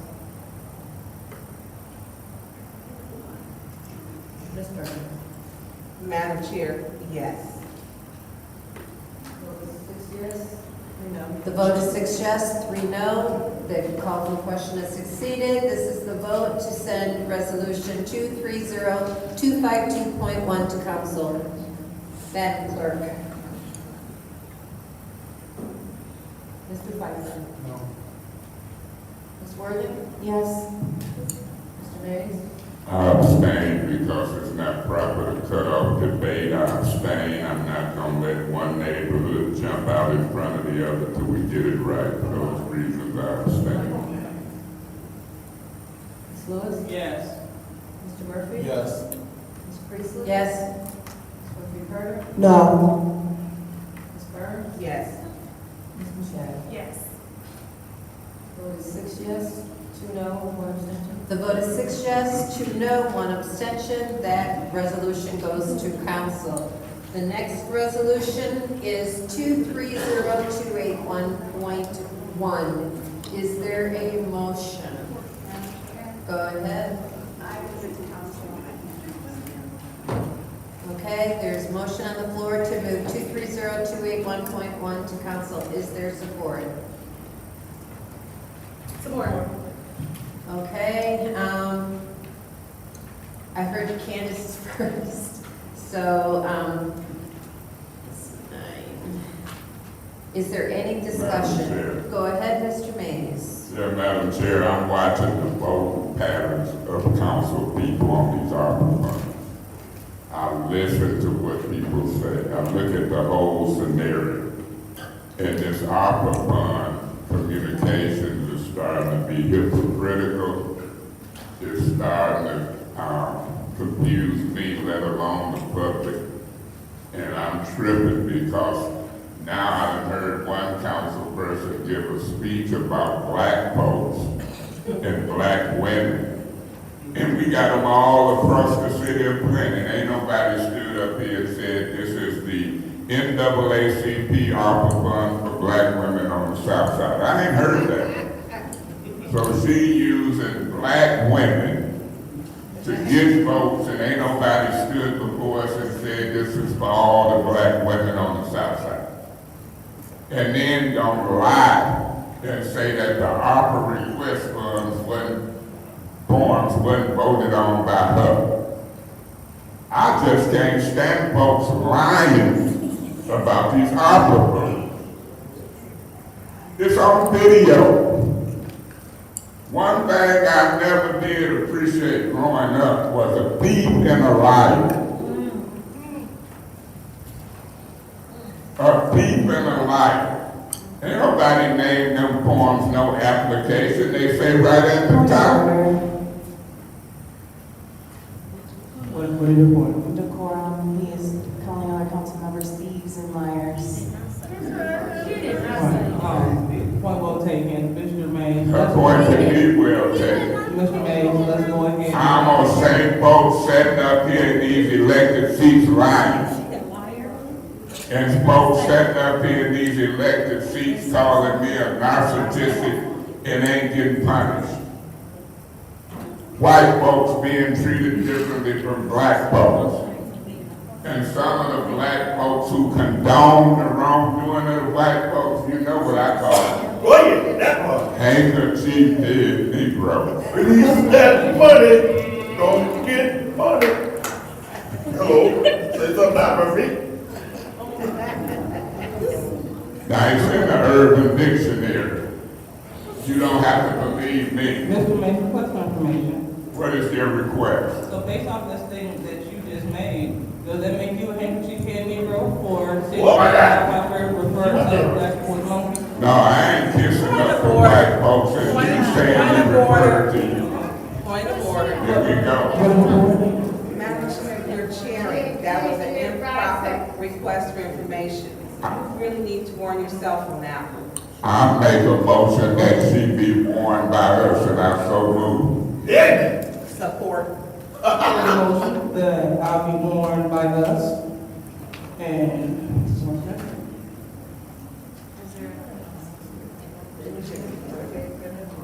Murphy, say something. Oh my God. All right, that's supported by Ms. Burns. Yes. Yeah. All right. Yeah, Madam Chair. Please, one second.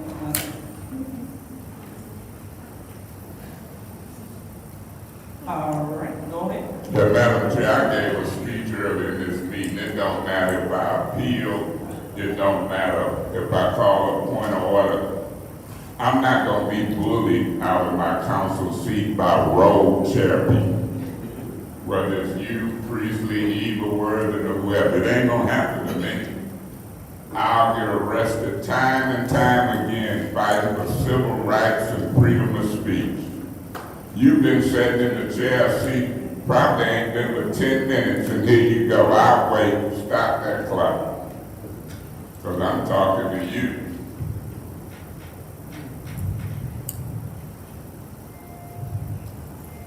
And I want you to hear. You chairing already, wrongfully. You lied, and I'm gonna say you lied about that request form. If it's one thing I can do is stand before God and say, yeah, it was a lie. You're not gonna rule me out of order for saying a lie. I'm gonna say a lie. I'm gonna say your name, I'll say Trump's name, Biden's name. We in politics. If y'all so prissy and so holy of them vow, you're in the wrong business, because I ain't buying it. A lie is a lie is a lie, no matter how you lie about it. Now here you done brought up when he's saying it's a monkey in the room or an elephant in the room, and teamed up with the black pastors trying to act like he called you a murderer. Hell, I was in the room. How you know I wasn't a murderer? Why you take it so personal? We need to address the elephant and the nastiness and the liars in the room. I've been agreeing with that. So I'm not buying into your rhetoric. I'm not buying into your characterization of black women on the South Side that you gave a speech about. I'm not buying into your bald-faced lie about an initial request form that you didn't vote on. I'm not buying into you. As a matter of fact, I'm going to talk about you and highlight you because of your character. You done whispered in my ear, your mama. I thought I was in the 6th grade. My mama did. You done give me the finger, get on the elevator. I don't even talk to you. I'll pass by you and others in council office. Don't look up at you. Don't ride the elevator with you. Don't trust you. You's a nasty old son of a gun. Just nasty and lying. Since you're sitting in the chair seat for 10 minutes and gonna try to say something about I'm protecting somebody who called you a monkey. The best I could do for you was say point of information, request for information. Do you mean elephant in the room? And you done took it all out to Chris Martin. I'm gonna see if you're here tomorrow at 5:30 when Pastor Harris say he willing to meet. Telling the pastors half truth, cussing out the pastor at St. Mark not once but twice, and then voting because I cuss you out. I ain't studying. And you think it's cute and funny, it ain't. It's nasty. It's rude. I set my chair over away from you because I don't want your energy to rub up on me. I done sat on 3 councils and you one of the nastiest ones. You and even word and run a tie sometimes. Used to be Kate Fields and Evil Word. Kate Fields rubbed off on Evil Word and she gone. People know what's happening. And you raising hell. A hell raiser. You ought to be trying to be polite and a woman about yourself. Point of order. Stop the clock. There's no stopping the clock on points of order. Oh, yes, it is. Yeah, that lacks total decorum, and that deserves a warning. You need to be, did you hear what you said? I did not miss, I did miss it. You missed it? Yeah, I did. Okay, the man just told me to be a woman. It's a such thing as And being they a also lady. call her a hellraiser. That's out of order, Ms. Worthing. It's a such thing as being a lady. It's a such thing as being ladylike. Miss Liddell Lewis, you've been sitting in this seat ever since I was the president telling people to give me warnings. You went all over to the county chambers when they were... Point of order. What's your point? Now, didn't you say from your seat that we're talking about things that are happening in this meeting? Correct, I did. And he is discussing. Miss Priestley, you wasn't in here when she talked about him and the monkey word. So you coming in on the tail end while she was chairing and she baiting you into this mess. You might want to let it flow because this is a discussion and a point of order and an appeal and there's a motion on the floor to rule her out of order for bringing up stuff in other meetings. She's a hypocrite. 5-minute recess. Thank you, Bob. Without objection. Without objection. Yeah, that's what this appeal is about. And then she's the biggest hypocrite I've seen. There's an objection to the 5-minute recess. About what to talk about in this meeting. Anybody say something about no Anybody like to in make a this motion to take recess? meeting? Oh, I'm recessing. Support What's that? for recess? Because it's a Support. objection, I All, support it. Madam Clerk, roll call vote, please, for 5-minute recess. Did you get the support? Yes. Ms. Worthing. No. Yes. No. Yes. Yes. No. Yes. The vote is 4 yes, 5 no.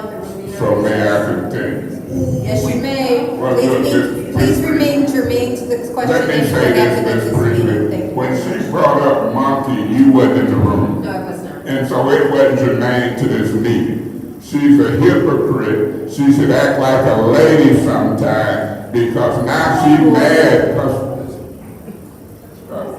What's your point? Mr. May said I should act like a lady sometime. If that doesn't lack decorum, I don't know what does. It don't lack decorum, it's my opinion. If she ain't ladylike, if she giving me the finger, talk about my mama, to me, that ain't like the lady. Mr. Mays, may I rule, please? Beg your pardon? You're talking over me, I can't Oh, rule. okay, my bad. I mean, you don't like it when people do it to you. No, I didn't know you were saying that. I'm loud and clear. Please stay polite. Madam, And do not talk make derogatory comments towards other members of this body. And that's for everybody on this council. Point of order. Go ahead.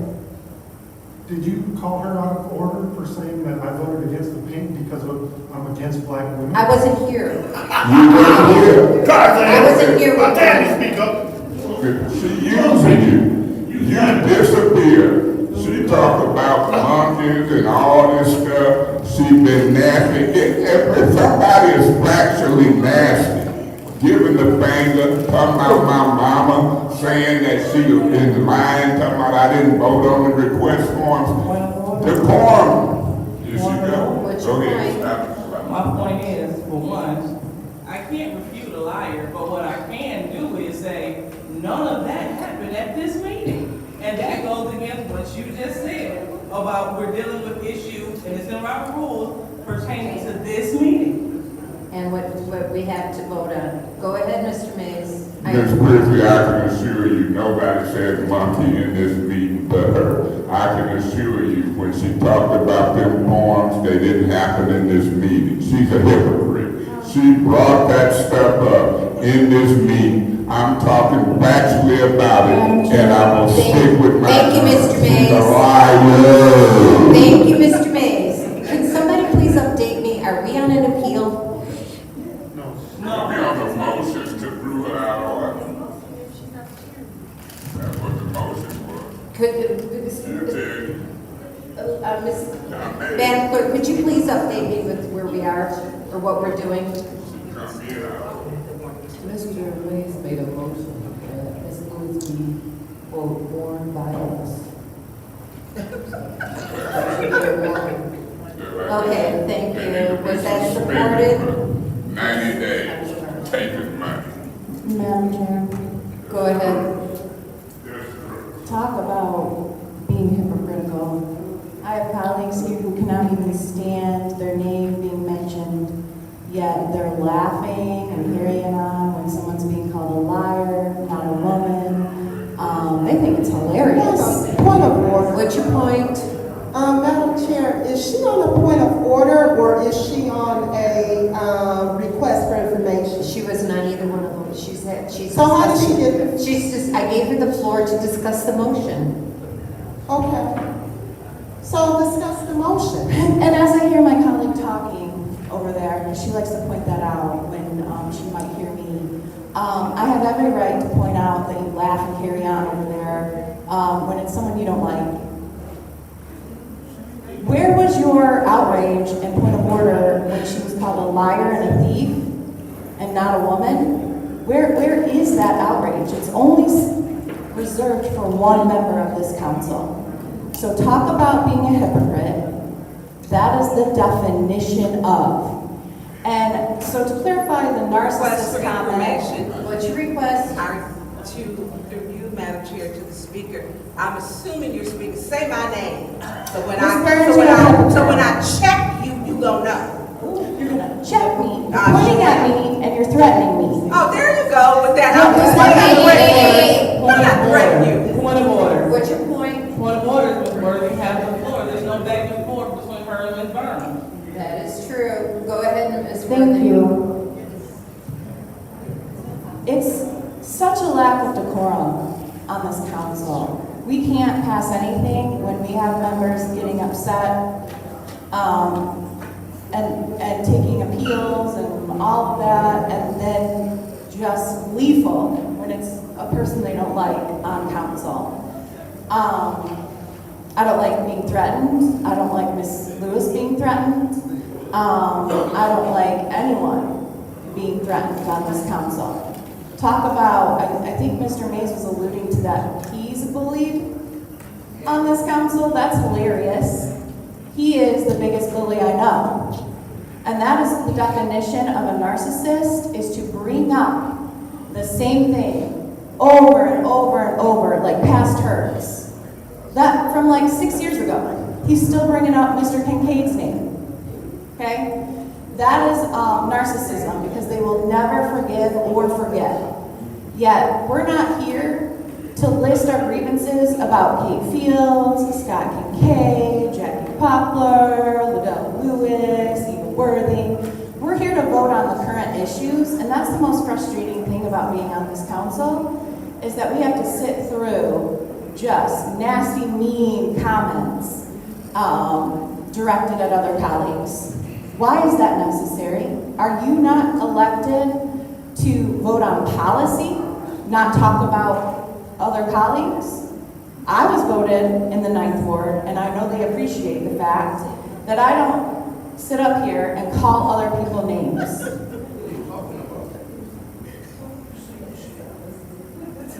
I just want to vote on the issues. Yeah, and this is exactly what I'm talking about. Ms. Burns is, warn her! And she's sitting there laughing. Point of order. Point of order. What's your point? Okay, you need to check her. She's mocking, but she's being a hypocrite. And not mock me correctly. Please do, because that's not how I don't have that kind of anger. Thank you. I don't have anger. Go I ahead, have that Ms. kind of Worthing. Point of order. Miss. Point of order. What's your point? Again, Ms. Worthing have the floor for 2 minutes and 4 seconds. Ms. Burns, this is not a back and forth with Ms. Burns, so she's out of order. Go ahead, Ms. Worthing. So I was just called stupid, and then Just call me angry. Ms. Burns, you do not have the floor. Go ahead, Ms. Worthing. no, I said I don't have that kind of anger in me, and I don't have that enough anger to sit here and point my fingers and scream at others instead of get the issue done. And I'm sorry you don't like it being called out, but most of the people that support this dysfunction don't even live in the city of Flint or even in the state of Michigan. So we are forced to be subjected to do our job to insults, screaming, yelling, and it's celebrated. Yet if I had that same behavior, it would not be celebrated. I wouldn't want anyone to celebrate it. So where is our professionalism? Where is our anger when there's a member calling another member a name? Where is that decorum? You can roll your eyes about it. I'm going to talk about it all day long because it is a double standard. And when does that double standard get addressed? How do we make that right? When we have members that point out our sex, our preferences, our sexual preferences, it's been mentioned. Inappropriate names. Request information. What's your request? Are you saying such as narcissistic, boo-boo, and don't get 30 days suspended? Madam, because of the same word? that is improper. Go ahead. You weren't here, but the definition of a narcissist is one who brings up past hurts over and over and over and over again. For example, mentioning Mr. Kincaid, Kate Fields, Jackie Poplar, anyone you don't disagree with, and it's been like 7 years. So, we live in the present, Mr. Mays, and I want to presently get the work done. Thank you. Mr. Pfeiffer? Yeah, we have conflicting statements, to say the least. You know, we want to call out people for being hypocrites, but we don't sit up here and call people names. You just call her a hypocrite. You call Mr. Mays a narcissist, but we don't call anybody names. Even Ms. Lewis complained how many times, oh, I can't even get a speech out without being interrupted. Didn't she just interrupt Mays by 10 or 15 times? Like, it's astounding. It's astounding. You And then she's gonna try to pull the race card, that I voted against that because I have a thing against black women. Are you kidding me? And she's gonna use everything she can, and then, oh, I drink water. I know the people that drink bottled water, she thinks is janky, because she put a video out on that. So anybody that drinks bottled water is janky. It's ridiculous, and you can say wow all you want. Yeah. Miss Worthing, Point of order. you do not have the floor. That's her second Third time. time. That's her second time. You warned her the first time. You warned her. The third time. She needs to leave. I didn't give her a warning. She needs to be warned. That's her second time. Go ahead, Mr. Pfeiffer. I appeal the ruling of the chair. There's appeal on the ruling of the chair that I did not warn Ms. Worthing. Is there support? Madam Chair. Go ahead, Mr. Mays. Don't be mad because I'm on second the appeal. Oh my God, she getting up. We're gonna break the form. Is that, did you support I it? second the appeal. Okay, discussion. Who,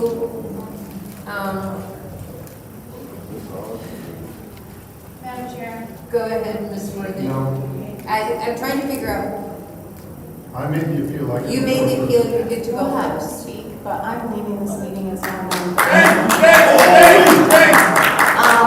Enough. I have every right to be here. Point of order. You got every right to leave too. Point of order. You don't have the floor, Ms. Worthing. Yeah, but I'm being screamed at. You can't hear it, but I am. You don't have the floor, though.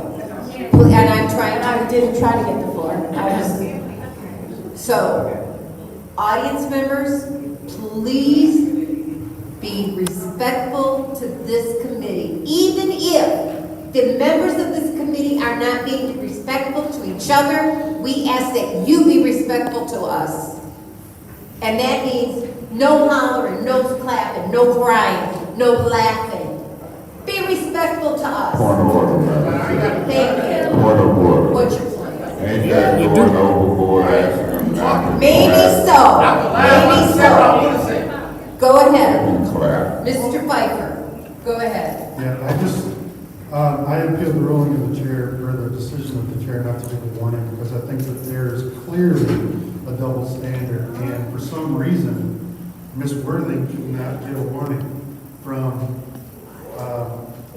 your chairing or the chairing of the second board council person, that they refused to give her a warning on multiple violations. It's clear, and she attacks you on Facebook, so maybe you don't want to be attacked on Facebook anymore, so now you're not going to give her a warning when it's clear that she needs one. It's just the absolute neglect of. Oh, here we go.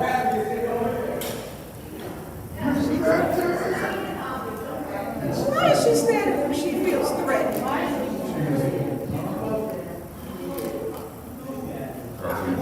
She It's not like that. 5 minute recess. Without objection. Because she talks shit to people, somebody's going to get her. Mr. Cat, shake up. And she stopped. Right, to get a picture. That's what we did.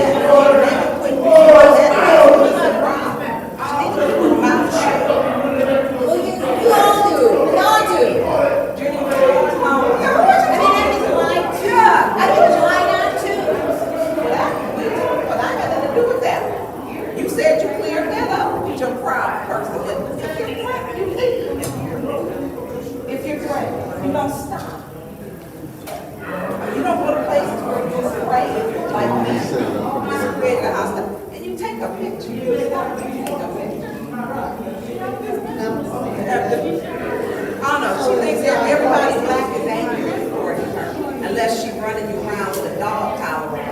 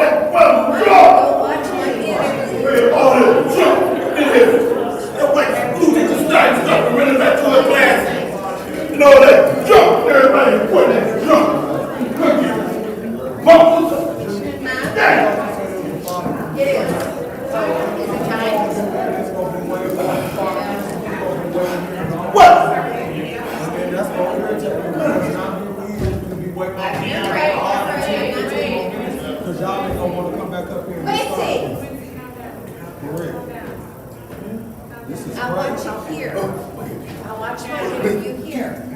Everybody? I want to. You're trying to get me a dog, Mr. Black, you murderer. Come on, you back. What's wrong?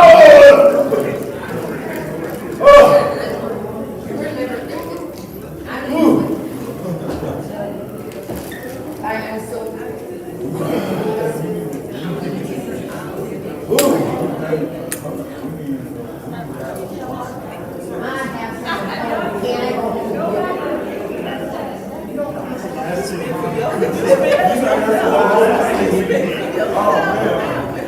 We'll be up here blowing bottles on each other.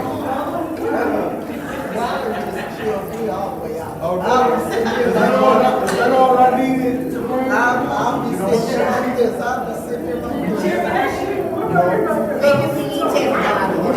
We can't work without chairs on strike.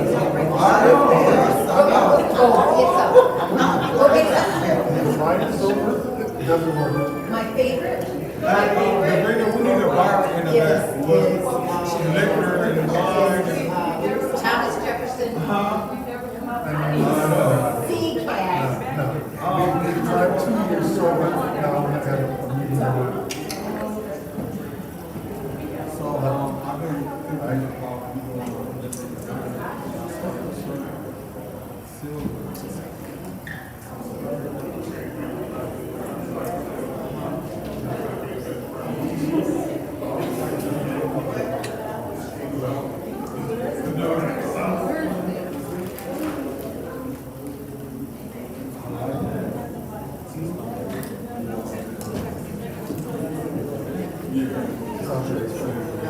It's on Jerry's fault, did the answer the game.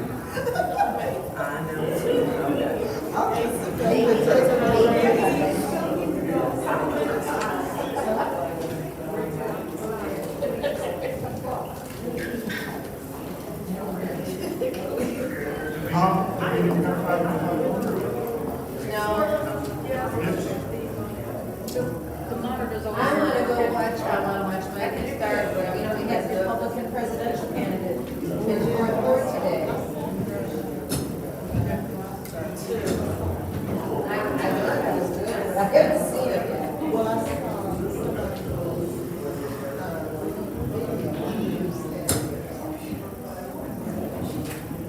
This is my third out today.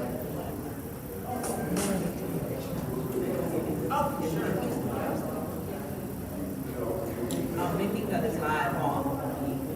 Oh, You got people calling me. I'll just take a break. They call me, everybody call me. And inbox. She's rebooting the monitors, it looks like. Maybe that's for you. This for you.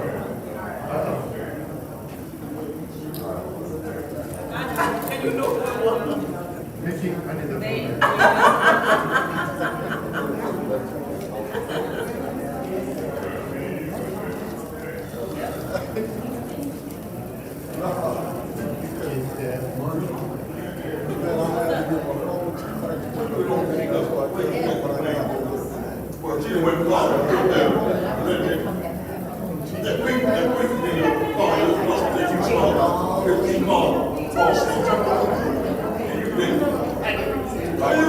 I got it. Did you need to make it? Oh, I mean,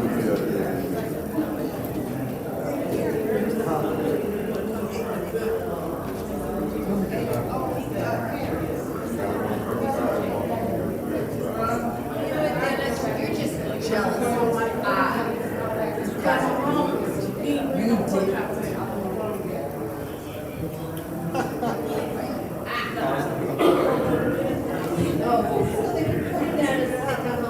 man, what is no wrong?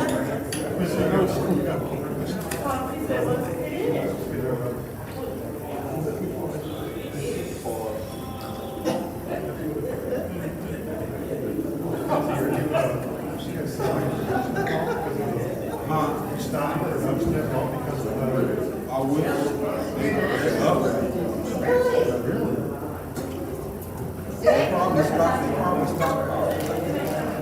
says here on Channel 5's website that they appear to be making progress in contract.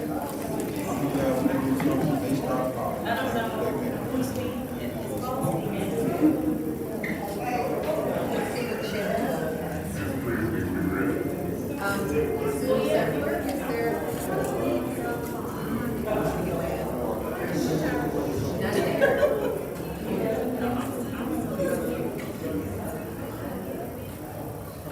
18, you got it? Yeah.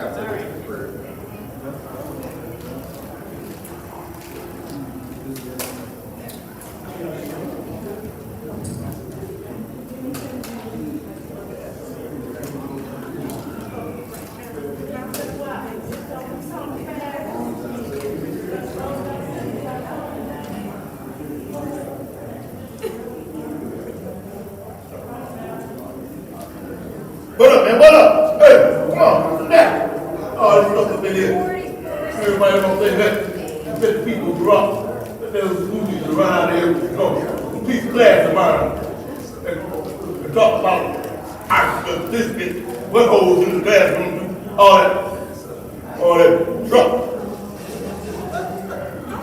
The second ward lady ain't slow to speak up there. Hey, keep my name. Listen, yes, sir.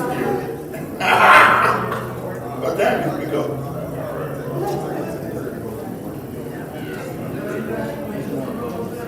Can't get them on or something, it's like, that's okay, because it's not public speaking, so. All right, I guess I can't watch my 46-second video.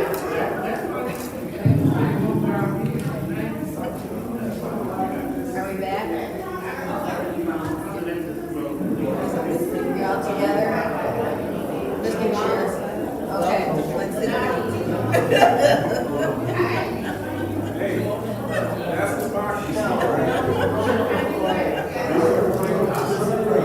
That's right.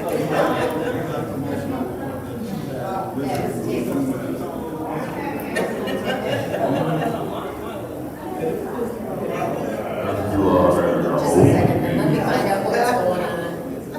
not no three-person side. You say you know I ain't talking, what am I doing, singing?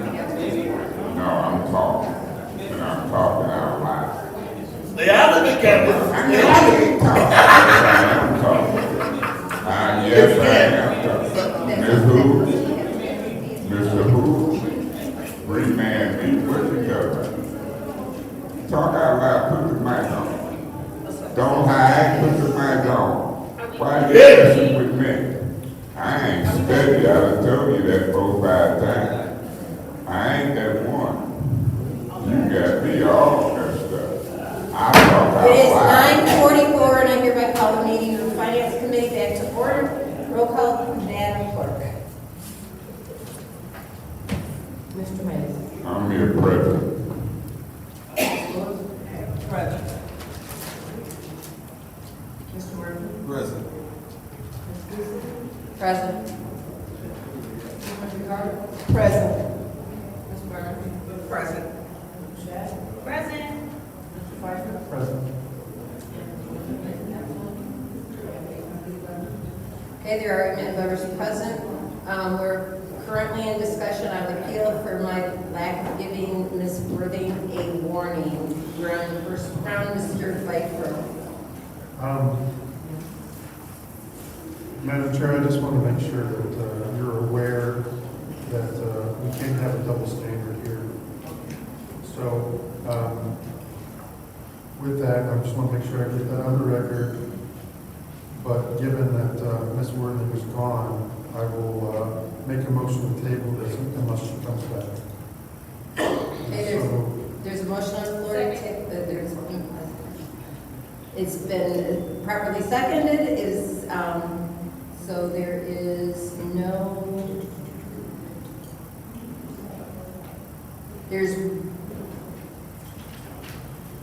not debatable. Go ahead, Madam Clerk, roll call. This is to table until Ms. Worthing comes back, the appeal on my life warning, Ms. Worthing. Mr. Mays? I'm gonna abstain because it's a very important conversation, Mr. Piper, and it need to be on the record, not just you. So for those reasons, I abstain. Ms. Lewis? Yeah. Mr. Murphy? Yes. Ms. Priestley? Yes. Ms. Murphy-Carter? Yes. Ms. Burns? No. Ms. Boucher? Yes. Mr. Piper? Six yes, one no, one abstention. Vote is 6 yes, 1 no, 1 abstention. That appeal is tabled. We have no, I was told there is no other appeal on the floor.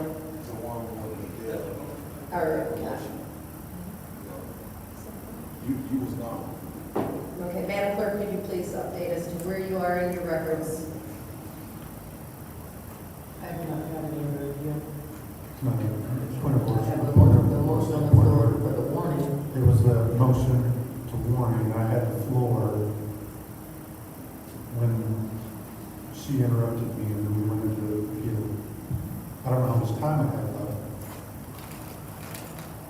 Motion on warning. Dr. Lewis? No. Okay, I'm sorry, I don't know where we're. No. Madam Clerk, could you please read me off exactly what we're doing so that I know since I was out during this? When they were in the middle of discussion on the motion for Ms. Lewis to be warned, to receive a warning. And we were going with all of the matters, which is 2 rounds, 5 minutes each. I believe we would go to the first round, I'm not sure. And I believe Mr. Piper had 2 minutes. Okay, so, did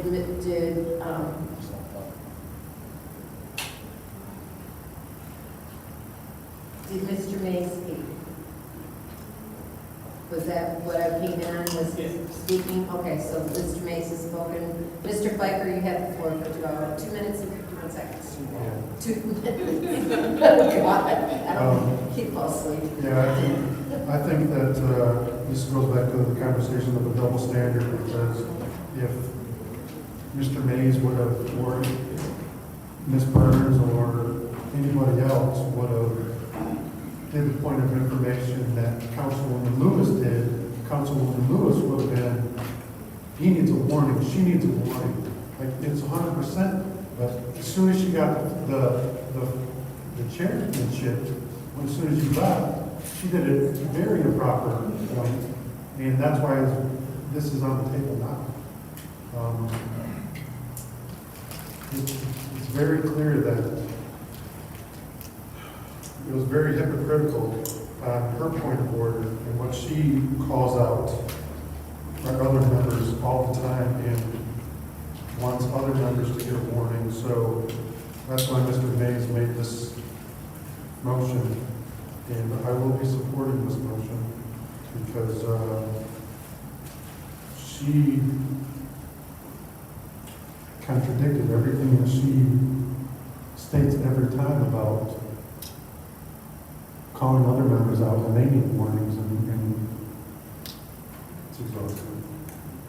Thank you, Madam Chair. Thank you. Any other discussion? Madam Chair. Yes, go ahead, Ms. Burns. We stay in this gray area, and we stay in it because Councilman Lewis needs to quit bringing up the race thing, the monkey, and the black women in the houses, and not wanting, because it's not relevant. You can't cry victim, you can't be the aggressor, and then be victim, you can't play both roles. And you brought up the House when that was just so inappropriate. We are absent of a president, you are the vice president. It's your leadership, which is why we're getting dumpster fires. And then you're contributing to the dumpster fires by putting gasoline on it. You continue to do this. Now, You want this council to move forward and as you claim, you know, and everyone to come and do the work. Those are your words. Then you make comments or, you know, I'm glad my colleagues are now voting and not abstaining. Well, you know what? You took $50,000, or Cyrus Park was, so my abstaining was for a reason. You submitted $50,000 under Cyrus Park. Order. What's your point? That's not true. Colleagues speak from mindset, and I didn't apply. Cyrus Park, can you warn her? Cyrus Park was on there to give $50,000. And we're supposed to talk about. Excuse me, warn her. Point of order. Point of order, I was going to rule on that. Why didn't you? Please stay germane to this appeal. Cyrus Park has nothing to do with this resolution, or this motion. And neither does, excuse me, and neither does when she's saying the motives of the people, her colleagues, and if we're abstaining or not. You let her run amok. This is my point. Go ahead, Ms. You keep letting her run amok for friendship. My friends don't make me or hold me responsible for their misconduct. Go ahead, or for Ms. their Burns. putting in for ARPA funds and not disclosing it to their other members. My friends don't do that. Miss Burns, please. I didn't say her, so let me be clear. Please. I did not say her name, so you keep protecting her. I am not All her saying- meetings turn into dumpster fires. Every single one. Ms. Burns, stay germane to the motion. You weren't here, so you don't even know what was said. Give Dr. Lewis a warning. That's That, there was more dialogue. Why should she get the warning? You was that a point of order, Mr. Mays, or I think that's. Yeah, I was a point on. You Sorry. kind of got to stay out of this conversation, so to speak. You get to one side. I'm facilitating this meeting. Go ahead, Ms. Burns. And right now, And that was an improper We point can of appeal order. your decision. And that was an improper point of order. You Go get ahead. stuck here. You want to see this? No, I'm not going Yeah, there. I'm yeah. not going there. I'll Go be ahead. Go ahead, Ms. Burns. Please stay germane to the motion for Dr. Lewis to receive a warning. Thank you. Okay, the reason why she was to get the one, she didn't get mad about Cyrus Park all she wanted. And I didn't say her name. So there was a, Cyrus Park is having to be hers. Everybody know. See here now, this is the third time. You need to warn her, because you weren't in here, Judy. It's the same, it's a double standard. She's a hypocrite when it comes to it. She's a hypocrite. She has this double standard. She bringing up again about a lie. Did a whole press conference on a lie about monkeys. And here she said some people, the councilman in A4 said there was a monkey, or someone was a monkey. The very next day, she said he singled her out. Please basically, stay and called germane her to the a monkey. motion. Well, I am. I'm speaking Point to of her order, lack of Madam character. What? The character has nothing to do with the motion. Oh, yes, it does. Go ahead and make sure it's in I there. appeal the decision of the chair to keep interrupting and talking about Jermaine. I appeal your decision to keep doing that out of order. Okay, there's appeal of the decision for me saying that Ms. Burns is not. Support. Okay. This is the whole conversation. It was out of control.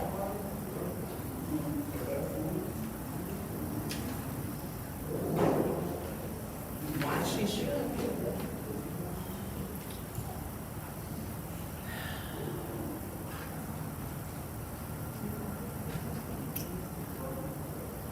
Okay, that was, okay, let's have our discussion. Yeah, Madam Chair. Go, I think it's Miss, it's Miss, yeah, you were the appealer, go ahead. You are 100% right on that. But you wrong on the other. You keep interrupting Ms. Burns talking about state Jermaine. You did wrong. You wasn't even in here when it jumped off. This is a motion to give Ms. Lewis a warning. The same way we gonna have to do with Ms. Word. In my opinion, you trying so hard to keep a block of 5 votes you don't wanna offend them to. I don't know if you wanna be the president, the vice, or the finance chair, but you leaning over backwards, not to warn Miss Worthing and Miss Lewis like you do me, for example. They can do points of orders, repeatedly points of information, and you just turn a blind eye. And it's getting to be outrageous. What is you doing? Why you won't warn them? If you want a meeting to run smooth, warn them just as you do me. Call them out of order. But it's obvious. I done seen this before. I've seen it with Kate Fields, Griggs, Evil Bird. Monica Galloway got messed up doing this stuff. The public is smart. They see the different treatment. They look at voting patterns just like I do. Miss Worthing and Miss Lewis is raising hell. Now, when I raise hell, the 5 of y'all vote suspended for 30 days. Plus a cuss word that they done already used once or twice.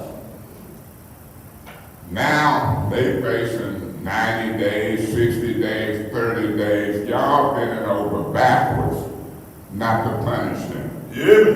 But Attorney Kim, Attorney Williams told them they can punish their own members. They won't do it. They'll let them take bribes, money, lawnmower, trinkets.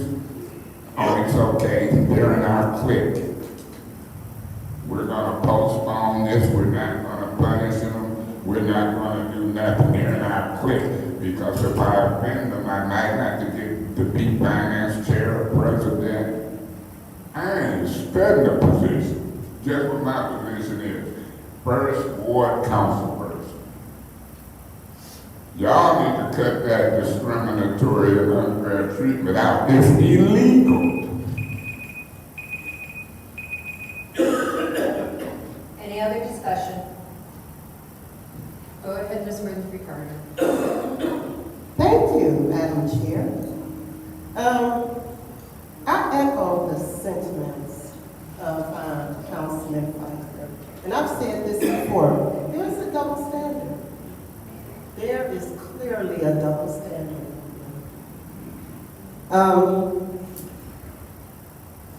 Earlier today, and I think how we got here, you know, you left Councilwoman Priestley.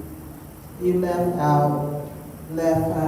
Councilwoman Lewis in charge. And, you know, she's chairing the meeting, but she decided to do a point request for information while Councilman Mays was speaking. And one of the things that she spoke about was she took us back a couple of years. The fact that I guess the monkey incident, which was totally out of order. So we said that you need to call yourself out of order because that was out of order. You know, to go back and do that, and then there was some other things. So when we're discussing the double standard here, it's real. I've said this time and time again. There's a double standard. The treatment on this council is not, it's just not fair. And I mean, even tonight, Councilwoman Priestley, the way that you're chairing, you're not being fair. Because it's clear that Ms. Worthing should have gotten a warning. Amen. You know, she called several points of order, requests for information. So the bottom line, you gotta be fair. You gotta be fair across the board. And that's all I'm saying. I'll be voting yes on this motion to give Councilwoman Lewis a warning. Go ahead, Mr. Murphy, go ahead. Thank you. So, here we are, going on 10 o'clock. We still got 2 more committees to go through. We still have, and we here, and giving each other warnings. And I'm sitting here listening to all of my colleagues, and regardless of what the people want to believe, I try not to play no sides. But I think one of the triggers was my colleague in the first ward were making reference, calling us handkerchief head. And when he called us a handkerchief head, and I keep saying this, I don't like to be called that. My mother did not name me that. My name is Quincy. My last name is Murphy. My grandmother named me. My mother don't like it if she's watching and she hears somebody calling me that and she wanted to come to the city council meeting. If my mother was sitting, or my family that was just here, if they were sitting in the audience and they heard one of my colleagues make a comment using that characteristic to call me that, do you know how uproar it'd be? Y'all think it'd be some things going on in this audience. So I've been telling them, don't come down here. For the most part, I can handle this.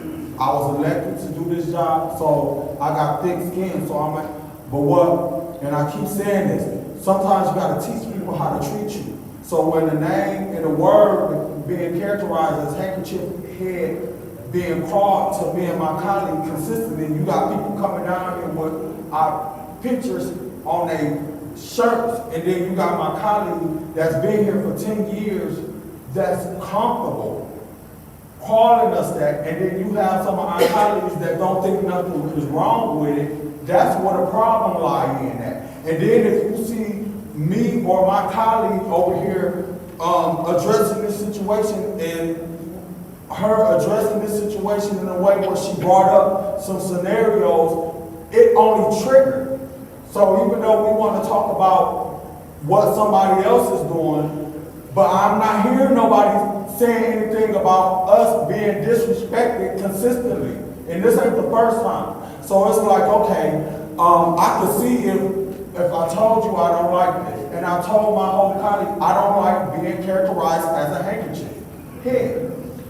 Quit calling me that. Because I could get in a gutter with them, but I don't want to, because that ain't what I'm elected to do. I'm here to do the job, and we much better than what we are today, going back and forth, and we need to be focusing on the work and getting the business of the city of Flint done so we can spend Thank you, this Mr. Murphy. Any other discussion? Madam Chair, I think I'm the only one. Go ahead. So 2 things. One, I think the vote to give her warning came when she was still chairing. And I'm not sure if she's no longer chairing why we are not able to just let this go. We voted a couple times tonight, or another nights, to just kind of let it go so that we can get the business done. I think the second thing that we have to be well aware of, because we keep using the word fair, we keep talking about this meeting specifically, no one has received a warning at all this meeting, and there have been times where other people have deserved warnings. And so if we're telling her to continue chairing fairly, and she's trying to keep everyone here, trying to keep the meetings going, trying to keep everything fair, then she's not moving any differently. She has not warned anyone tonight. And so we can't start lobbing things at her and saying it's not fair, when tonight no one has gotten a warning. Nobody has gotten a warning. So, I mean, I just would like to move on and continue with this meeting so that we can get to the other 2 meetings, because we're nowhere near done with this agenda, and then there are 2 more agendas that we need to get to. But let's be clear that the chair has been fair all night. Thank you. Ms. Burns? Thank you. I had not spoken. No, that's okay, that's okay. So, when I speak, I think Ms. Lewis interrupted me 3 times. That's not sharing fair. I was called an angry black woman before our colleague left out. Then she exited and yelled for Metcalf in the back when she saw a black man out there. And Metcalf. Yeah, we got people bringing up monkeys in here. And when she was sharing it, you laughed. And so you weren't privy to that conversation. Race baiting, if you want to move forward and don't have problems in appeals and points of order and request information, then everyone needs to act accordingly. They'll be the first to say there's no decorum when they have no decorum. And I'm not going to defend, don't ever ask me to defend anybody who has talked about me, and I've never been given an apology. Not ever. Ms. Lewis came on my page, didn't say, I'm sorry someone called your daughter a monkey. Did not do that. But she was upset and offended this evening because she brought up monkey. I don't care for her. I've always stated that. But I would have defended her child, whether he is a minor or an adult, if someone had ever said something about your child. That's my word. Children are off limits. We're grown. Children are supposed to be off limits. I don't correspond with people back and forth on Facebook who make videos and memes and who are just nasty, terrible people. She does and shares them. And then comments on when they say them about other people. So when we talk about being fair, let's not act like everything is just in here. You know, and has anybody defended, you know, me when they call me these names? I've been called every name up here. A lot of times I just ignored it and tried to handle it gracefully. Asked for apologies, we're told you won't get no apology. Never got one, but I think we're on better terms now. We can now talk to each other. There's some things you do let slide, but there's some things you don't. So it is not sharing fairly when we know that the council person in Ninth Ward never gets a warning. She kept taking the mic. She hasn't been put out of a meeting. She hit someone wasn't put out. So we talk about what's happened. We got to this part. Point of order. What's your See? Again, we're sticking to this meeting, and that has not been proven. So we must stick, Jermaine, to this meeting. You can't talk about Right. What's your point? It's an invalid point of order, because speech you don't like is not against the rules. Yeah, please warn her. Madam, I'm not warning anybody. You might need to watch your tone too with your decorum. Hey! We have an appeal on the floor already that I said that Ms. Burns was not being germane, so we will hold on to that. Go ahead, Ms. Burns, continue. This is what, Judy, you do the same thing. I don't know what, when they're not here, you do a good meeting. So what is the common denominator? When Ms. Lewis is going and Ms. Worthing is going, we have a good meeting. They get dumpster fires. You're a whole different person. If those 5 votes mean that much to you, to where you don't mind the other people treating them at a disadvantage, that's not right. And don't think I'm gonna sit up here and not defend myself, because I am. I'm not gonna allow her to run all over me and run up. That ain't gonna happen. And you shouldn't expect that you're not sharing fairly. She did all these points of order. Then she gonna say, I don't ever do a point of order. Yes, she does. All the time she does. Hey! Thank you. Now it's my turn. Lord! Oh, you haven't spoken? I thought you had. Go ahead, Mr. Vice. So, real quick, what is this appeal? Can you read? Because this isn't an appeal. This is back to the motion for Dr. Lewis to be warned, and you did. No, this is an appeal. But you had kept interrupting, saying she wasn't germane. This is an appeal. This isn't a motion. How about This that? is an appeal. Mr. Priestley? Now, this is an appeal that happened. I thought it was appeal, but people were saying it was motion, so. No, it Okay, wasn't all a right. motion, but Mr. Mays did an appeal, seconded by Ms. Burns. I want to know what the We appeal need to is. go back, so we did you're right, we did not, the appeal is the decision that Ms. Burns is not germane to the question, to the motion. And that was the motion to warn Dr. Lewis. So the appeal is that she wasn't germane to the appeal. And you ruled on that. And I asked that she stay germane, and that was appealed. So, Madam Chair, I think that because you weren't in the room, I don't know how you can say what would be germane and what would be germane, because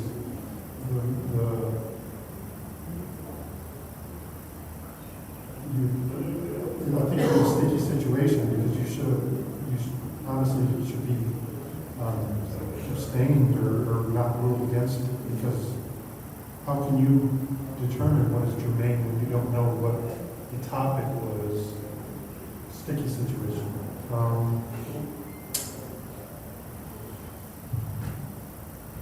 I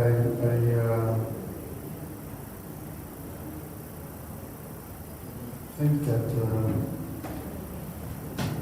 Say something, should have ruled, because it's honestly should have, and I don't know how you abstain when you're a chair when there's an appeal.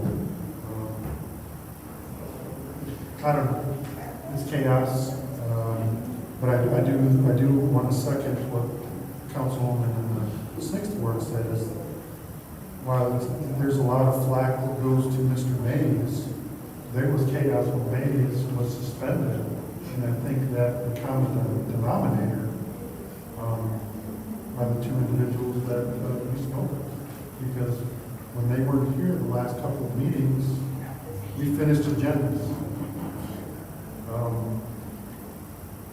So, yeah, I don't know. I know that we're trying to get through this agenda. People got places to be, things to do, and we're not moving forward. So if it doesn't move forward, we make good progress. I will be later. Thank you. So now it's my turn? No, Dr. Lewis? thank you. I'm so sorry, Ms. Priestley, that they are coming on you, because this is what happened. When you came back, you were told what the appeal was about. The appeal was to warn me. It was to warn me because of the request for information that I used. You said that it was not germane because Ms. Burns began to talk about things from other meetings, and that's per the rules. So don't get confused, because it looks clearly like they're trying to confuse you and get you all muffled and stuff, so you don't know what's going on. So that's what happened. When you were away, they did a motion on the floor, okay, to give me a warning, because I utilized the request for information. So let me be clear about what my request for information was. Mr. Mays was speaking, and again, what did he do? He gave his consistent racist rhetoric on this mic, and no one else says a thing. You all just look like it's okay. Hey, does she paying Negroes? That's not right. That'll get you looked up in the street by many people. So let's not act like that's okay. So the fact that he said, What's your point? I'm asking, will she repeat that again? You know for a fact calling somebody a handkerchief-head Negro, in this case, you would get me whooped up in the street by many people if you incite violence against this elected official. Is that what you're doing? That's an improper point. Well, for me it ain't, because it ain't your deal. Go ahead, Dr. Lewis. and that's what I'm talking about. I can't speak without getting interrupted. And so the fact that What's your point? Do you think I'm gonna let you sit here and incite violence upon my person? I ain't studying. Mr. The Mays, council seat don't mean because that. of repeated interruptions with points of When it orders comes to and incite points of violence. information, this is your first warning. Okay, I'm used to that. I appeal the decision of the chair. You haven't won nobody. Miss Shack. I'm used to it. I'll support his But they opinion. did repeated heard word. Every used to the black man getting a warning. Mr. Every Mays, you do time. not have the floor. I know I don't, but I got my right, my constitutional rights, my freedom of point of speech. order. Mr. Mays.